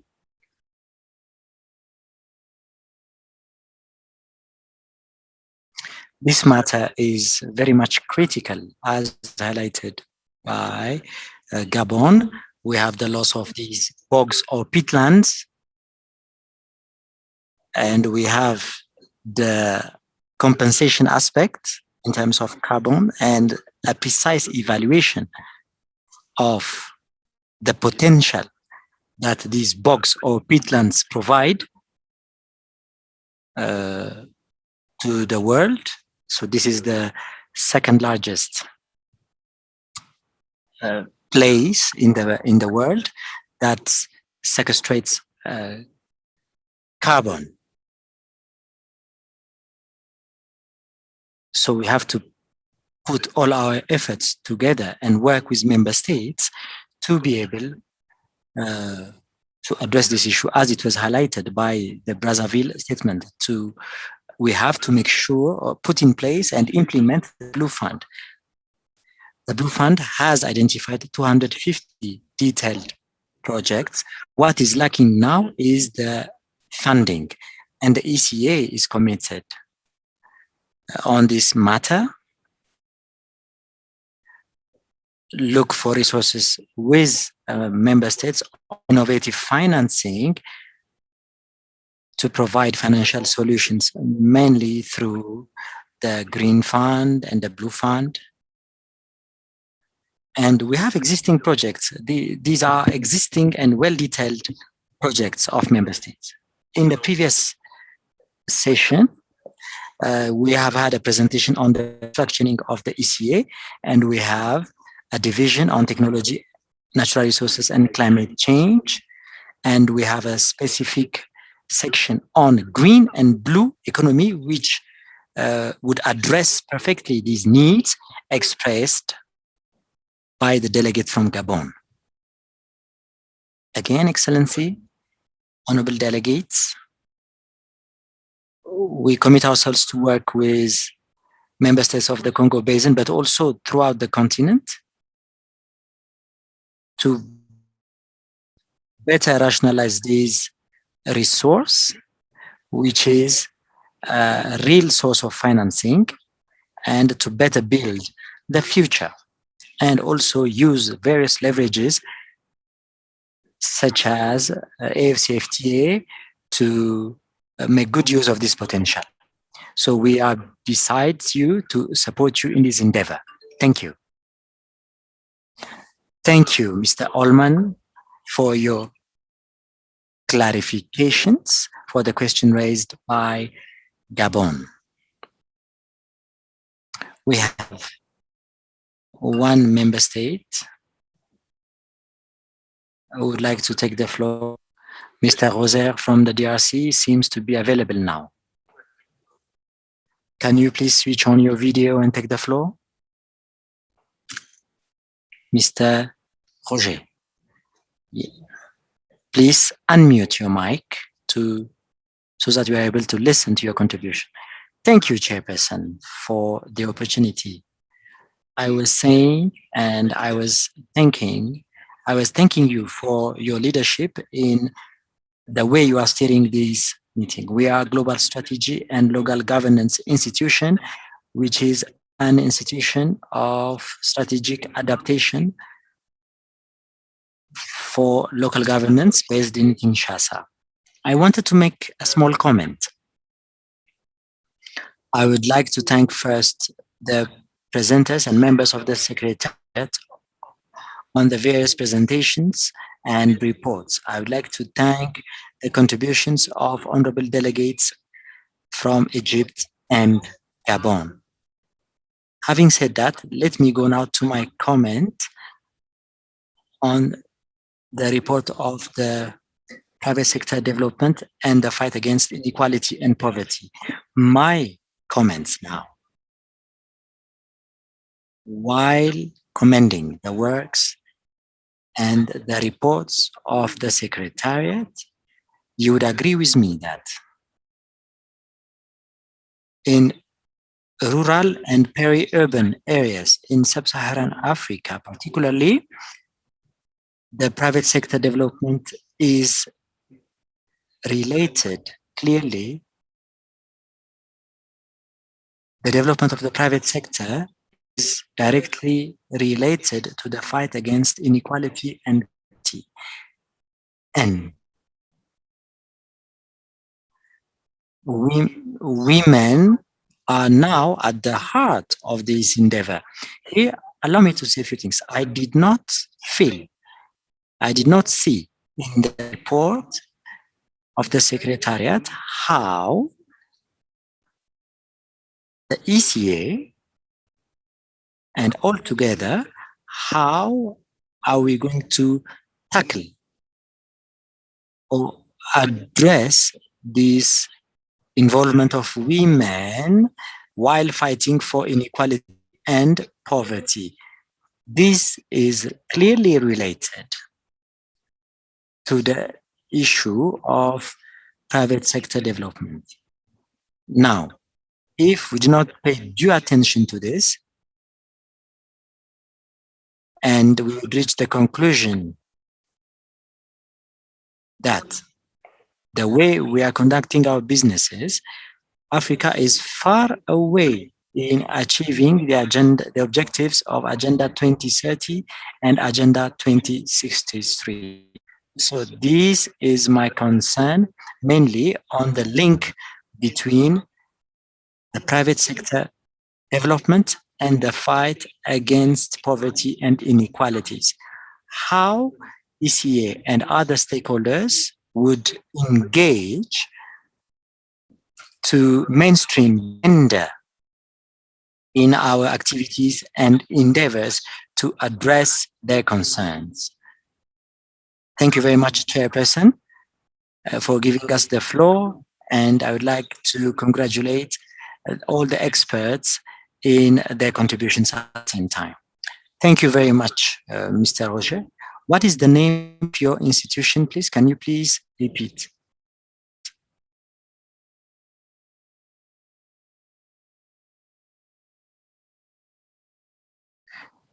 Thank you, Mr. Roger, for your contribution. Mr. Francis CoM, who presented the report on the private sector, and Madame Eldam, who presented on the issue of poverty, can address your concerns. Thank you very much. We're going to give the floor to another institution now. We have Afrowana Madim Khalifa Tal from Senegal. Thank you, Chairperson. Would like to say a few words.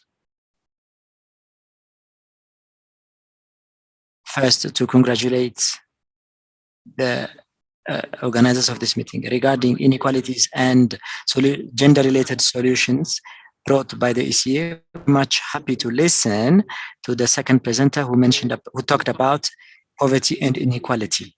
We need to re-clarify the relation of the ECA, the non-state actors, and the civil society. It's important because the contribution of non-state actors and civil societies in the development must not be neglected. I would like to re-clarify that we, women, I am the president of West African Women Association, and we work mainly on agriculture and the informal sector. I commend the presentation of Madame Elda Elam, who talked about very important matters, but for the ECA, besides the member states, they need to have a policy for the civil society and strengthening its relation with non-state actors in the continent. They should support industrialization, as we talked yesterday, and we need to strengthen operational activities and go towards digitalization. I was not able to take the floor yesterday, so I may refer to the presentations of yesterday at the same time. Now, by way of conclusion, I would have loved to see. Madam, can you switch on your video?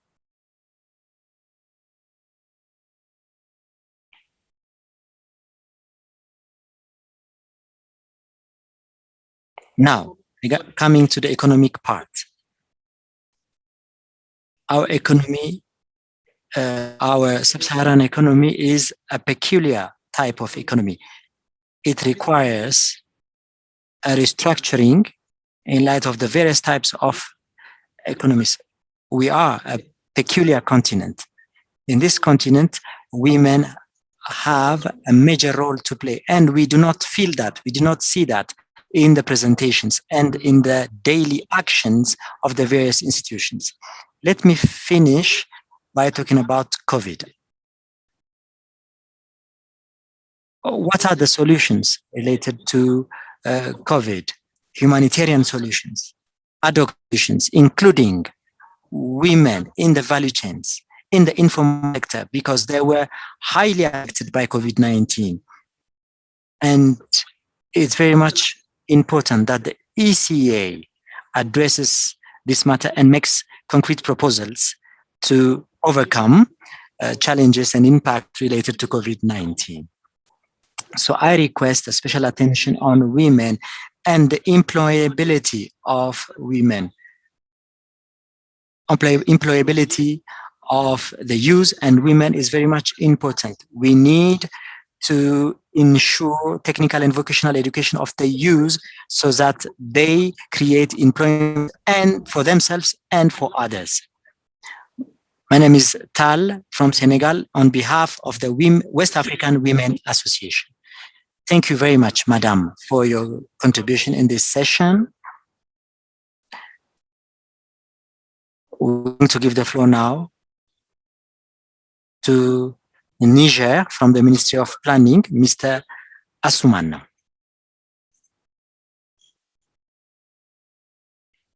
Mr. Asuman, you have the floor from Niger.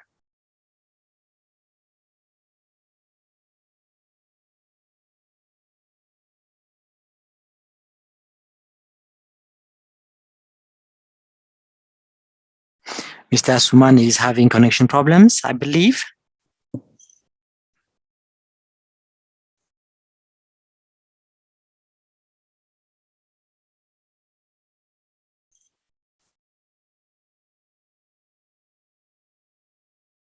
We still have a remaining session today, so we would like to be a bit fast and be dynamic enough. Mr. Asuman, are you connected?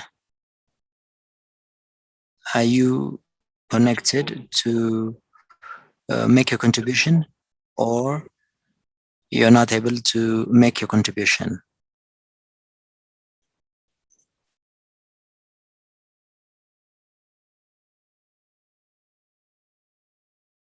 Can you hear me?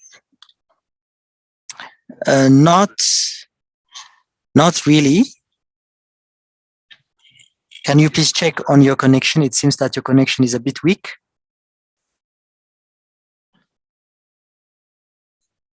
I am connected. I am able to listen to you clearly. Mr. Floor. Thank you, Chairperson.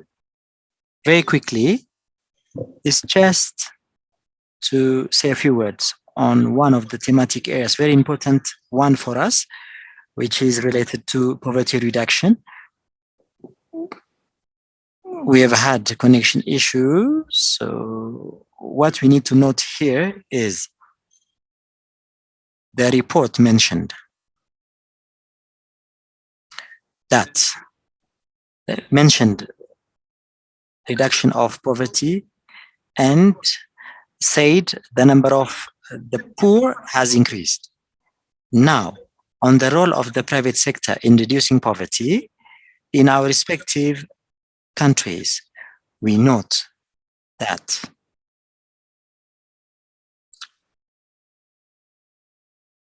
the state mainly contributes in creating wealth, but the private sector should be dynamic enough to highly contribute in creating wealth, and secondly, create employment, followed by poverty reduction. To do so, we need to have reforms to improve the business environment, the private sector. We need to promote the private sector so that it contributes to the growth of the economy. Thank you very much, Mr. Asuman, for your contribution. We thank you very much for your input. The 3 reports. Special interest to member states. We have Madagascar now. Mr. Michel would like to take the floor. Are you there to take the floor? Madagascar. Thank you, Chairperson, for giving me the floor. Can you hear me?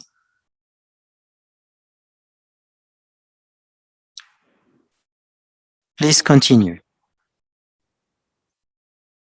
You're loud and clear. Allow me to congratulate you on how you are steering our session, Chairperson. The session is being led effectively and efficiently. My name is Michael Robison, Director of Planning within the Ministry of Planning and Economy. I would like to say a few words regarding women empowerment and poverty reduction and inequalities.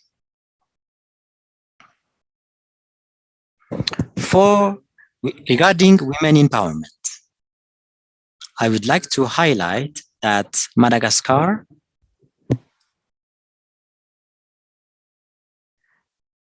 has in its emergence plan women empowerment as one priority for development. I would like to share with you that women should be empowered enough, and ECA should think on supporting capture of demographic dividend.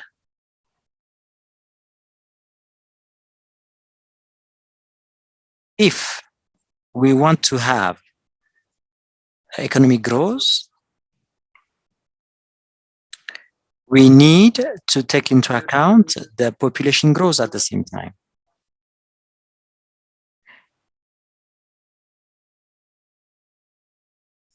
And we need to take into account the demographic dividend if we want to harness it and ensure economic growth. And if we are not able to do so, women should fall under the victims part and would not benefit from this. That is why I would like to request the ECA to develop a program, a more pragmatic program to take into account the demographic dividend, which can be one of the solutions in reducing poverty in the continent. By way of conclusion, I would like to thank you, Mr. Chairperson, and I rest my case.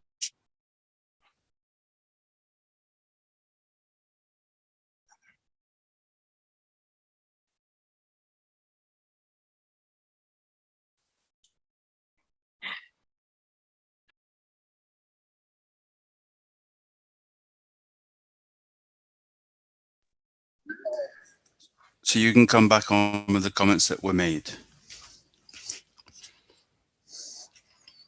Mr. CoM or Mrs. Gemaru, we talked a lot about development, about certain priorities related to women. Mrs. Lemeru, you have the floor. Thank you very much, Mr. Chair. I am here representing my division and the entire team that works on these issues. So, Mr. Chair, allow me to provide remarks on one aspect of the question asked to us, and then I would kindly, with your permission, like to invite the Director of the Gender, Poverty and Social Policy Division, Mrs. Thokozile Rutfizo, to address some of the questions.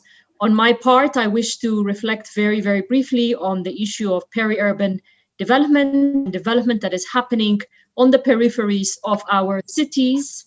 The key issue is ensuring that the expansion and growth of our cities in peri-urban areas is well planned and managed, whether it is through private or public investment. Currently, much of the physical expansion in our cities and areas, especially in the peri-urban area, is not well planned. It is lacking necessary infrastructure, services, access to jobs, and ultimately uncontrolled sprawl and expansion of cities can compromise economic efficiency, productivity in our cities, and more broadly in our national economy. There is also a tendency for the private sector-led investments in housing and gated communities in our peri-urban areas to be often exclusively for high-income groups, constraining and straining and putting pressure on infrastructure and services, and usually creating islands of exclusion. So this question of peri-urban development is really an important one. And unplanned urban growth and expansion of our cities is really a challenge, both in economic terms as well as in terms of inclusion and social inclusion, including for women and youth. We do know Africa has the highest rate of urban growth globally today. In just 14 years, more than half of Africa will be living in cities. And we also know that by 2050, 1.2 billion people will be living in African cities. So the issue of urbanization and urban growth and development requires urgent attention to ensure it is planned, well-serviced, economically productive, especially in the context of the action. It is also important not to lose the opportunities and potential of urbanization if it is well planned to enable economic growth, social development, and the green recovery that we have been discussing so much at this session of the conference. So with those brief remarks, allow me, Mr. Chair, as I said earlier, to invite the director of the division, Mrs. Tokozile Rutizo, to reflect particularly on the questions of women and gender equality in the continent. Thank you. Merci à vous, Madame Yemero. Est-ce que le directeur de la division souhaite... Madame Toukour. Madame Toukour. Thank you, Chair, and appreciate all the comments from the floor. Let me specifically address the question on women's economic empowerment because it did arise from all the delegates and representatives of civil society that raised that question. Definitely women's economic empowerment is key. And the link between women's economic empowerment, the private sector, as well as addressing women's poverty is very important. I would also want to bring to the attention of the meeting that the report that we're presenting was for 2019. And specifically, if you'll remember, in one of the recommendations that the member states made was for ECA to work on women's economic empowerment. And currently, ongoing work which will be presented to the committee this year, because the committee meets biennium, is one, the African Women's Economic Fund, which links the private sector and women in business or women with potential to invest. This is an ECA-led initiative which is led by the Executive Secretary herself to support African women entrepreneurs and women in finance. Madame, excusez-moi, on reçoit la traduction en français avec beaucoup de difficultés. Peut-être.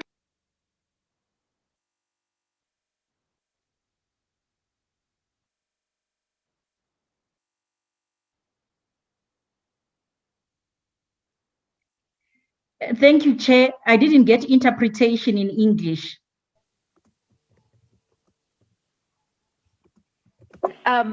Madam Toko, the chair was asking you if you could speak slowly to allow the interpretation in French to proceed. Okay, thank you, Chair. I was referring to the link between women's economic empowerment, addressing poverty issues, as well as bringing in the private sector.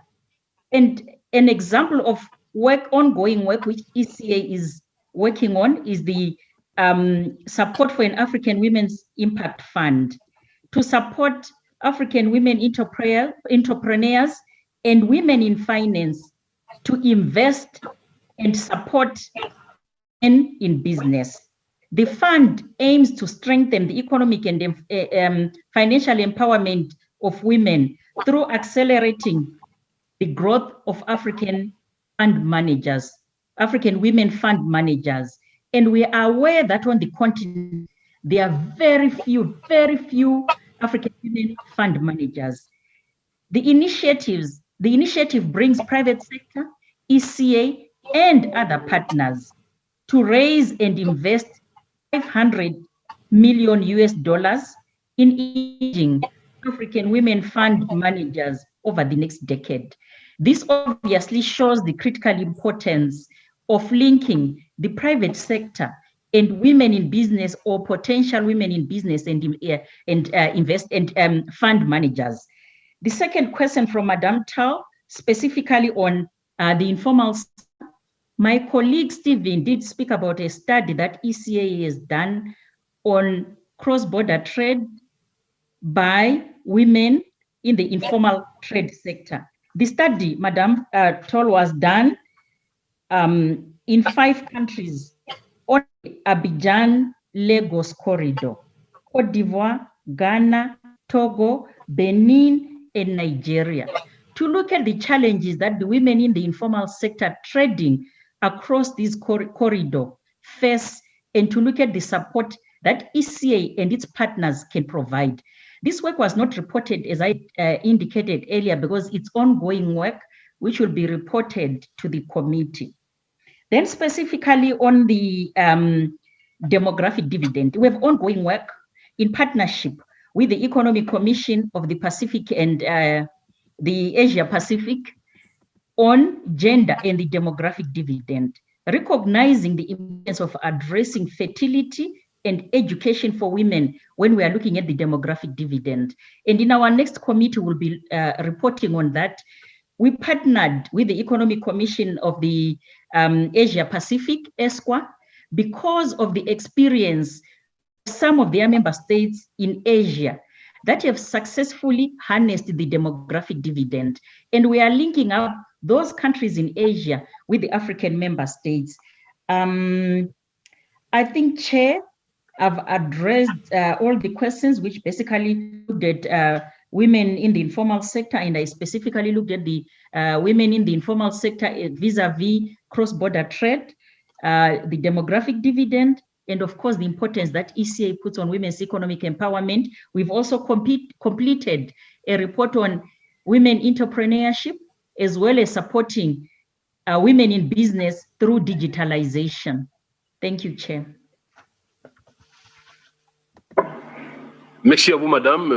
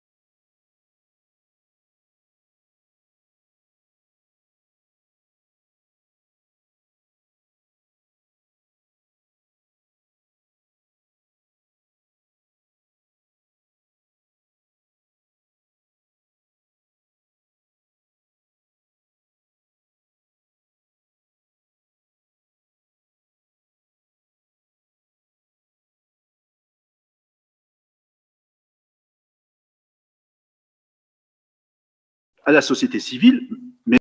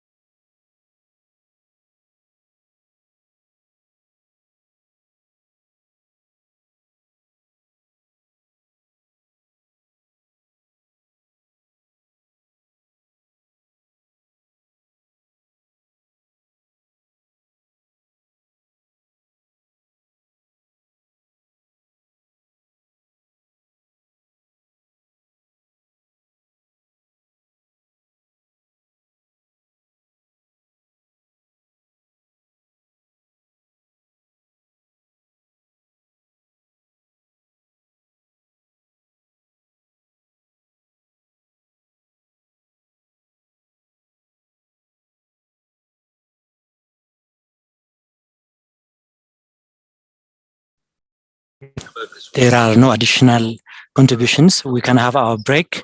Instead of 15 minutes, we can have 10 minutes of break and we can start the last session of today. Dear colleagues, delegates from various countries, and I give you now 10 minutes of health break. Thank you very much.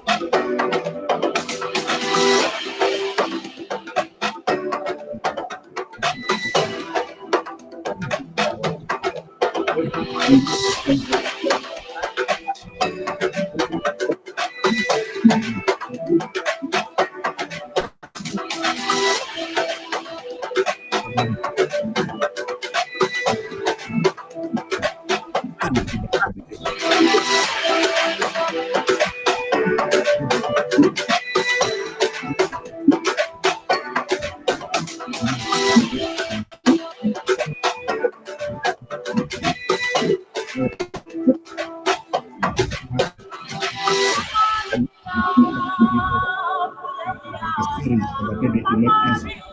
the minister's meeting, so we welcome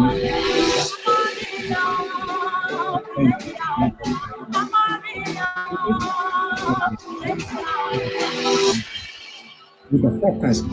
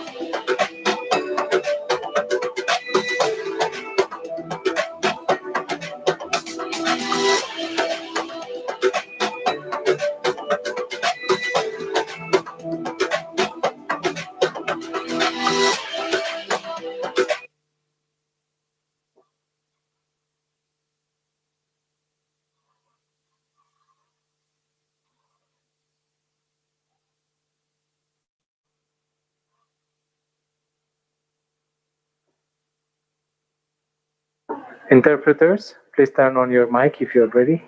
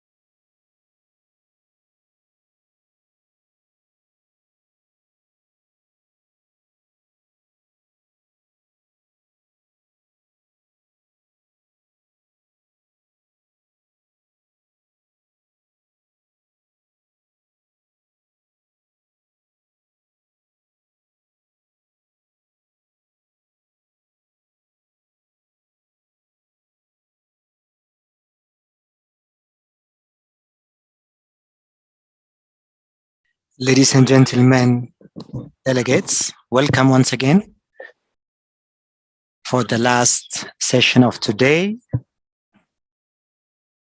the last session of this long day. So welcome once again.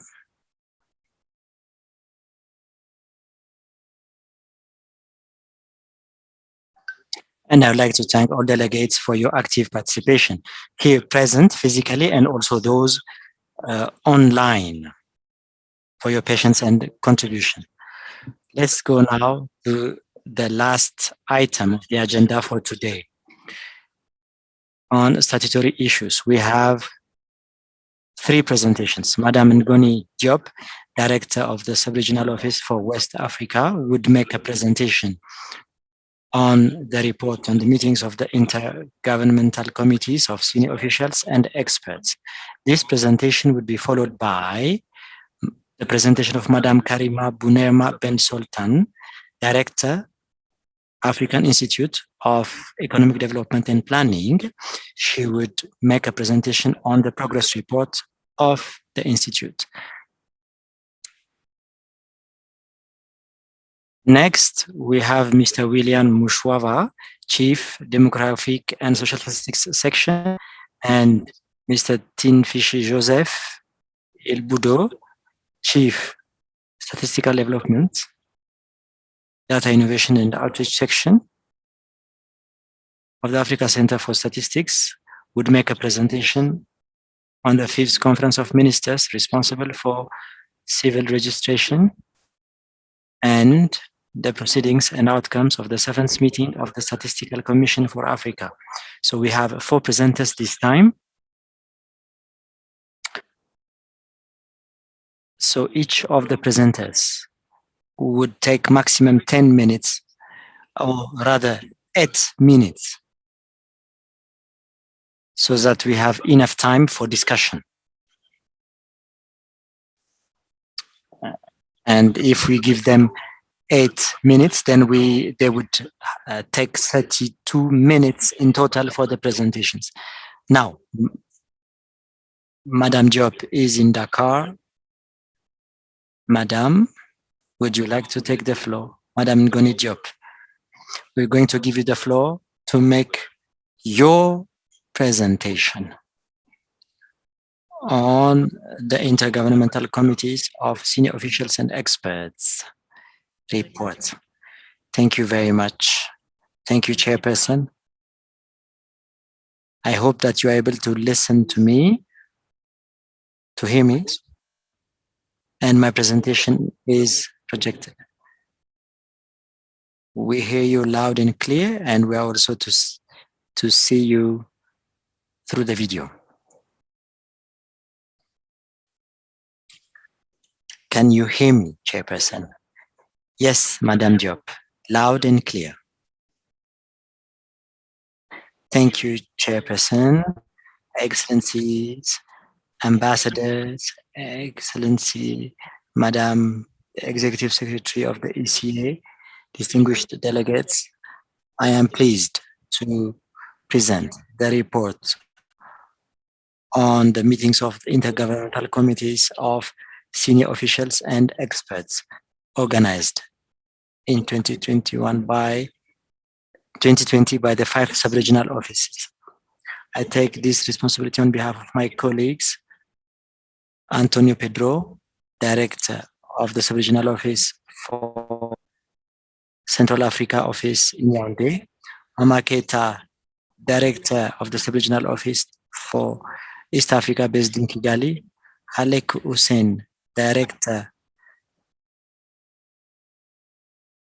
for the Sub-Regional Office in the North Africa based in Casablanca, Sizo Mulanga, Director of the Sub-Regional Office of the Southern Africa Office based in Lusaka, and also on behalf Director of the Sub-Regional Office for the West Africa Office. Excellency Chairperson, my presentation summarizes the various committees and intergovernmental committees of senior officials and experts of the 5 ECA sub-regional offices.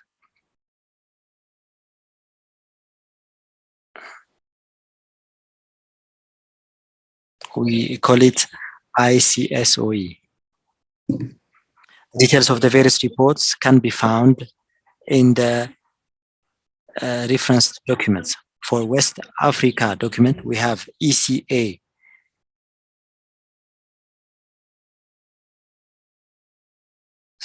slash IC01E. For Central Africa, ECA slash CA slash ICSOE slash 36. For East Africa, ECA slash EA slash ICSOE slash 24. For Northern Africa, ECA SRO NR slash ICSOE slash 35 slash 06. Chairperson, this is a summary of this report. I would start.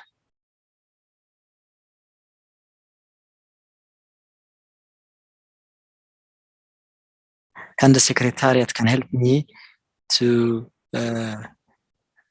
go on with the slides, because I'm facing difficulties in going slide after the slide. We are a bit blocked here. So can the Secretariat or the IT people can help us in this? Chairperson, I would like to remind us all that the CSOE, the intergovernmental committees of senior officials and experts, these committees are statutory organs of the sub-regional offices of the ECA. As such, they have a mandate to provide strategic direction to the works of the sub-regional offices, to review and validate the activity reports and make recommendations on their works.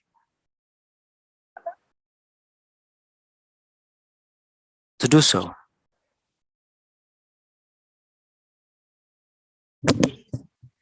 I'm trying to work on the slides here. We have a small problems to put forward the slides.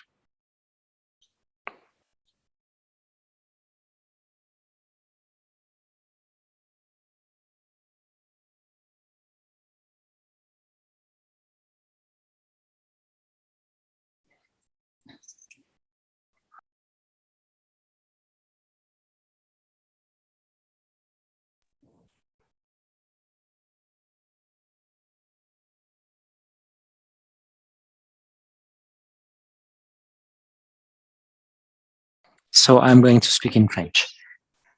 Provide platforms so that member countries share reflections on issues and matters, on current matters, structural development issues, and also economic and social issues. They do this every year. And in most cases, the committees highlight other emerging issues as well. Providing this platform to the various member states, they reflect on the ways and means to make recommendations to accelerate the achievement of SDGs, to better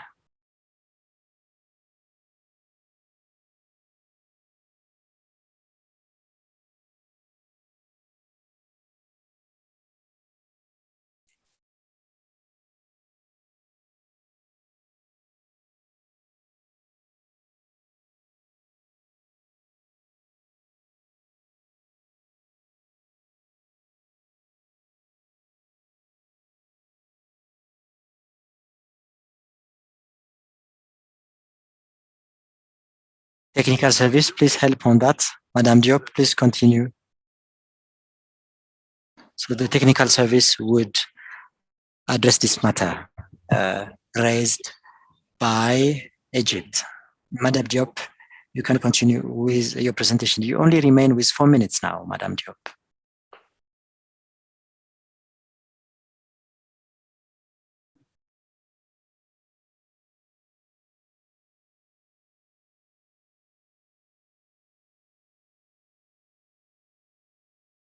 Madame Diop, are you still there?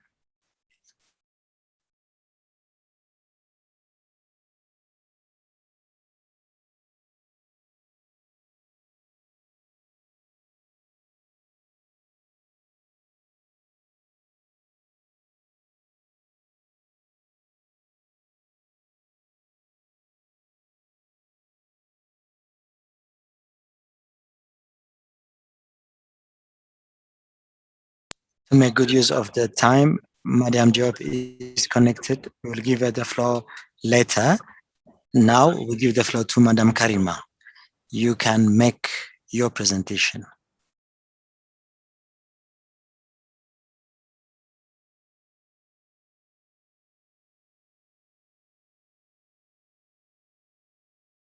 Meanwhile, the next presenters, please prepare yourselves. Thank you, Chairperson, for giving me the floor. I hope you are able to listen to me.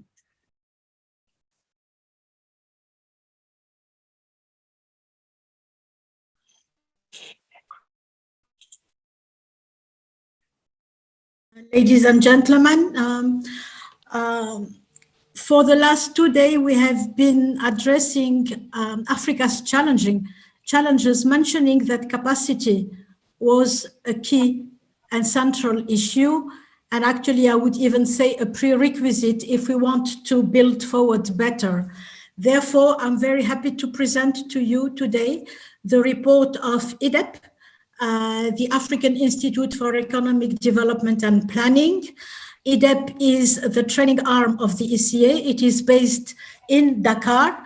And I seize the opportunity to thank the Senegalese authorities for their continuous support to the Institute. And you will find all the details about my presentation on the document ECA COE 3913 asterisk.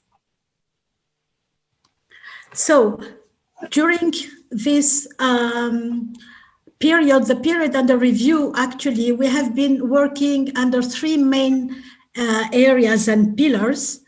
The first one is transformation, the second one is operation, and the third one is knowledge generation and dissemination. Within the transformation one, actually, our main goal was to start implementing the strategic plan that was developed by IDEP following the guidance of its technical advisory committee from the, I would say, substantive aspect, and the governing council from the policy one. And this was actually how we interact with our member states and get their advice on how we should orient our work.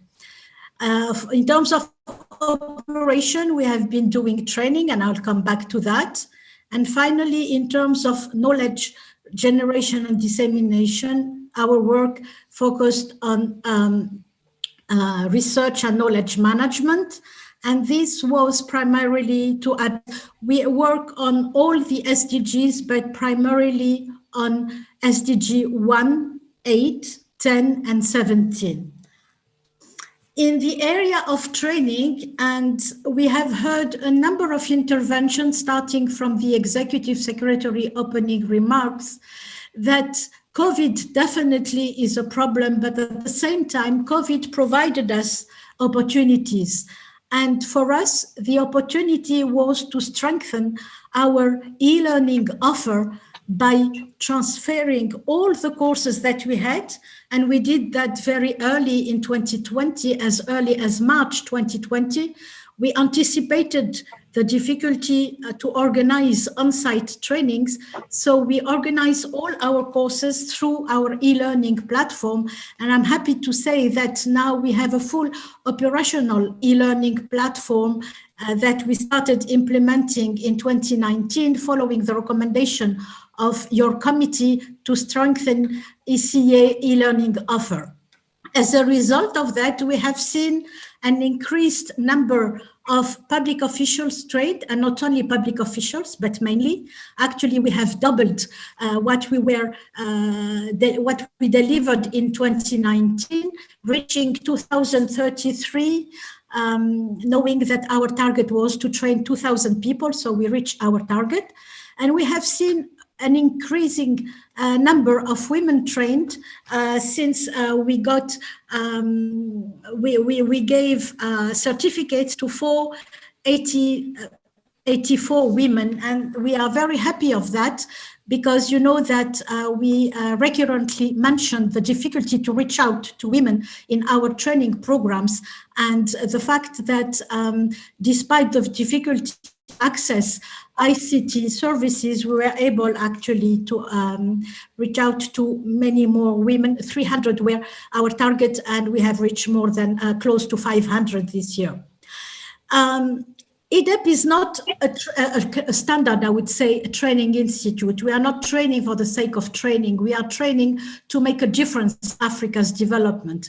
Therefore, we have a very important M&E program, monitoring and evaluation program, so that we can assess the impact our trainings and the knowledge acquired through our training is actually serving as development in the design, implementation, and monitoring of development plans. We have annual surveys. This year's survey elicited close to 70% response rate, which is quite a good rate. And we were expecting 70% satisfaction rate, and we had reached 80% with a number of testimonies of actually utilization of the skills acquired. In terms of knowledge generation and focusing on the risk, you know that EDEP for years, decades now, is recognized as a center for idea generation. So we have conducted a number of research activities with partners. We have hosted the fellowship program. We have organized a number of fora to discuss, launch a community of practice on development planning. Of course, through this, we touch on several areas of development, but our main areas of focus, I would say, bulk of the activities in 2020 was AFCFTA. I'll come back to this. Of course, COVID-19 and its impact on Africa's development, the SDGs, which is our normal mandate, and planning, which is our normal business. And we have seen an increased participation through ICT to 900 participants, out of whom we had 553 women from 47 countries. And here again, I'm very happy to report the increase of women participation, because through this knowledge generation and research work, actually, we gave them the opportunity to participate in shaping the African agenda and guiding us on the areas of focus. Of course, it is good to generate knowledge. It's better to disseminate it and make sure that it reaches its recipients. So we have continued to work on improving services of our library. And here again, we have seen with close to 2,400,000 accesses, an increase in the utilization of the digital resources we are offering. As I said earlier, we are touching a number of issues, but let me zoom on the AFC, what we have done in support of the AFCFTA. Some of the distinguished delegates rightly said that there were several occurrences of the same words in the various presentations, but this comes from the willingness of ECA to bring synergy among the various components of its work programs and to have the same issue addressed from several perspectives. From our perspective, from EDEP perspective, what we have been doing is trying to build capacity, to contribute to building capacity of African member states through our work on AFCFTA. We've done it through courses, 6 to 10 weeks courses. We did it through half-days webinars, research paper, studies on national and regional perspectives. And I've seen there are a lot of concerns about how we are involving women in our work. So I'm happy to say that we have, in addition to trade modeling, to AFCHTA for the media, e-commerce, entrepreneurship, we have a course and a number of activities relating to gender and trade. I'm not developing this slide, but just to say that we are not doing our work in isolation. We are working with a number of constituencies, be they the international or regional ones, the academia, the UN system, and in particular reinforced through the UN reform, and of course our ECA. In addition to what I'm displaying here, we are of course involving representative of IDEP is particular in the sense that it has its own governance system. The IDEP has a technical advisory committee that works on, I would say, the substance of its work, and a governing council that guides us on the policy issues, the relevance of our work, its timeliness, etc. So the governing council, which is an intergovernmental body, had its 58th meeting on December 10th last year, a virtual meeting. It looked at a report, the first phase of implementation of the strategic plan and the way we are conducting the theory of change we have developed. It has looked at our achievements and our perspectives from the coming years. Out of the various issues discussed, and that I put to your consideration, we have discussed in the 58th meeting of IDEP Governing Council the renewal of IDEP membership. As per our mandates that are approved by the General Assembly of the United Nations, the members are elected for or chosen for a 3-year term that can be renewed once. We were supposed to renew the membership last year, but due to these specific circumstances, we decided to extend the membership by 1 year exceptionally and to pose this question to your agenda this year. So the Governing Council is constituted of 10 members representing the 5 sub-regions of Africa, 2 per sub-region, plus Senegal, who has a permanent seat as a host country, and the Africa Union Commission. I've had the opportunity to discuss with the outgoing bureau of CoM our proposal for the renewal of the membership of IDEP for the coming 3 years. And we have shared with them some eligibility criteria, one of them giving the occasion for newcomers to participate in the discussion and guidance of ECA, to try to achieve a language balance and to keep a minimum of continuity. Therefore, we have 4 countries who are proposed to remain. Of course, the last word remains with you, and we seek your guidance on the approval of this proposed membership. Now, the Governing Council also discussed an important element, as IDEP financial resources come from various sources, one being the member states' contribution, the second one being the UN grant, and third and fourth one, a number of allocation, transfer, and other income through our resource mobilization. The outcome of IDEP 58th Governing Council meeting was to encourage us to increase and diversify our partnership from a technical perspective, but also to look at the funding requirement, to work on cost-sharing activities, to advocate again for regular payment of contribution by member states, to continue the recovery of contribution of arrears, To resubmit, it is something that we have already discussed within the Governing Council, but also in this very forum, actually, to submit the request to the UN headquarters, so that the UN grant allocated to EDEP be increased. And this was, the idea was to increase it to 2.6 million. The members of the Governing Council, of course, are very much aware of the financial situation and the difficulties, actually, resource scarcity, but at the same time, they think that Africa's development deserve special attention, and in particular that training deserves a particular attention.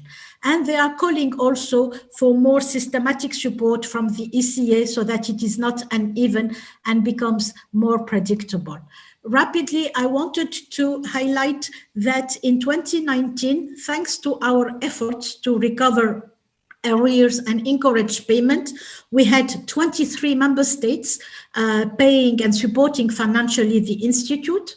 And I would like also to thank very warmly the 8 who have supported us in 2020 despite adverse circumstances. And I would like to encourage others to join this list of member states either paying their arrears or their contribution.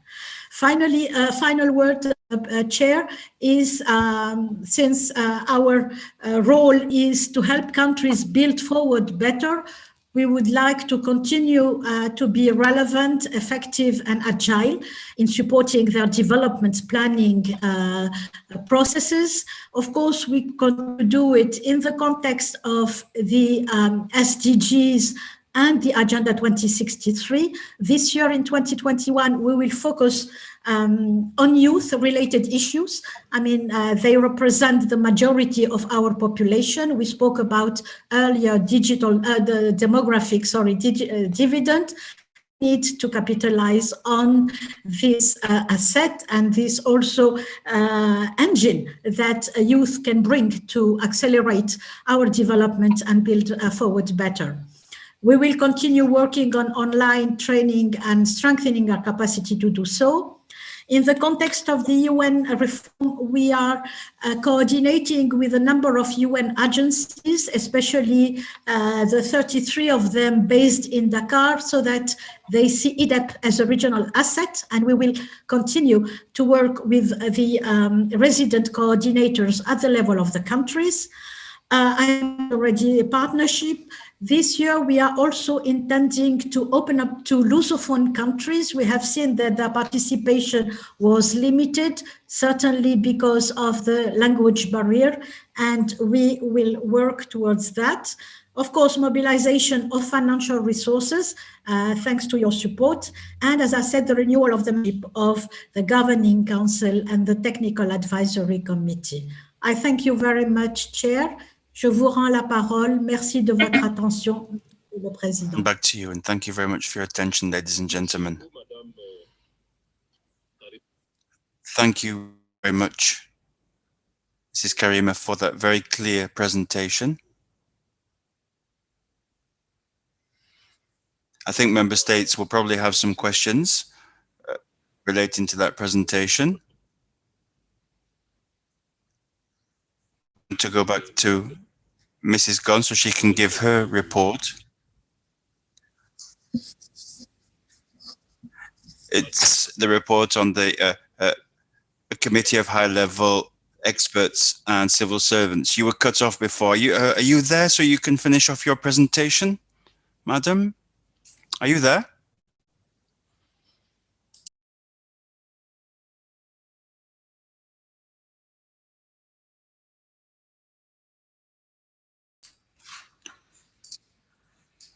Apologies, Chairman. I had an internet connection problem and a power cut. So I was talking about this meeting.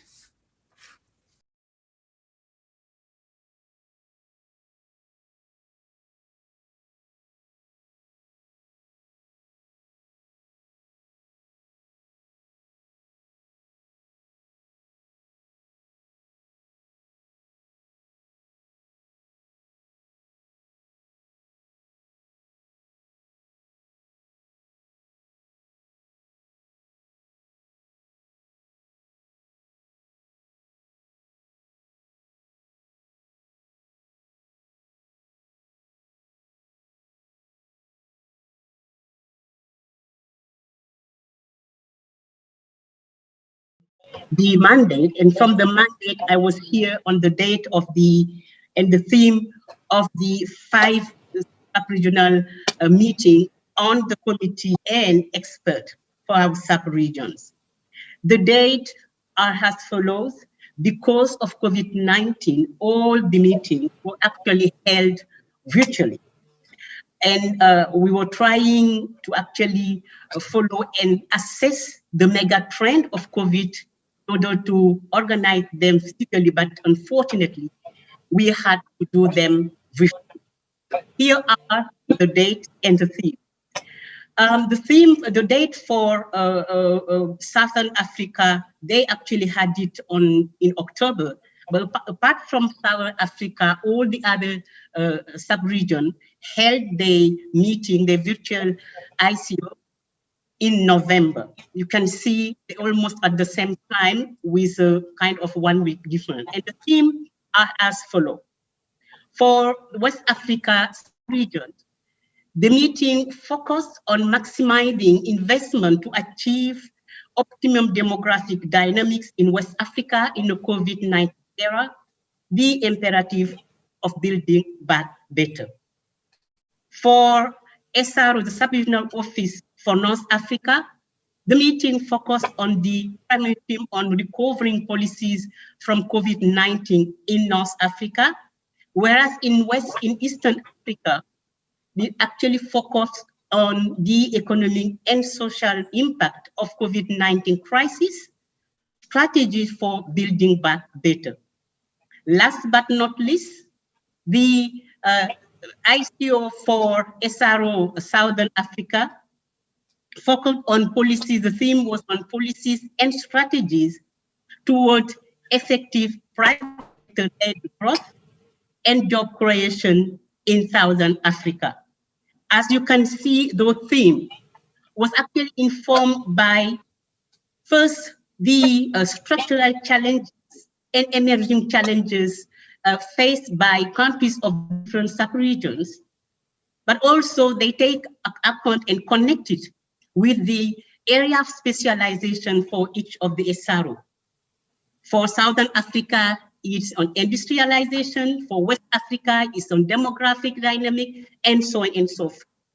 All this with the view to ensuring we speak to the issue in a very accurate way and responding to member state requests. I'm making reference here to what the director of strategic planning mentioned. This is also a way to ensuring that all issues we discuss actually bring to bear all member state reflection on the specific challenges which inform ECA-wide thematic and ECA-wide articulation of its meeting and the key area of interventions. I'm moving on to the attendance. Those all the sub-region were well attended. Central Africa actually registered the attendance of all its member states, but in addition, the key regional economic communities attended at the very highest level, from ECAS to CEMAC, and the international organization, the African Development Bank, and bilateral, but also the private sector, academia and research institutions attended. In West Africa, it was the same. The meeting was attended by more than 100 representatives, high-level officers from 15 countries we're covering, and then academia, and also all our partners, be it from the private sector, from civil society, and so on. The same happened with also the Southern African region, where all member states attended, but they also extended the participation to civil society, the private sector, because they have a very critical role to play the area of specialization, industrialization, and so on. SRO, Eastern Africa, the region also, their meeting brought together all partners and 12 out of their 14 countries. The same happened at the meeting of the North Africa as well. So it is to say that member state CoM all together and participate in a proactive way, and also elect new bureaus, because the bureau oversee and ensure that the mandate of the committees for each of the region actually are well implemented. For Central Africa, a new bureau was composed by Congo, the chair of the bureau, the vice chair, Chad, and the rapporteur, Cameroon.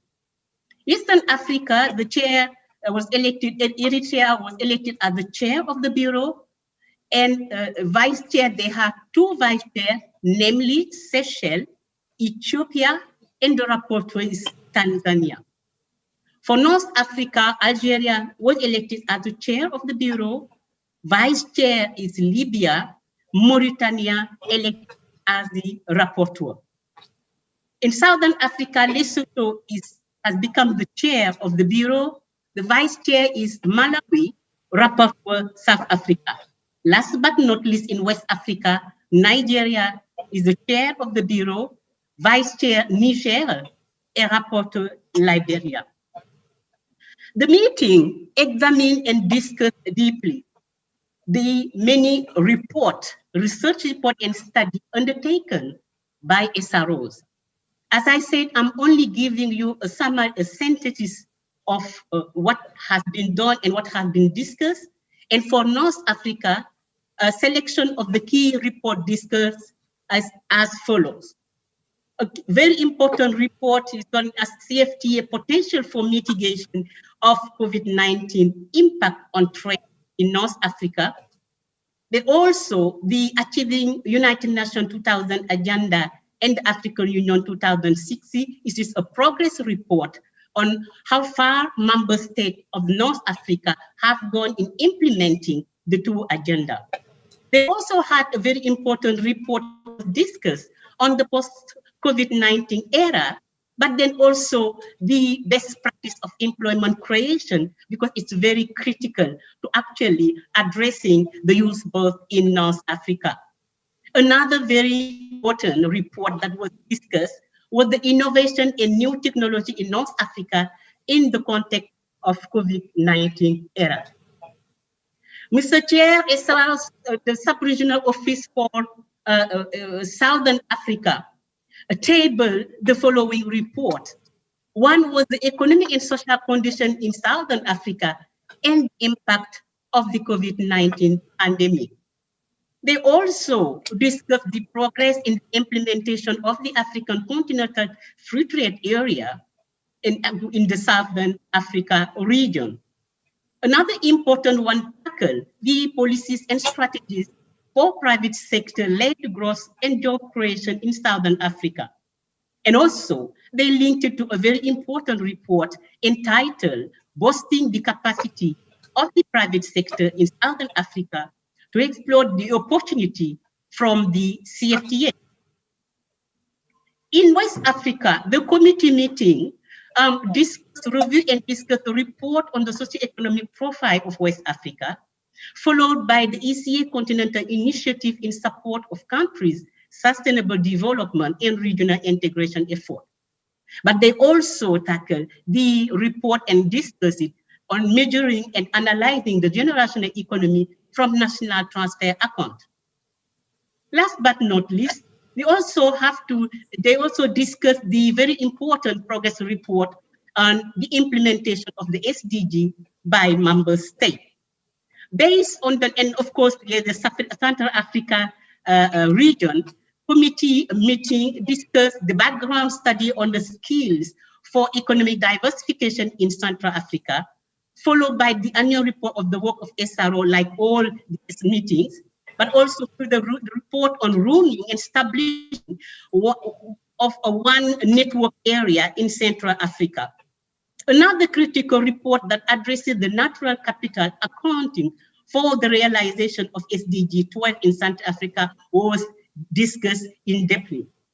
They also examined the report on the IPRP, which is the ECA tool that helps member states to do the self-assessment of the extent to which they are making progress toward achieving SDGs and Agenda 2063. Here, this report helps them to see the alignment between the two agendas implementing them. For East Africa, they actually discussed the very important report on the impact of CFTA in Africa. You will have all the details of the report, as I said, in the reference document I mentioned earlier. Trade in service report was a critical one because of the importance in that Africa, like in other sub-region, followed by a very comprehensive report on the profile, socio-economic profile of the sub-region. Last but not least, the meeting of SRF of the Regional Office for West Africa discussed the Blue Economy Validation Toolkit, all of which actually help Mumbai to address the key issues, but also to take some very critical information from the report and exchange with the Secretariat, exchange with the different sub-regions in a way that those report, the funding can be turned into policy and policy formulation for accelerating transformation in our region, but also for accelerating achievement of SDG. Overall, the selected key recommendations are as follows. Those recommendations are very informed by the discussion I have just said. Selected one, more report. For Central Africa, the meeting come up with the following recommendation. They put the focus on the need to launch the decade for economic diversification in South Africa, to mobilize leadership and other stakeholders to action. That is the area of focus to transforming the region and to transform the economy of the countries of South Africa. The skill and competence development revolution was highly recommended because it is needed along with a targeting training and development of skill to ensuring alignment with industrialization policies and economic diversification strategies and goals. But they also tackled the whole issue of innovation finance and an inclusive partnership, that coalition which is essential with the private sector to boosting the pace of economic diversification in the sub-region. But member states also come up with a very unique recommendation on the need to learn from success story within Africa, amongst Africa, and beyond, and to reinforce the role of the special economic zone and other industrialization clusters in economic diversification. Our member states from Central Africa also put the focus on the need to immediately and quickly promote soft skill development. Madame Diop, s'il vous plaît, il vous reste 2 minutes. Mrs. Diop, you only have two minutes left, I'm afraid. Measure to address debt vulnerability was one of them. They also put focus on asking member states, but also ECA to support the acceleration of CFTA. When it comes to West Africa, the focus was to say we need now to take a measure, and ECA need to support more systematic integration on demographic dimension into budget. But they also have to support more member states to get the capacity they need to effectively implement the observatory. They also said that those member states who have not yet undertaken the voluntary national review should do it, and of course has been made on the need to support the rebasing for ECA, the rebasing of countries' GDP economic to actually harmonize and update the base year of national account. Mr. Chair, this is the very economic and synthesis report going from the report of those meetings that each of the sub-regions held last year. My colleagues are here to respond to the question like me, and more information and details is included in the report I mentioned before. Thank you very much. And again, we're sorry for our structural challenge with here, power and support. Over to you, Mr. Chair, for your kind attention. Thank you, everyone. Merci beaucoup, Madame Ngone Diop, pour cette... Thank you, Mrs. Diop, for this presentation of the meeting of the Committee of Senior Officials and Experts for West Africa. So thank you very much for that.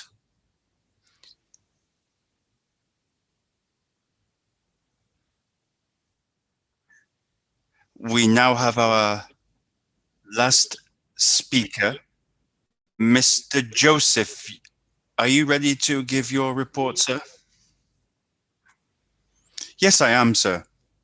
I am, Chairman.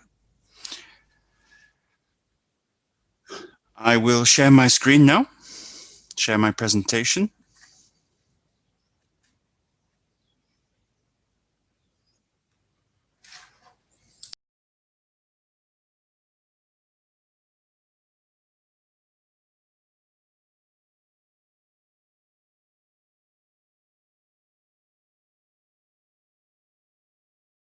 Screen.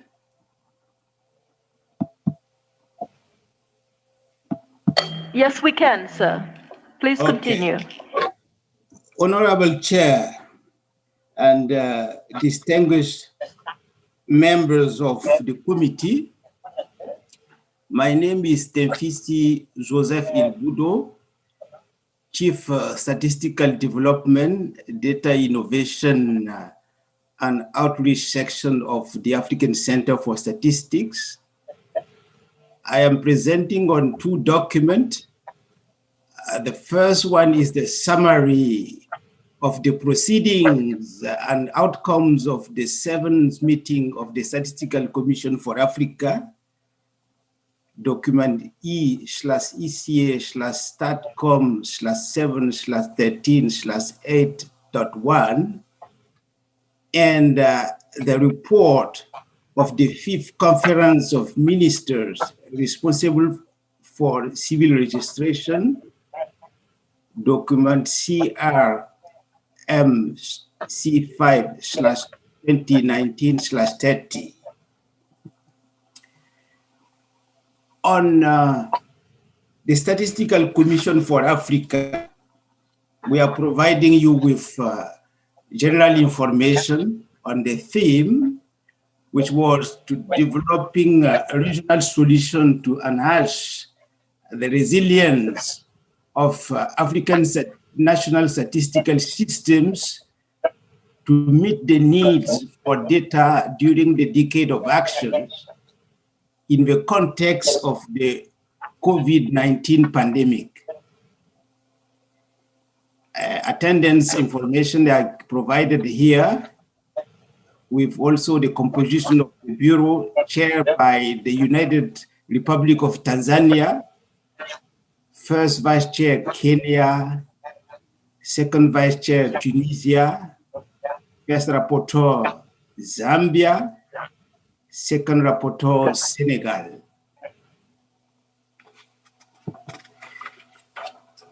Chair, statutory issues covered here, I am glad to recall the objective, which were to review current trends and devise innovative statistical solutions to strengthen national statistical systems in Africa in the context of the pandemic.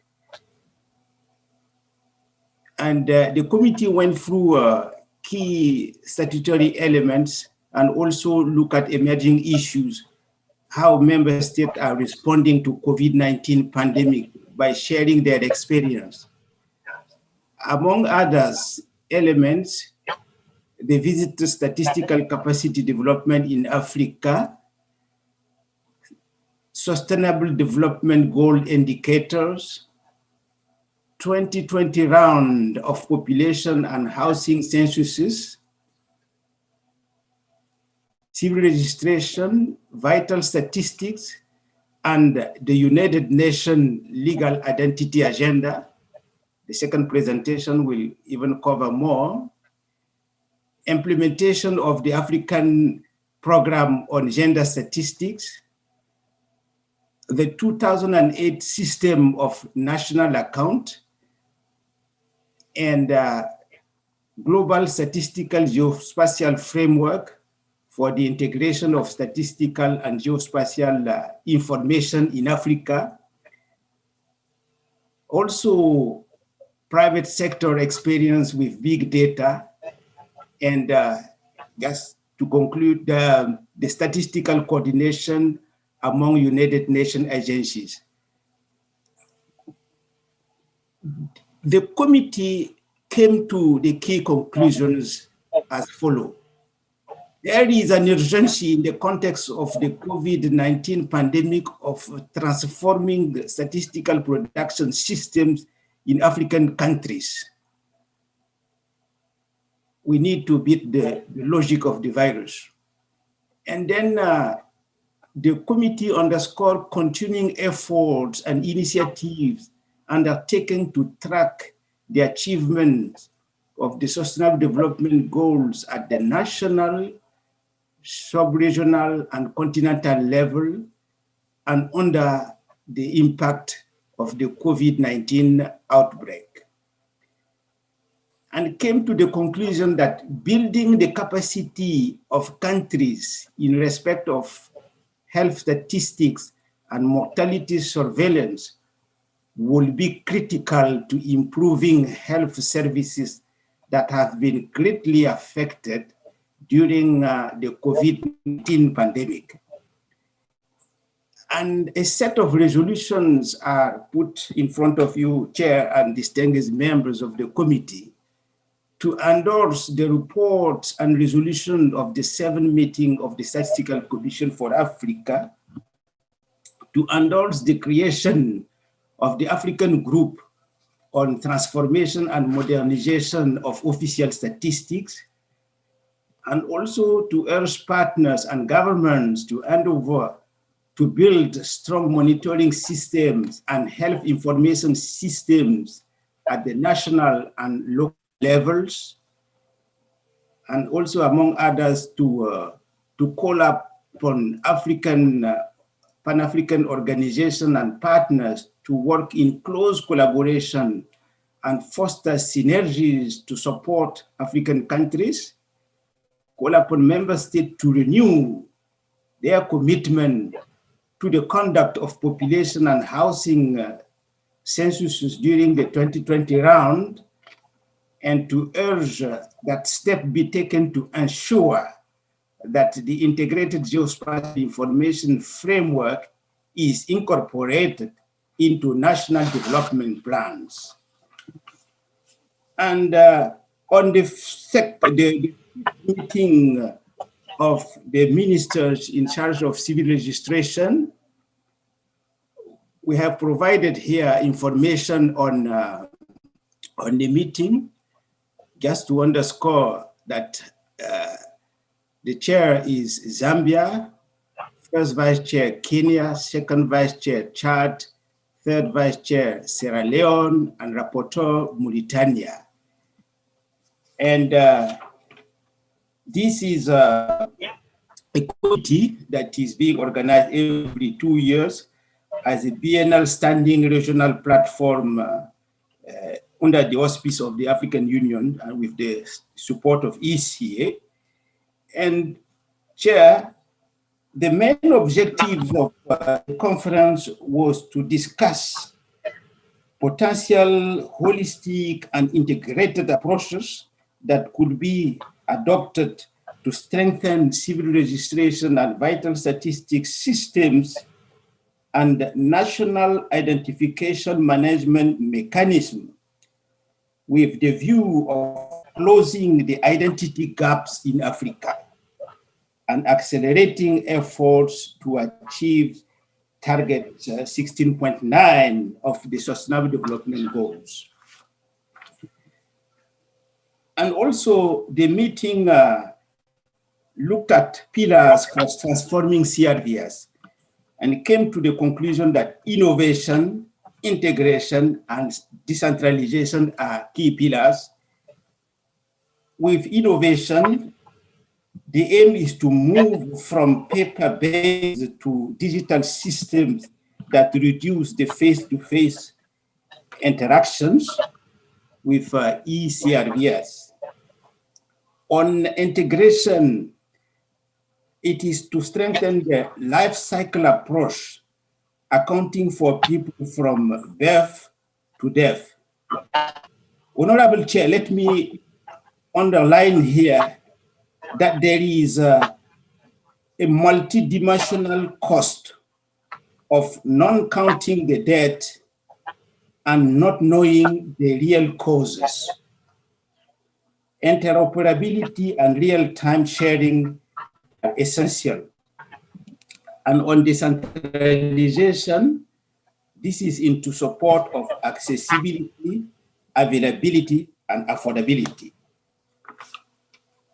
And on issues related to security and public confidence in CRVS systems, we have key conclusions: data protection, role of legal identities, and inclusiveness.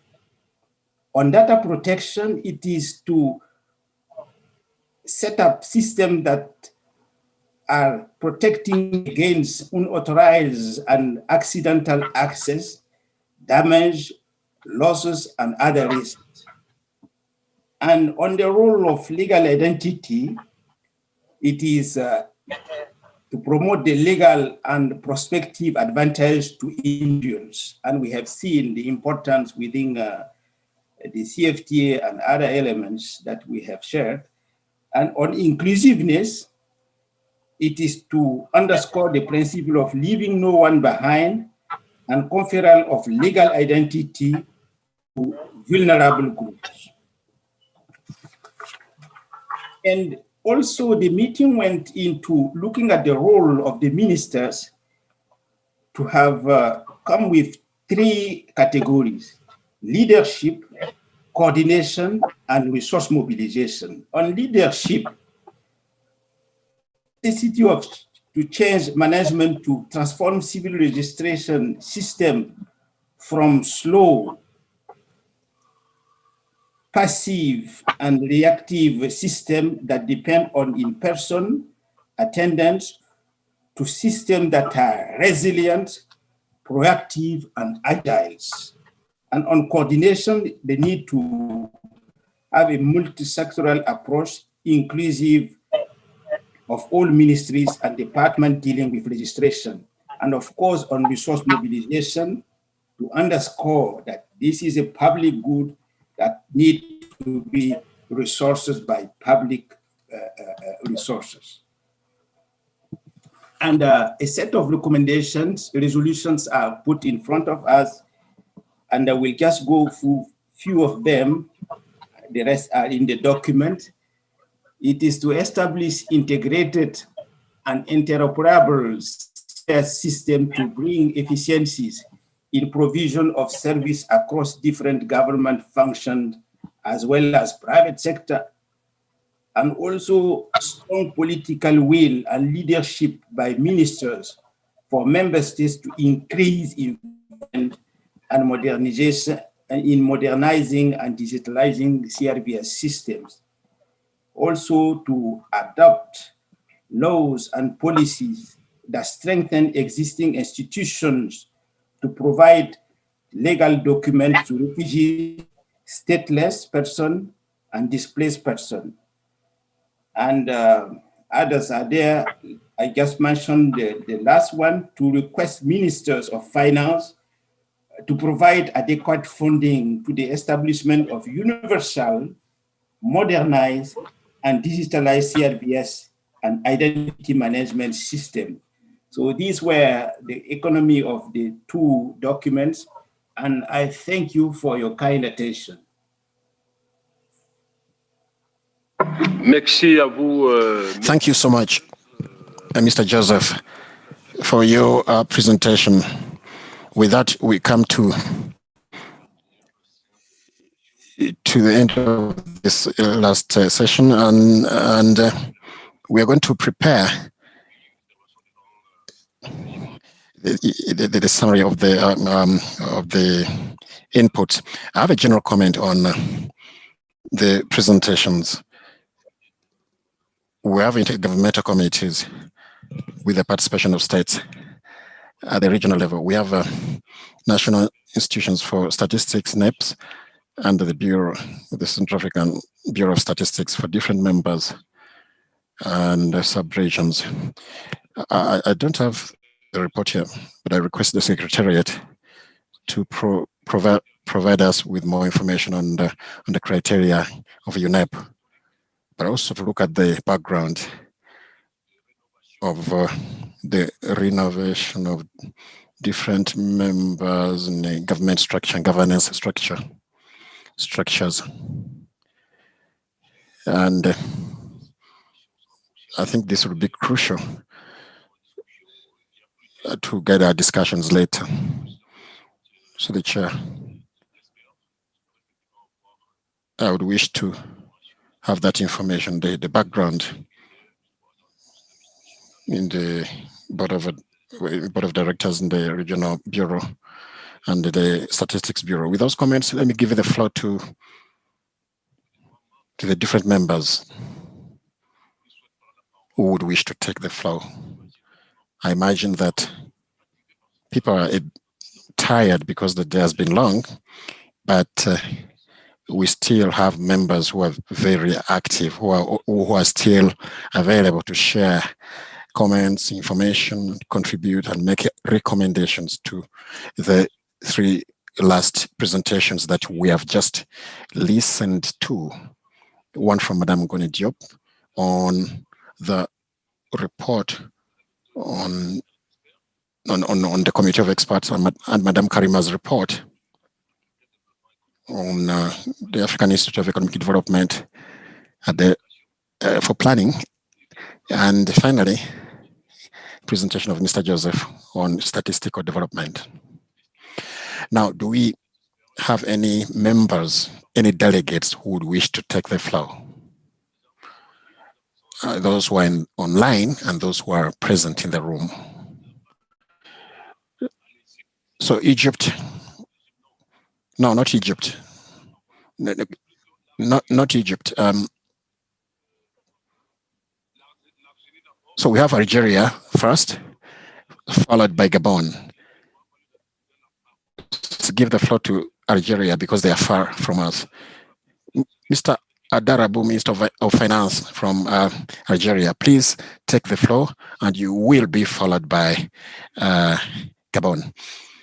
Thank you, Mr. Chairman. This is Madame Rabu.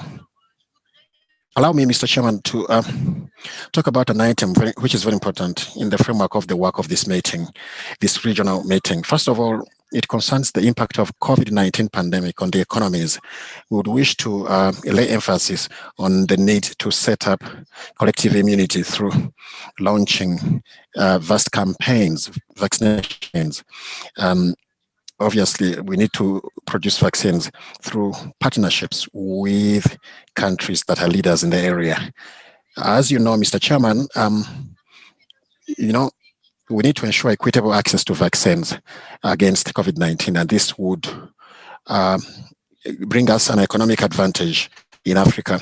The second item I would wish to talk about is about digitalization. In Africa, in my opinion, we need to face the challenge of improving our internet infrastructure qualitatively and quantitatively so that we can have better trade exchange and availability of communication. Then the third item is about industrialization. The African countries, including Algeria, must use digital technology as presented by those who spoke earlier. We need to use digital technology, and this will enable us to facilitate industrial development so that it becomes an economic growth backbone for the African economies. This revolution will be done using human capital, and technology will come in handy. Robotic, industrial, and artificial intelligence will all come in to ensure that we can improve our trade, marketing, and the economies, and in improving products. And then the last thing, Mr. Chairman, is that we have the challenge of diversification, agricultural diversification. By using digital technology, we can ensure precision agriculture. And, this is the challenge that we need to use in ensuring that there is technology that would help us to fight climate change, so that food agricultural industry can improve, and that this challenge can be overcome. And we are faced with this in Nigeria, and we are working on it on a day-to-day basis.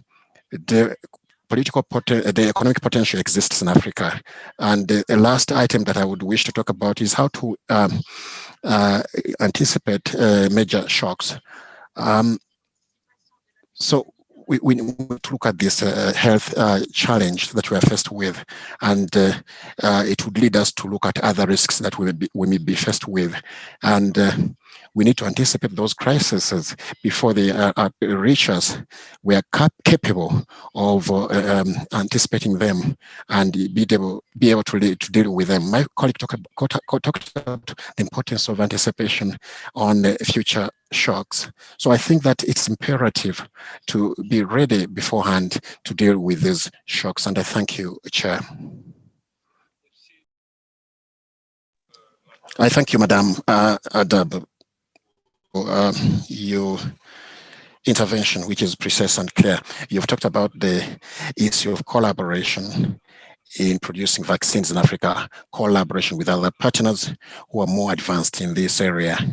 And you've talked about digitalization and mechanisms of foreseeing crisis. Thank you very much. And now I recognize Gabon. Thank you, Chair.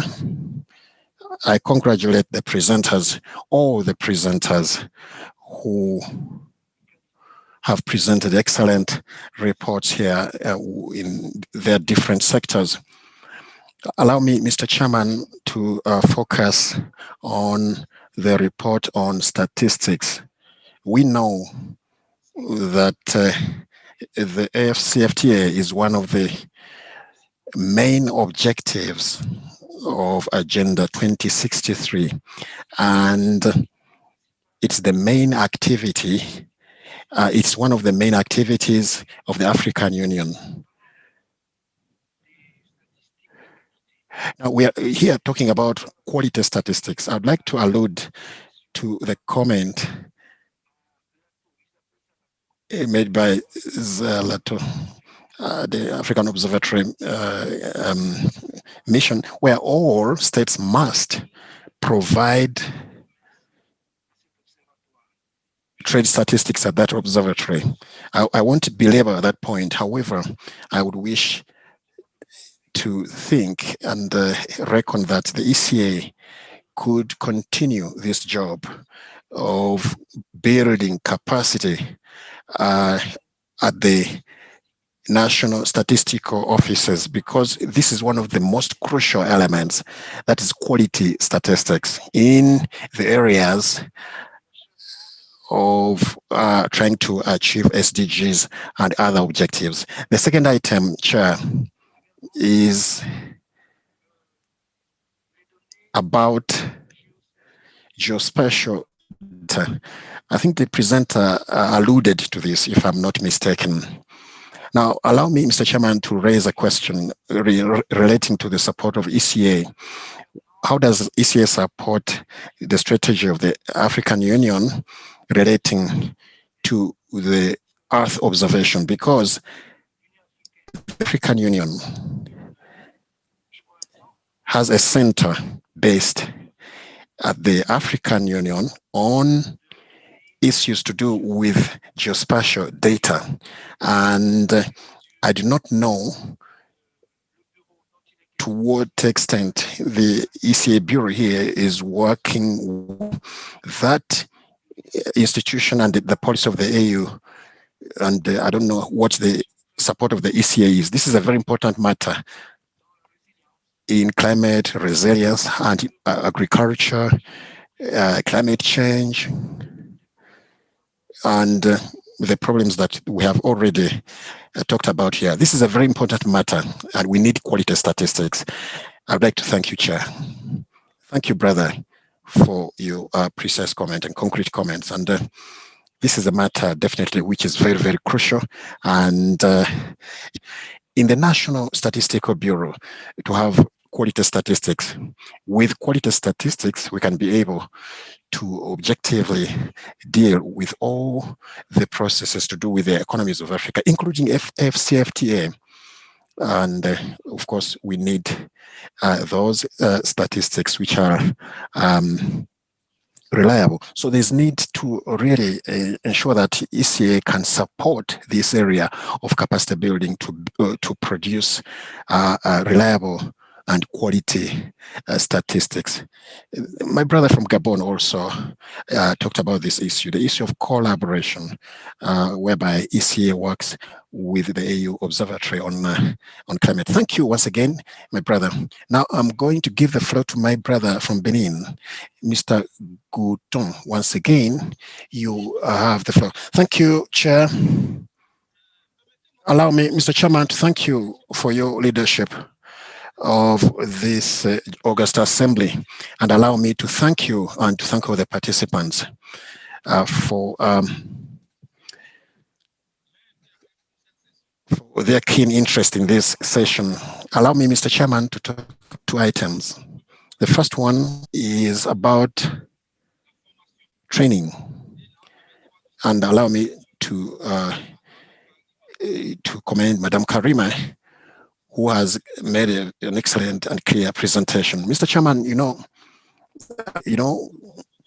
we have the SDGs, the Agenda 2030 rather, and 2063, and we have the FCFTA, which is being implemented, and now we have the arrival of COVID-19, which is a big challenge. Mr. Chairman, you know that development,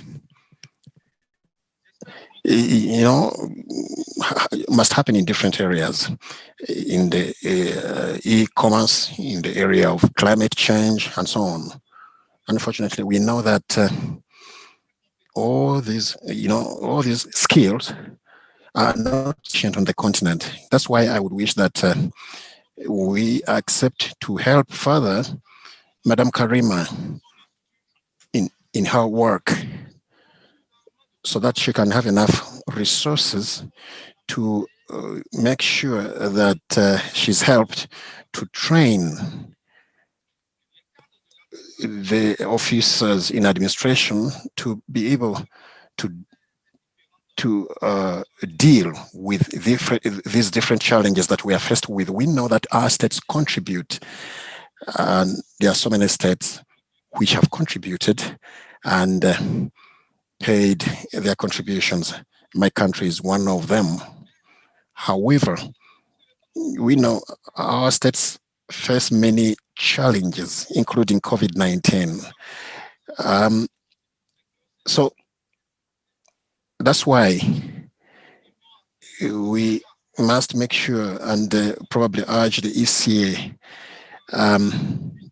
to try to help these different institutions in the area of training to have tools necessary to have the capacity for development. Secondly, Mr. Chairman, as you said, and it was also said by Gabon, is statistical development. Without reliable statistics, we can't have development.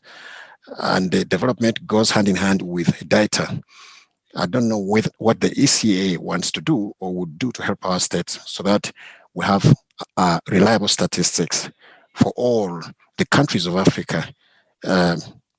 ECA is a Pan-African dimension, and it should help all states. So I'd like to appeal to the ECA to help all the states of the Africa to have reliable statistics.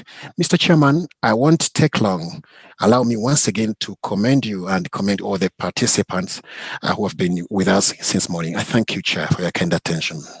Thank you to Mr. Gouton for your active participation in this session, and we thank you for your contribution.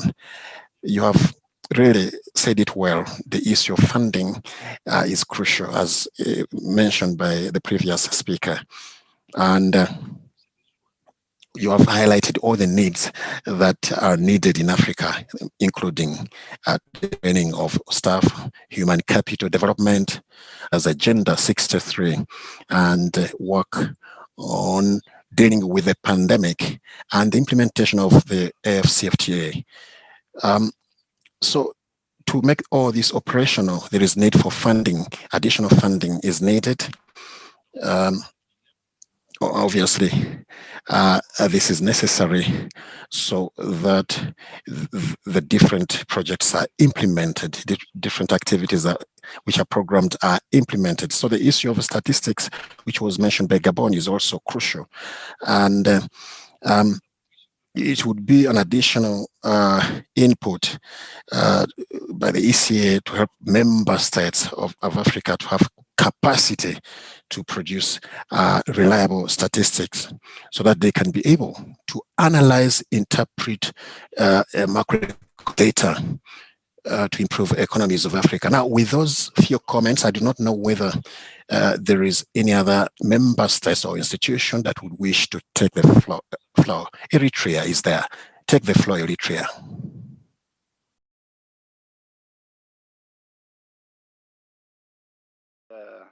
A matter to emphasize. I think many have mentioned the importance of statistics. For instance, in Eritrea's case, it is one of the priority areas where the government of the state of Eritrea is working with the EA, especially in the capacity building section, as it aspires to achieve inclusive and sustainable development national program. Not only geospatial statistical data, but also non-geospatial statistical data. So I think we need to emphasize and work more on that sector, especially in the capacity building sector of statistics, as many have highlighted that there is no sustainable development without reliable data in terms of statistics. Thank you, Mr. Chair. Merci à vous, Monsieur le délégué. Thank you, the delegate of Eritrea, for underlining the importance of training in the area of producing reliable data and the matter to do with collaboration with the ECA, including the Earth Observatory of the EU. Thank you. In the absence of other delegations which would wish to take the floor, let me give the floor to the Secretariat, Madam Diop, Madam Karima, and Mr. Joseph. Madam Diop, we shall start with you. Do you have any comments to make with regard to the interventions of member states? Madam Karima could one of the two ladies could take the floor. Thank you, Chair. Can you hear me, Chairman? Yes, you have the floor and we can hear you loud and clear. Thank you, Chair. I would like to thank the distinguished delegates for their questions. I'm sorry that the slide wasn't available, but of course it was due to the connection problem. Now, there's no specific question that was addressed to me concerning the present, but I've duly noted the question that might be cross-cutting, that is capacity building. We have taken due note of that, my colleague and I.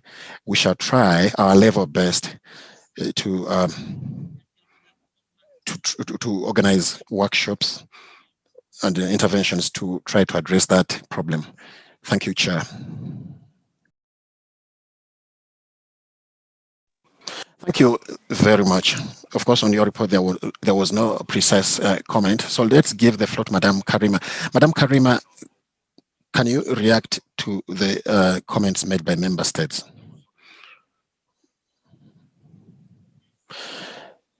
Thank you, Chair.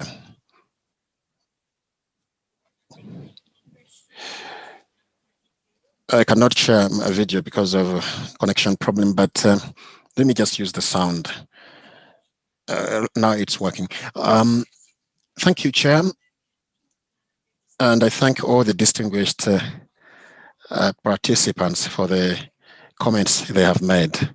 And I thank you for reiterating the role and importance of capacity building in a general manner, including the issue of statistical development in particular.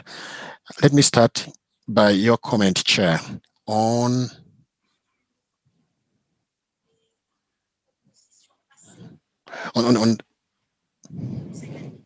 the past comment of the Board of Administration of UNEP. There's a note which was shared with the permanent representatives in Addis Ababa. It was a not very broad 5 pages, which explains the composition of the board and the mandate of this board. I do not know whether that document was shared with the participants of the committee of experts, but all the representations in Addis Ababa received a copy. And on that note, it's the one which I presented to the outgoing bureau. I tried to explain the importance of identifying during this meeting the countries which would be candidates and members of the board. So I have a question to you, which is that in the absence of comments on this particular item,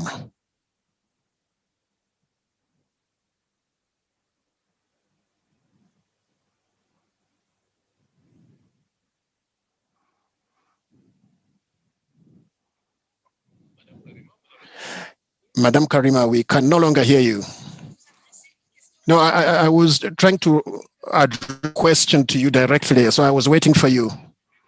No, I didn't hear your question very well. I presented a proposal of the new membership to the board of administration, board of directors rather, and I didn't hear any comment on that. Should we assume that that proposal was accepted the way it was or the way it is? Yes, you are right. We didn't receive any comments to your proposal. We can just assume that, it would be taken by the ministers. It is accepted. Thank you. Now, there were comments from Algeria on the capacity of member states to be able to anticipate, and consider to put in place the preemptive measures to the crisis, the COVID-19 crisis, and EDEP is providing certain training programs. So probably I could give you more information on that. Now, concerning the statistical data, this is an area which is very crucial, and it's quite vast, and it's at the very heart of the development problem. As we have seen, we have different roles between African Centers of Statistics, and I think our colleagues, my colleagues from the African Center of Statistics, would give more information. But as far as we are concerned at EDEP, we're working more on the use of statistics and the strengthening of statistics, the building of statistics to improve the SDG systems. And we also have courses on the integration of geoinformation for decision making and so on and so forth. So, since there's not much time, Chair, let me just invite the distinguished participants to access our website so that they receive more information on our offer for training and look at the report, which gives more details on the training we undertook in 2020. And thank you, Chair, and the floor is back to you, Chair. Thank you very much, Madam Karima, for your clarity. I think that the different delegates are happy with your comments and your answers. relating to the questions raised in the room and online. I'm sorry, Chair. Allow me, I'm sorry to come back again and take the floor, but I would like to thank the delegation that mentioned the importance of the financial support to EDEP and the increase of resources that are allocated there too. We,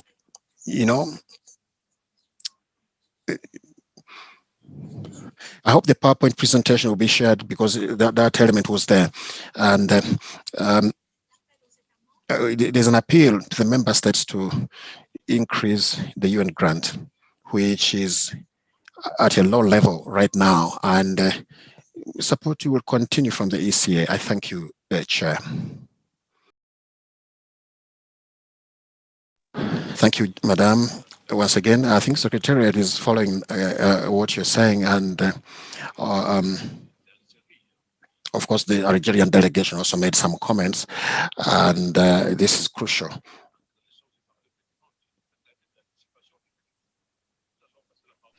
We shall now give the floor. So Joseph to is going to take the floor for his comments with regard to the interventions of the delegates.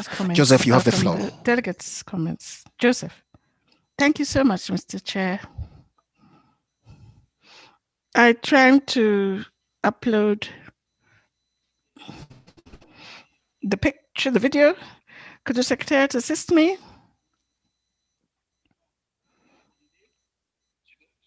Can you hear me? If not, I shall continue. Okay, I shall continue. We are really happy, Chair, to have these questions.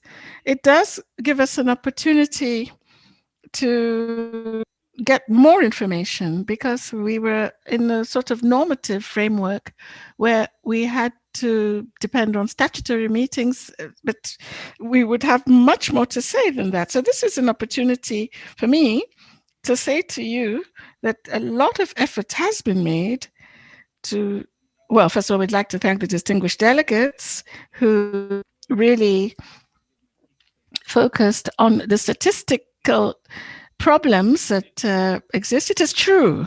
We do need data.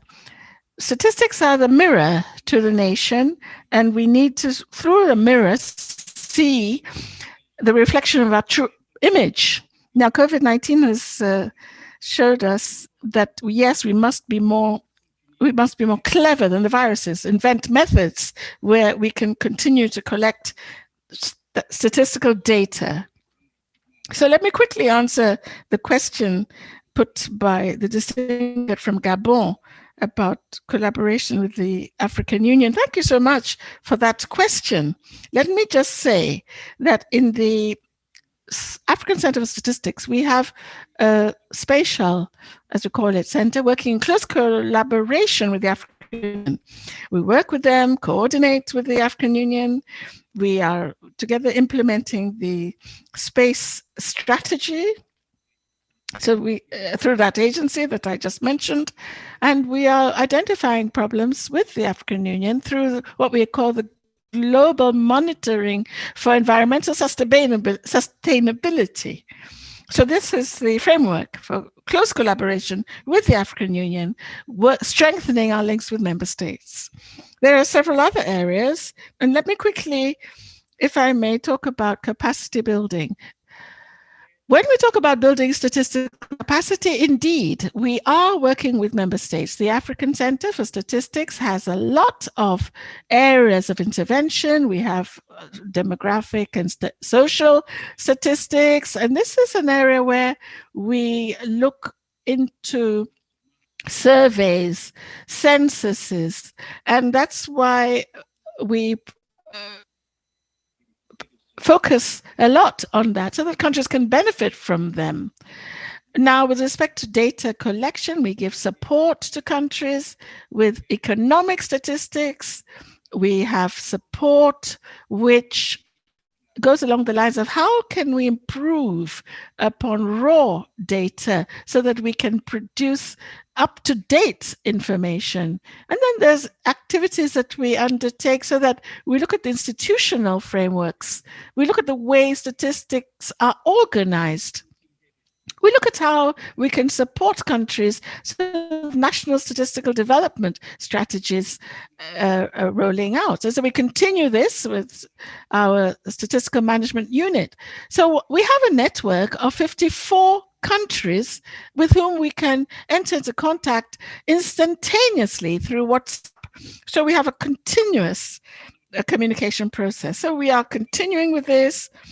That what you're stressing as the need for collaboration is what we do, and we feel that we have to have all our partners see the African Statistical Center working along with them. May I, since I have this opportunity, stress that we would like member countries to take statistics to heart. We don't think that it should be our partners who would continue to subsidize or fund statistics for us. No, our member states should integrate budgets for this purpose, as it would make all the difference. So that's the advocacy I am undertaking. Everybody should bear the cost of generating statistical information. Our partners will be there to assist us. However, we will have national strategies that have been developed. We do have national priorities that have been identified. And so we really need to master the various methodologies that are there for us to use at the African level so that we can introduce African specificity and make necessary adjustments and calculations to get the right information out there. All this is being done by the ECA, and with your permission, Chair, perhaps you could ask the director of the African Center for Statistics to take the floor for 2 or 3 minutes, with your permission, sir.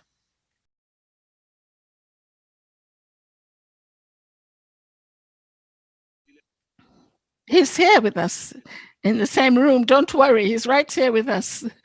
He's a natural partner. You have the floor, sir. Thank you, Chair. Thank you. Just areas that perhaps were also raised by Algeria, Gabon, and also Benin. And I think there was an issue that was raised about the digitalization. I think this is critical. We have all noticed that during this period of COVID, digital digitalization has played a very, very critical role in passing or moving information much quicker than we would have done in a different or a setting altogether. So I think going forward, really, digital technology will be key, and developing the necessary infrastructure that is required around that to facilitate industrial development and other areas will be very, very critical. I also wanted just to add on the issue of quality of data, and I think my colleague, but I wanted to mention here that the issue about quality and also availability of data, as much as ECA and others are providing support to build the necessary capacity that is sustainable at countries, the problem that we have is the resources to match the capacity development that's provided at countries. So really what is required is for government to put in the necessary investment towards data in terms of resources, human resources, and financial resources to make sure that we have the data. But now this time around, I think more resources are required because of the need for us to modernize the statistical systems. ECS has an added advantage in the sense that we are part of the global statistical system, and we are part of what we call the UN Statistical Commission, where we actually draw all the methodologies that is discussed at the global level and bring them over back to the regional level. So we play both, being part of the global statistical system, but also of the regional entity as a statistical system. And therefore, I think that leverage that we have allows us to be able to transfer the necessary skills and capacity that countries need to improve their national statistical systems. The issue here really is to how we match the resources to be able to sustain and produce the data that is required. And finally, just to assure Eritrea that from 2018, we've been working with the government there, I'm sure you're aware of that, to support in the area of statistics and also other areas, in particular in the area of the fiscal sector, to see how they can actually improve in the program that you referred to as the Inclusive Development Program that Eritrea has embarked on. Chair, I think I'll leave it at that for now. My colleagues have covered what was intended to be responded to. Thank you very much. Merci à vous pour cette. Thank you so much. You've given some additional points to what Mr. Joseph said, and I think everybody has received clear explanations for their various concerns. Yes, perhaps this issue of provision of statistical data, building capacity for statistical data provision is something which nation states should have within their own portfolios, but they do need international expertise and assistance like what the ECA can provide. We continue to call on the ECA to help with capacity building, training, human resource training, so that African statistics can be produced in an appropriate manner and so that we have quality data. Let us now give the floor to a member of the delegation from Tunis, Mr. Tariq Guled. You are there? Are you out there?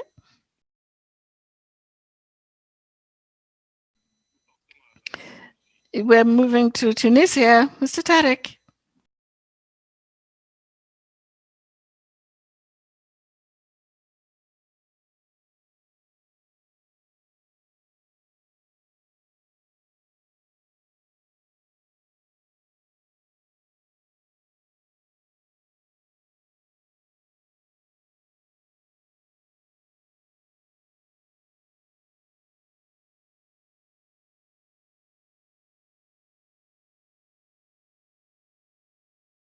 If Mr. Tariq is not with us, let us make the necessary arrangements or close the session. Mr. Tariq, we're giving you the opportunity to speak as a last speaker.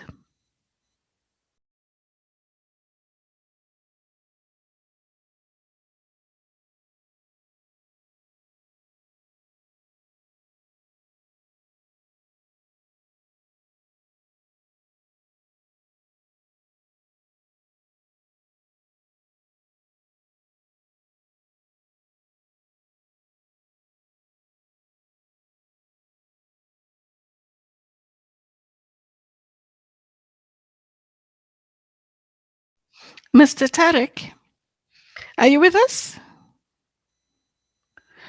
I think it's 5. Here it's 7:45 in Addis. Okay, so Mr. Tariq, you will have an opportunity perhaps to speak tomorrow. Distinguished delegates, this brings us to the end of our proceedings for today, 18th of March, 2021. We adjourn and proceed to our homes. We will come tomorrow at 11 a.m. I apologize in advance for being unable to join at 11. I will only be able to come in around 1 to continue with our proceedings. But anyway, may I thank everybody.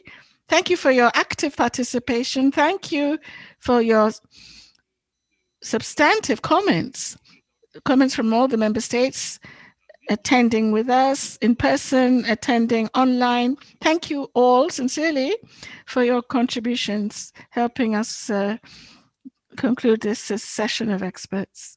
Thank you too to the Secretariat. I must express my appreciation. You did such a lot to get the work done properly. So I adjourn the meeting now. Thank you. Have a good rest of the day and have a good rest till we come tomorrow. I'd like to, Madam Lala, logistical information perhaps? Over to you, please.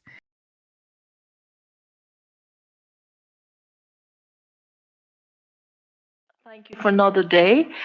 You had the chair say that he wouldn't be here until 1 tomorrow, but just to confirm, we start at 11 and we would have a substitute chair from 11 until he joins us. So just a gentle reminder that we would start at 11 tomorrow Addis Ababa time. Thank you and good night.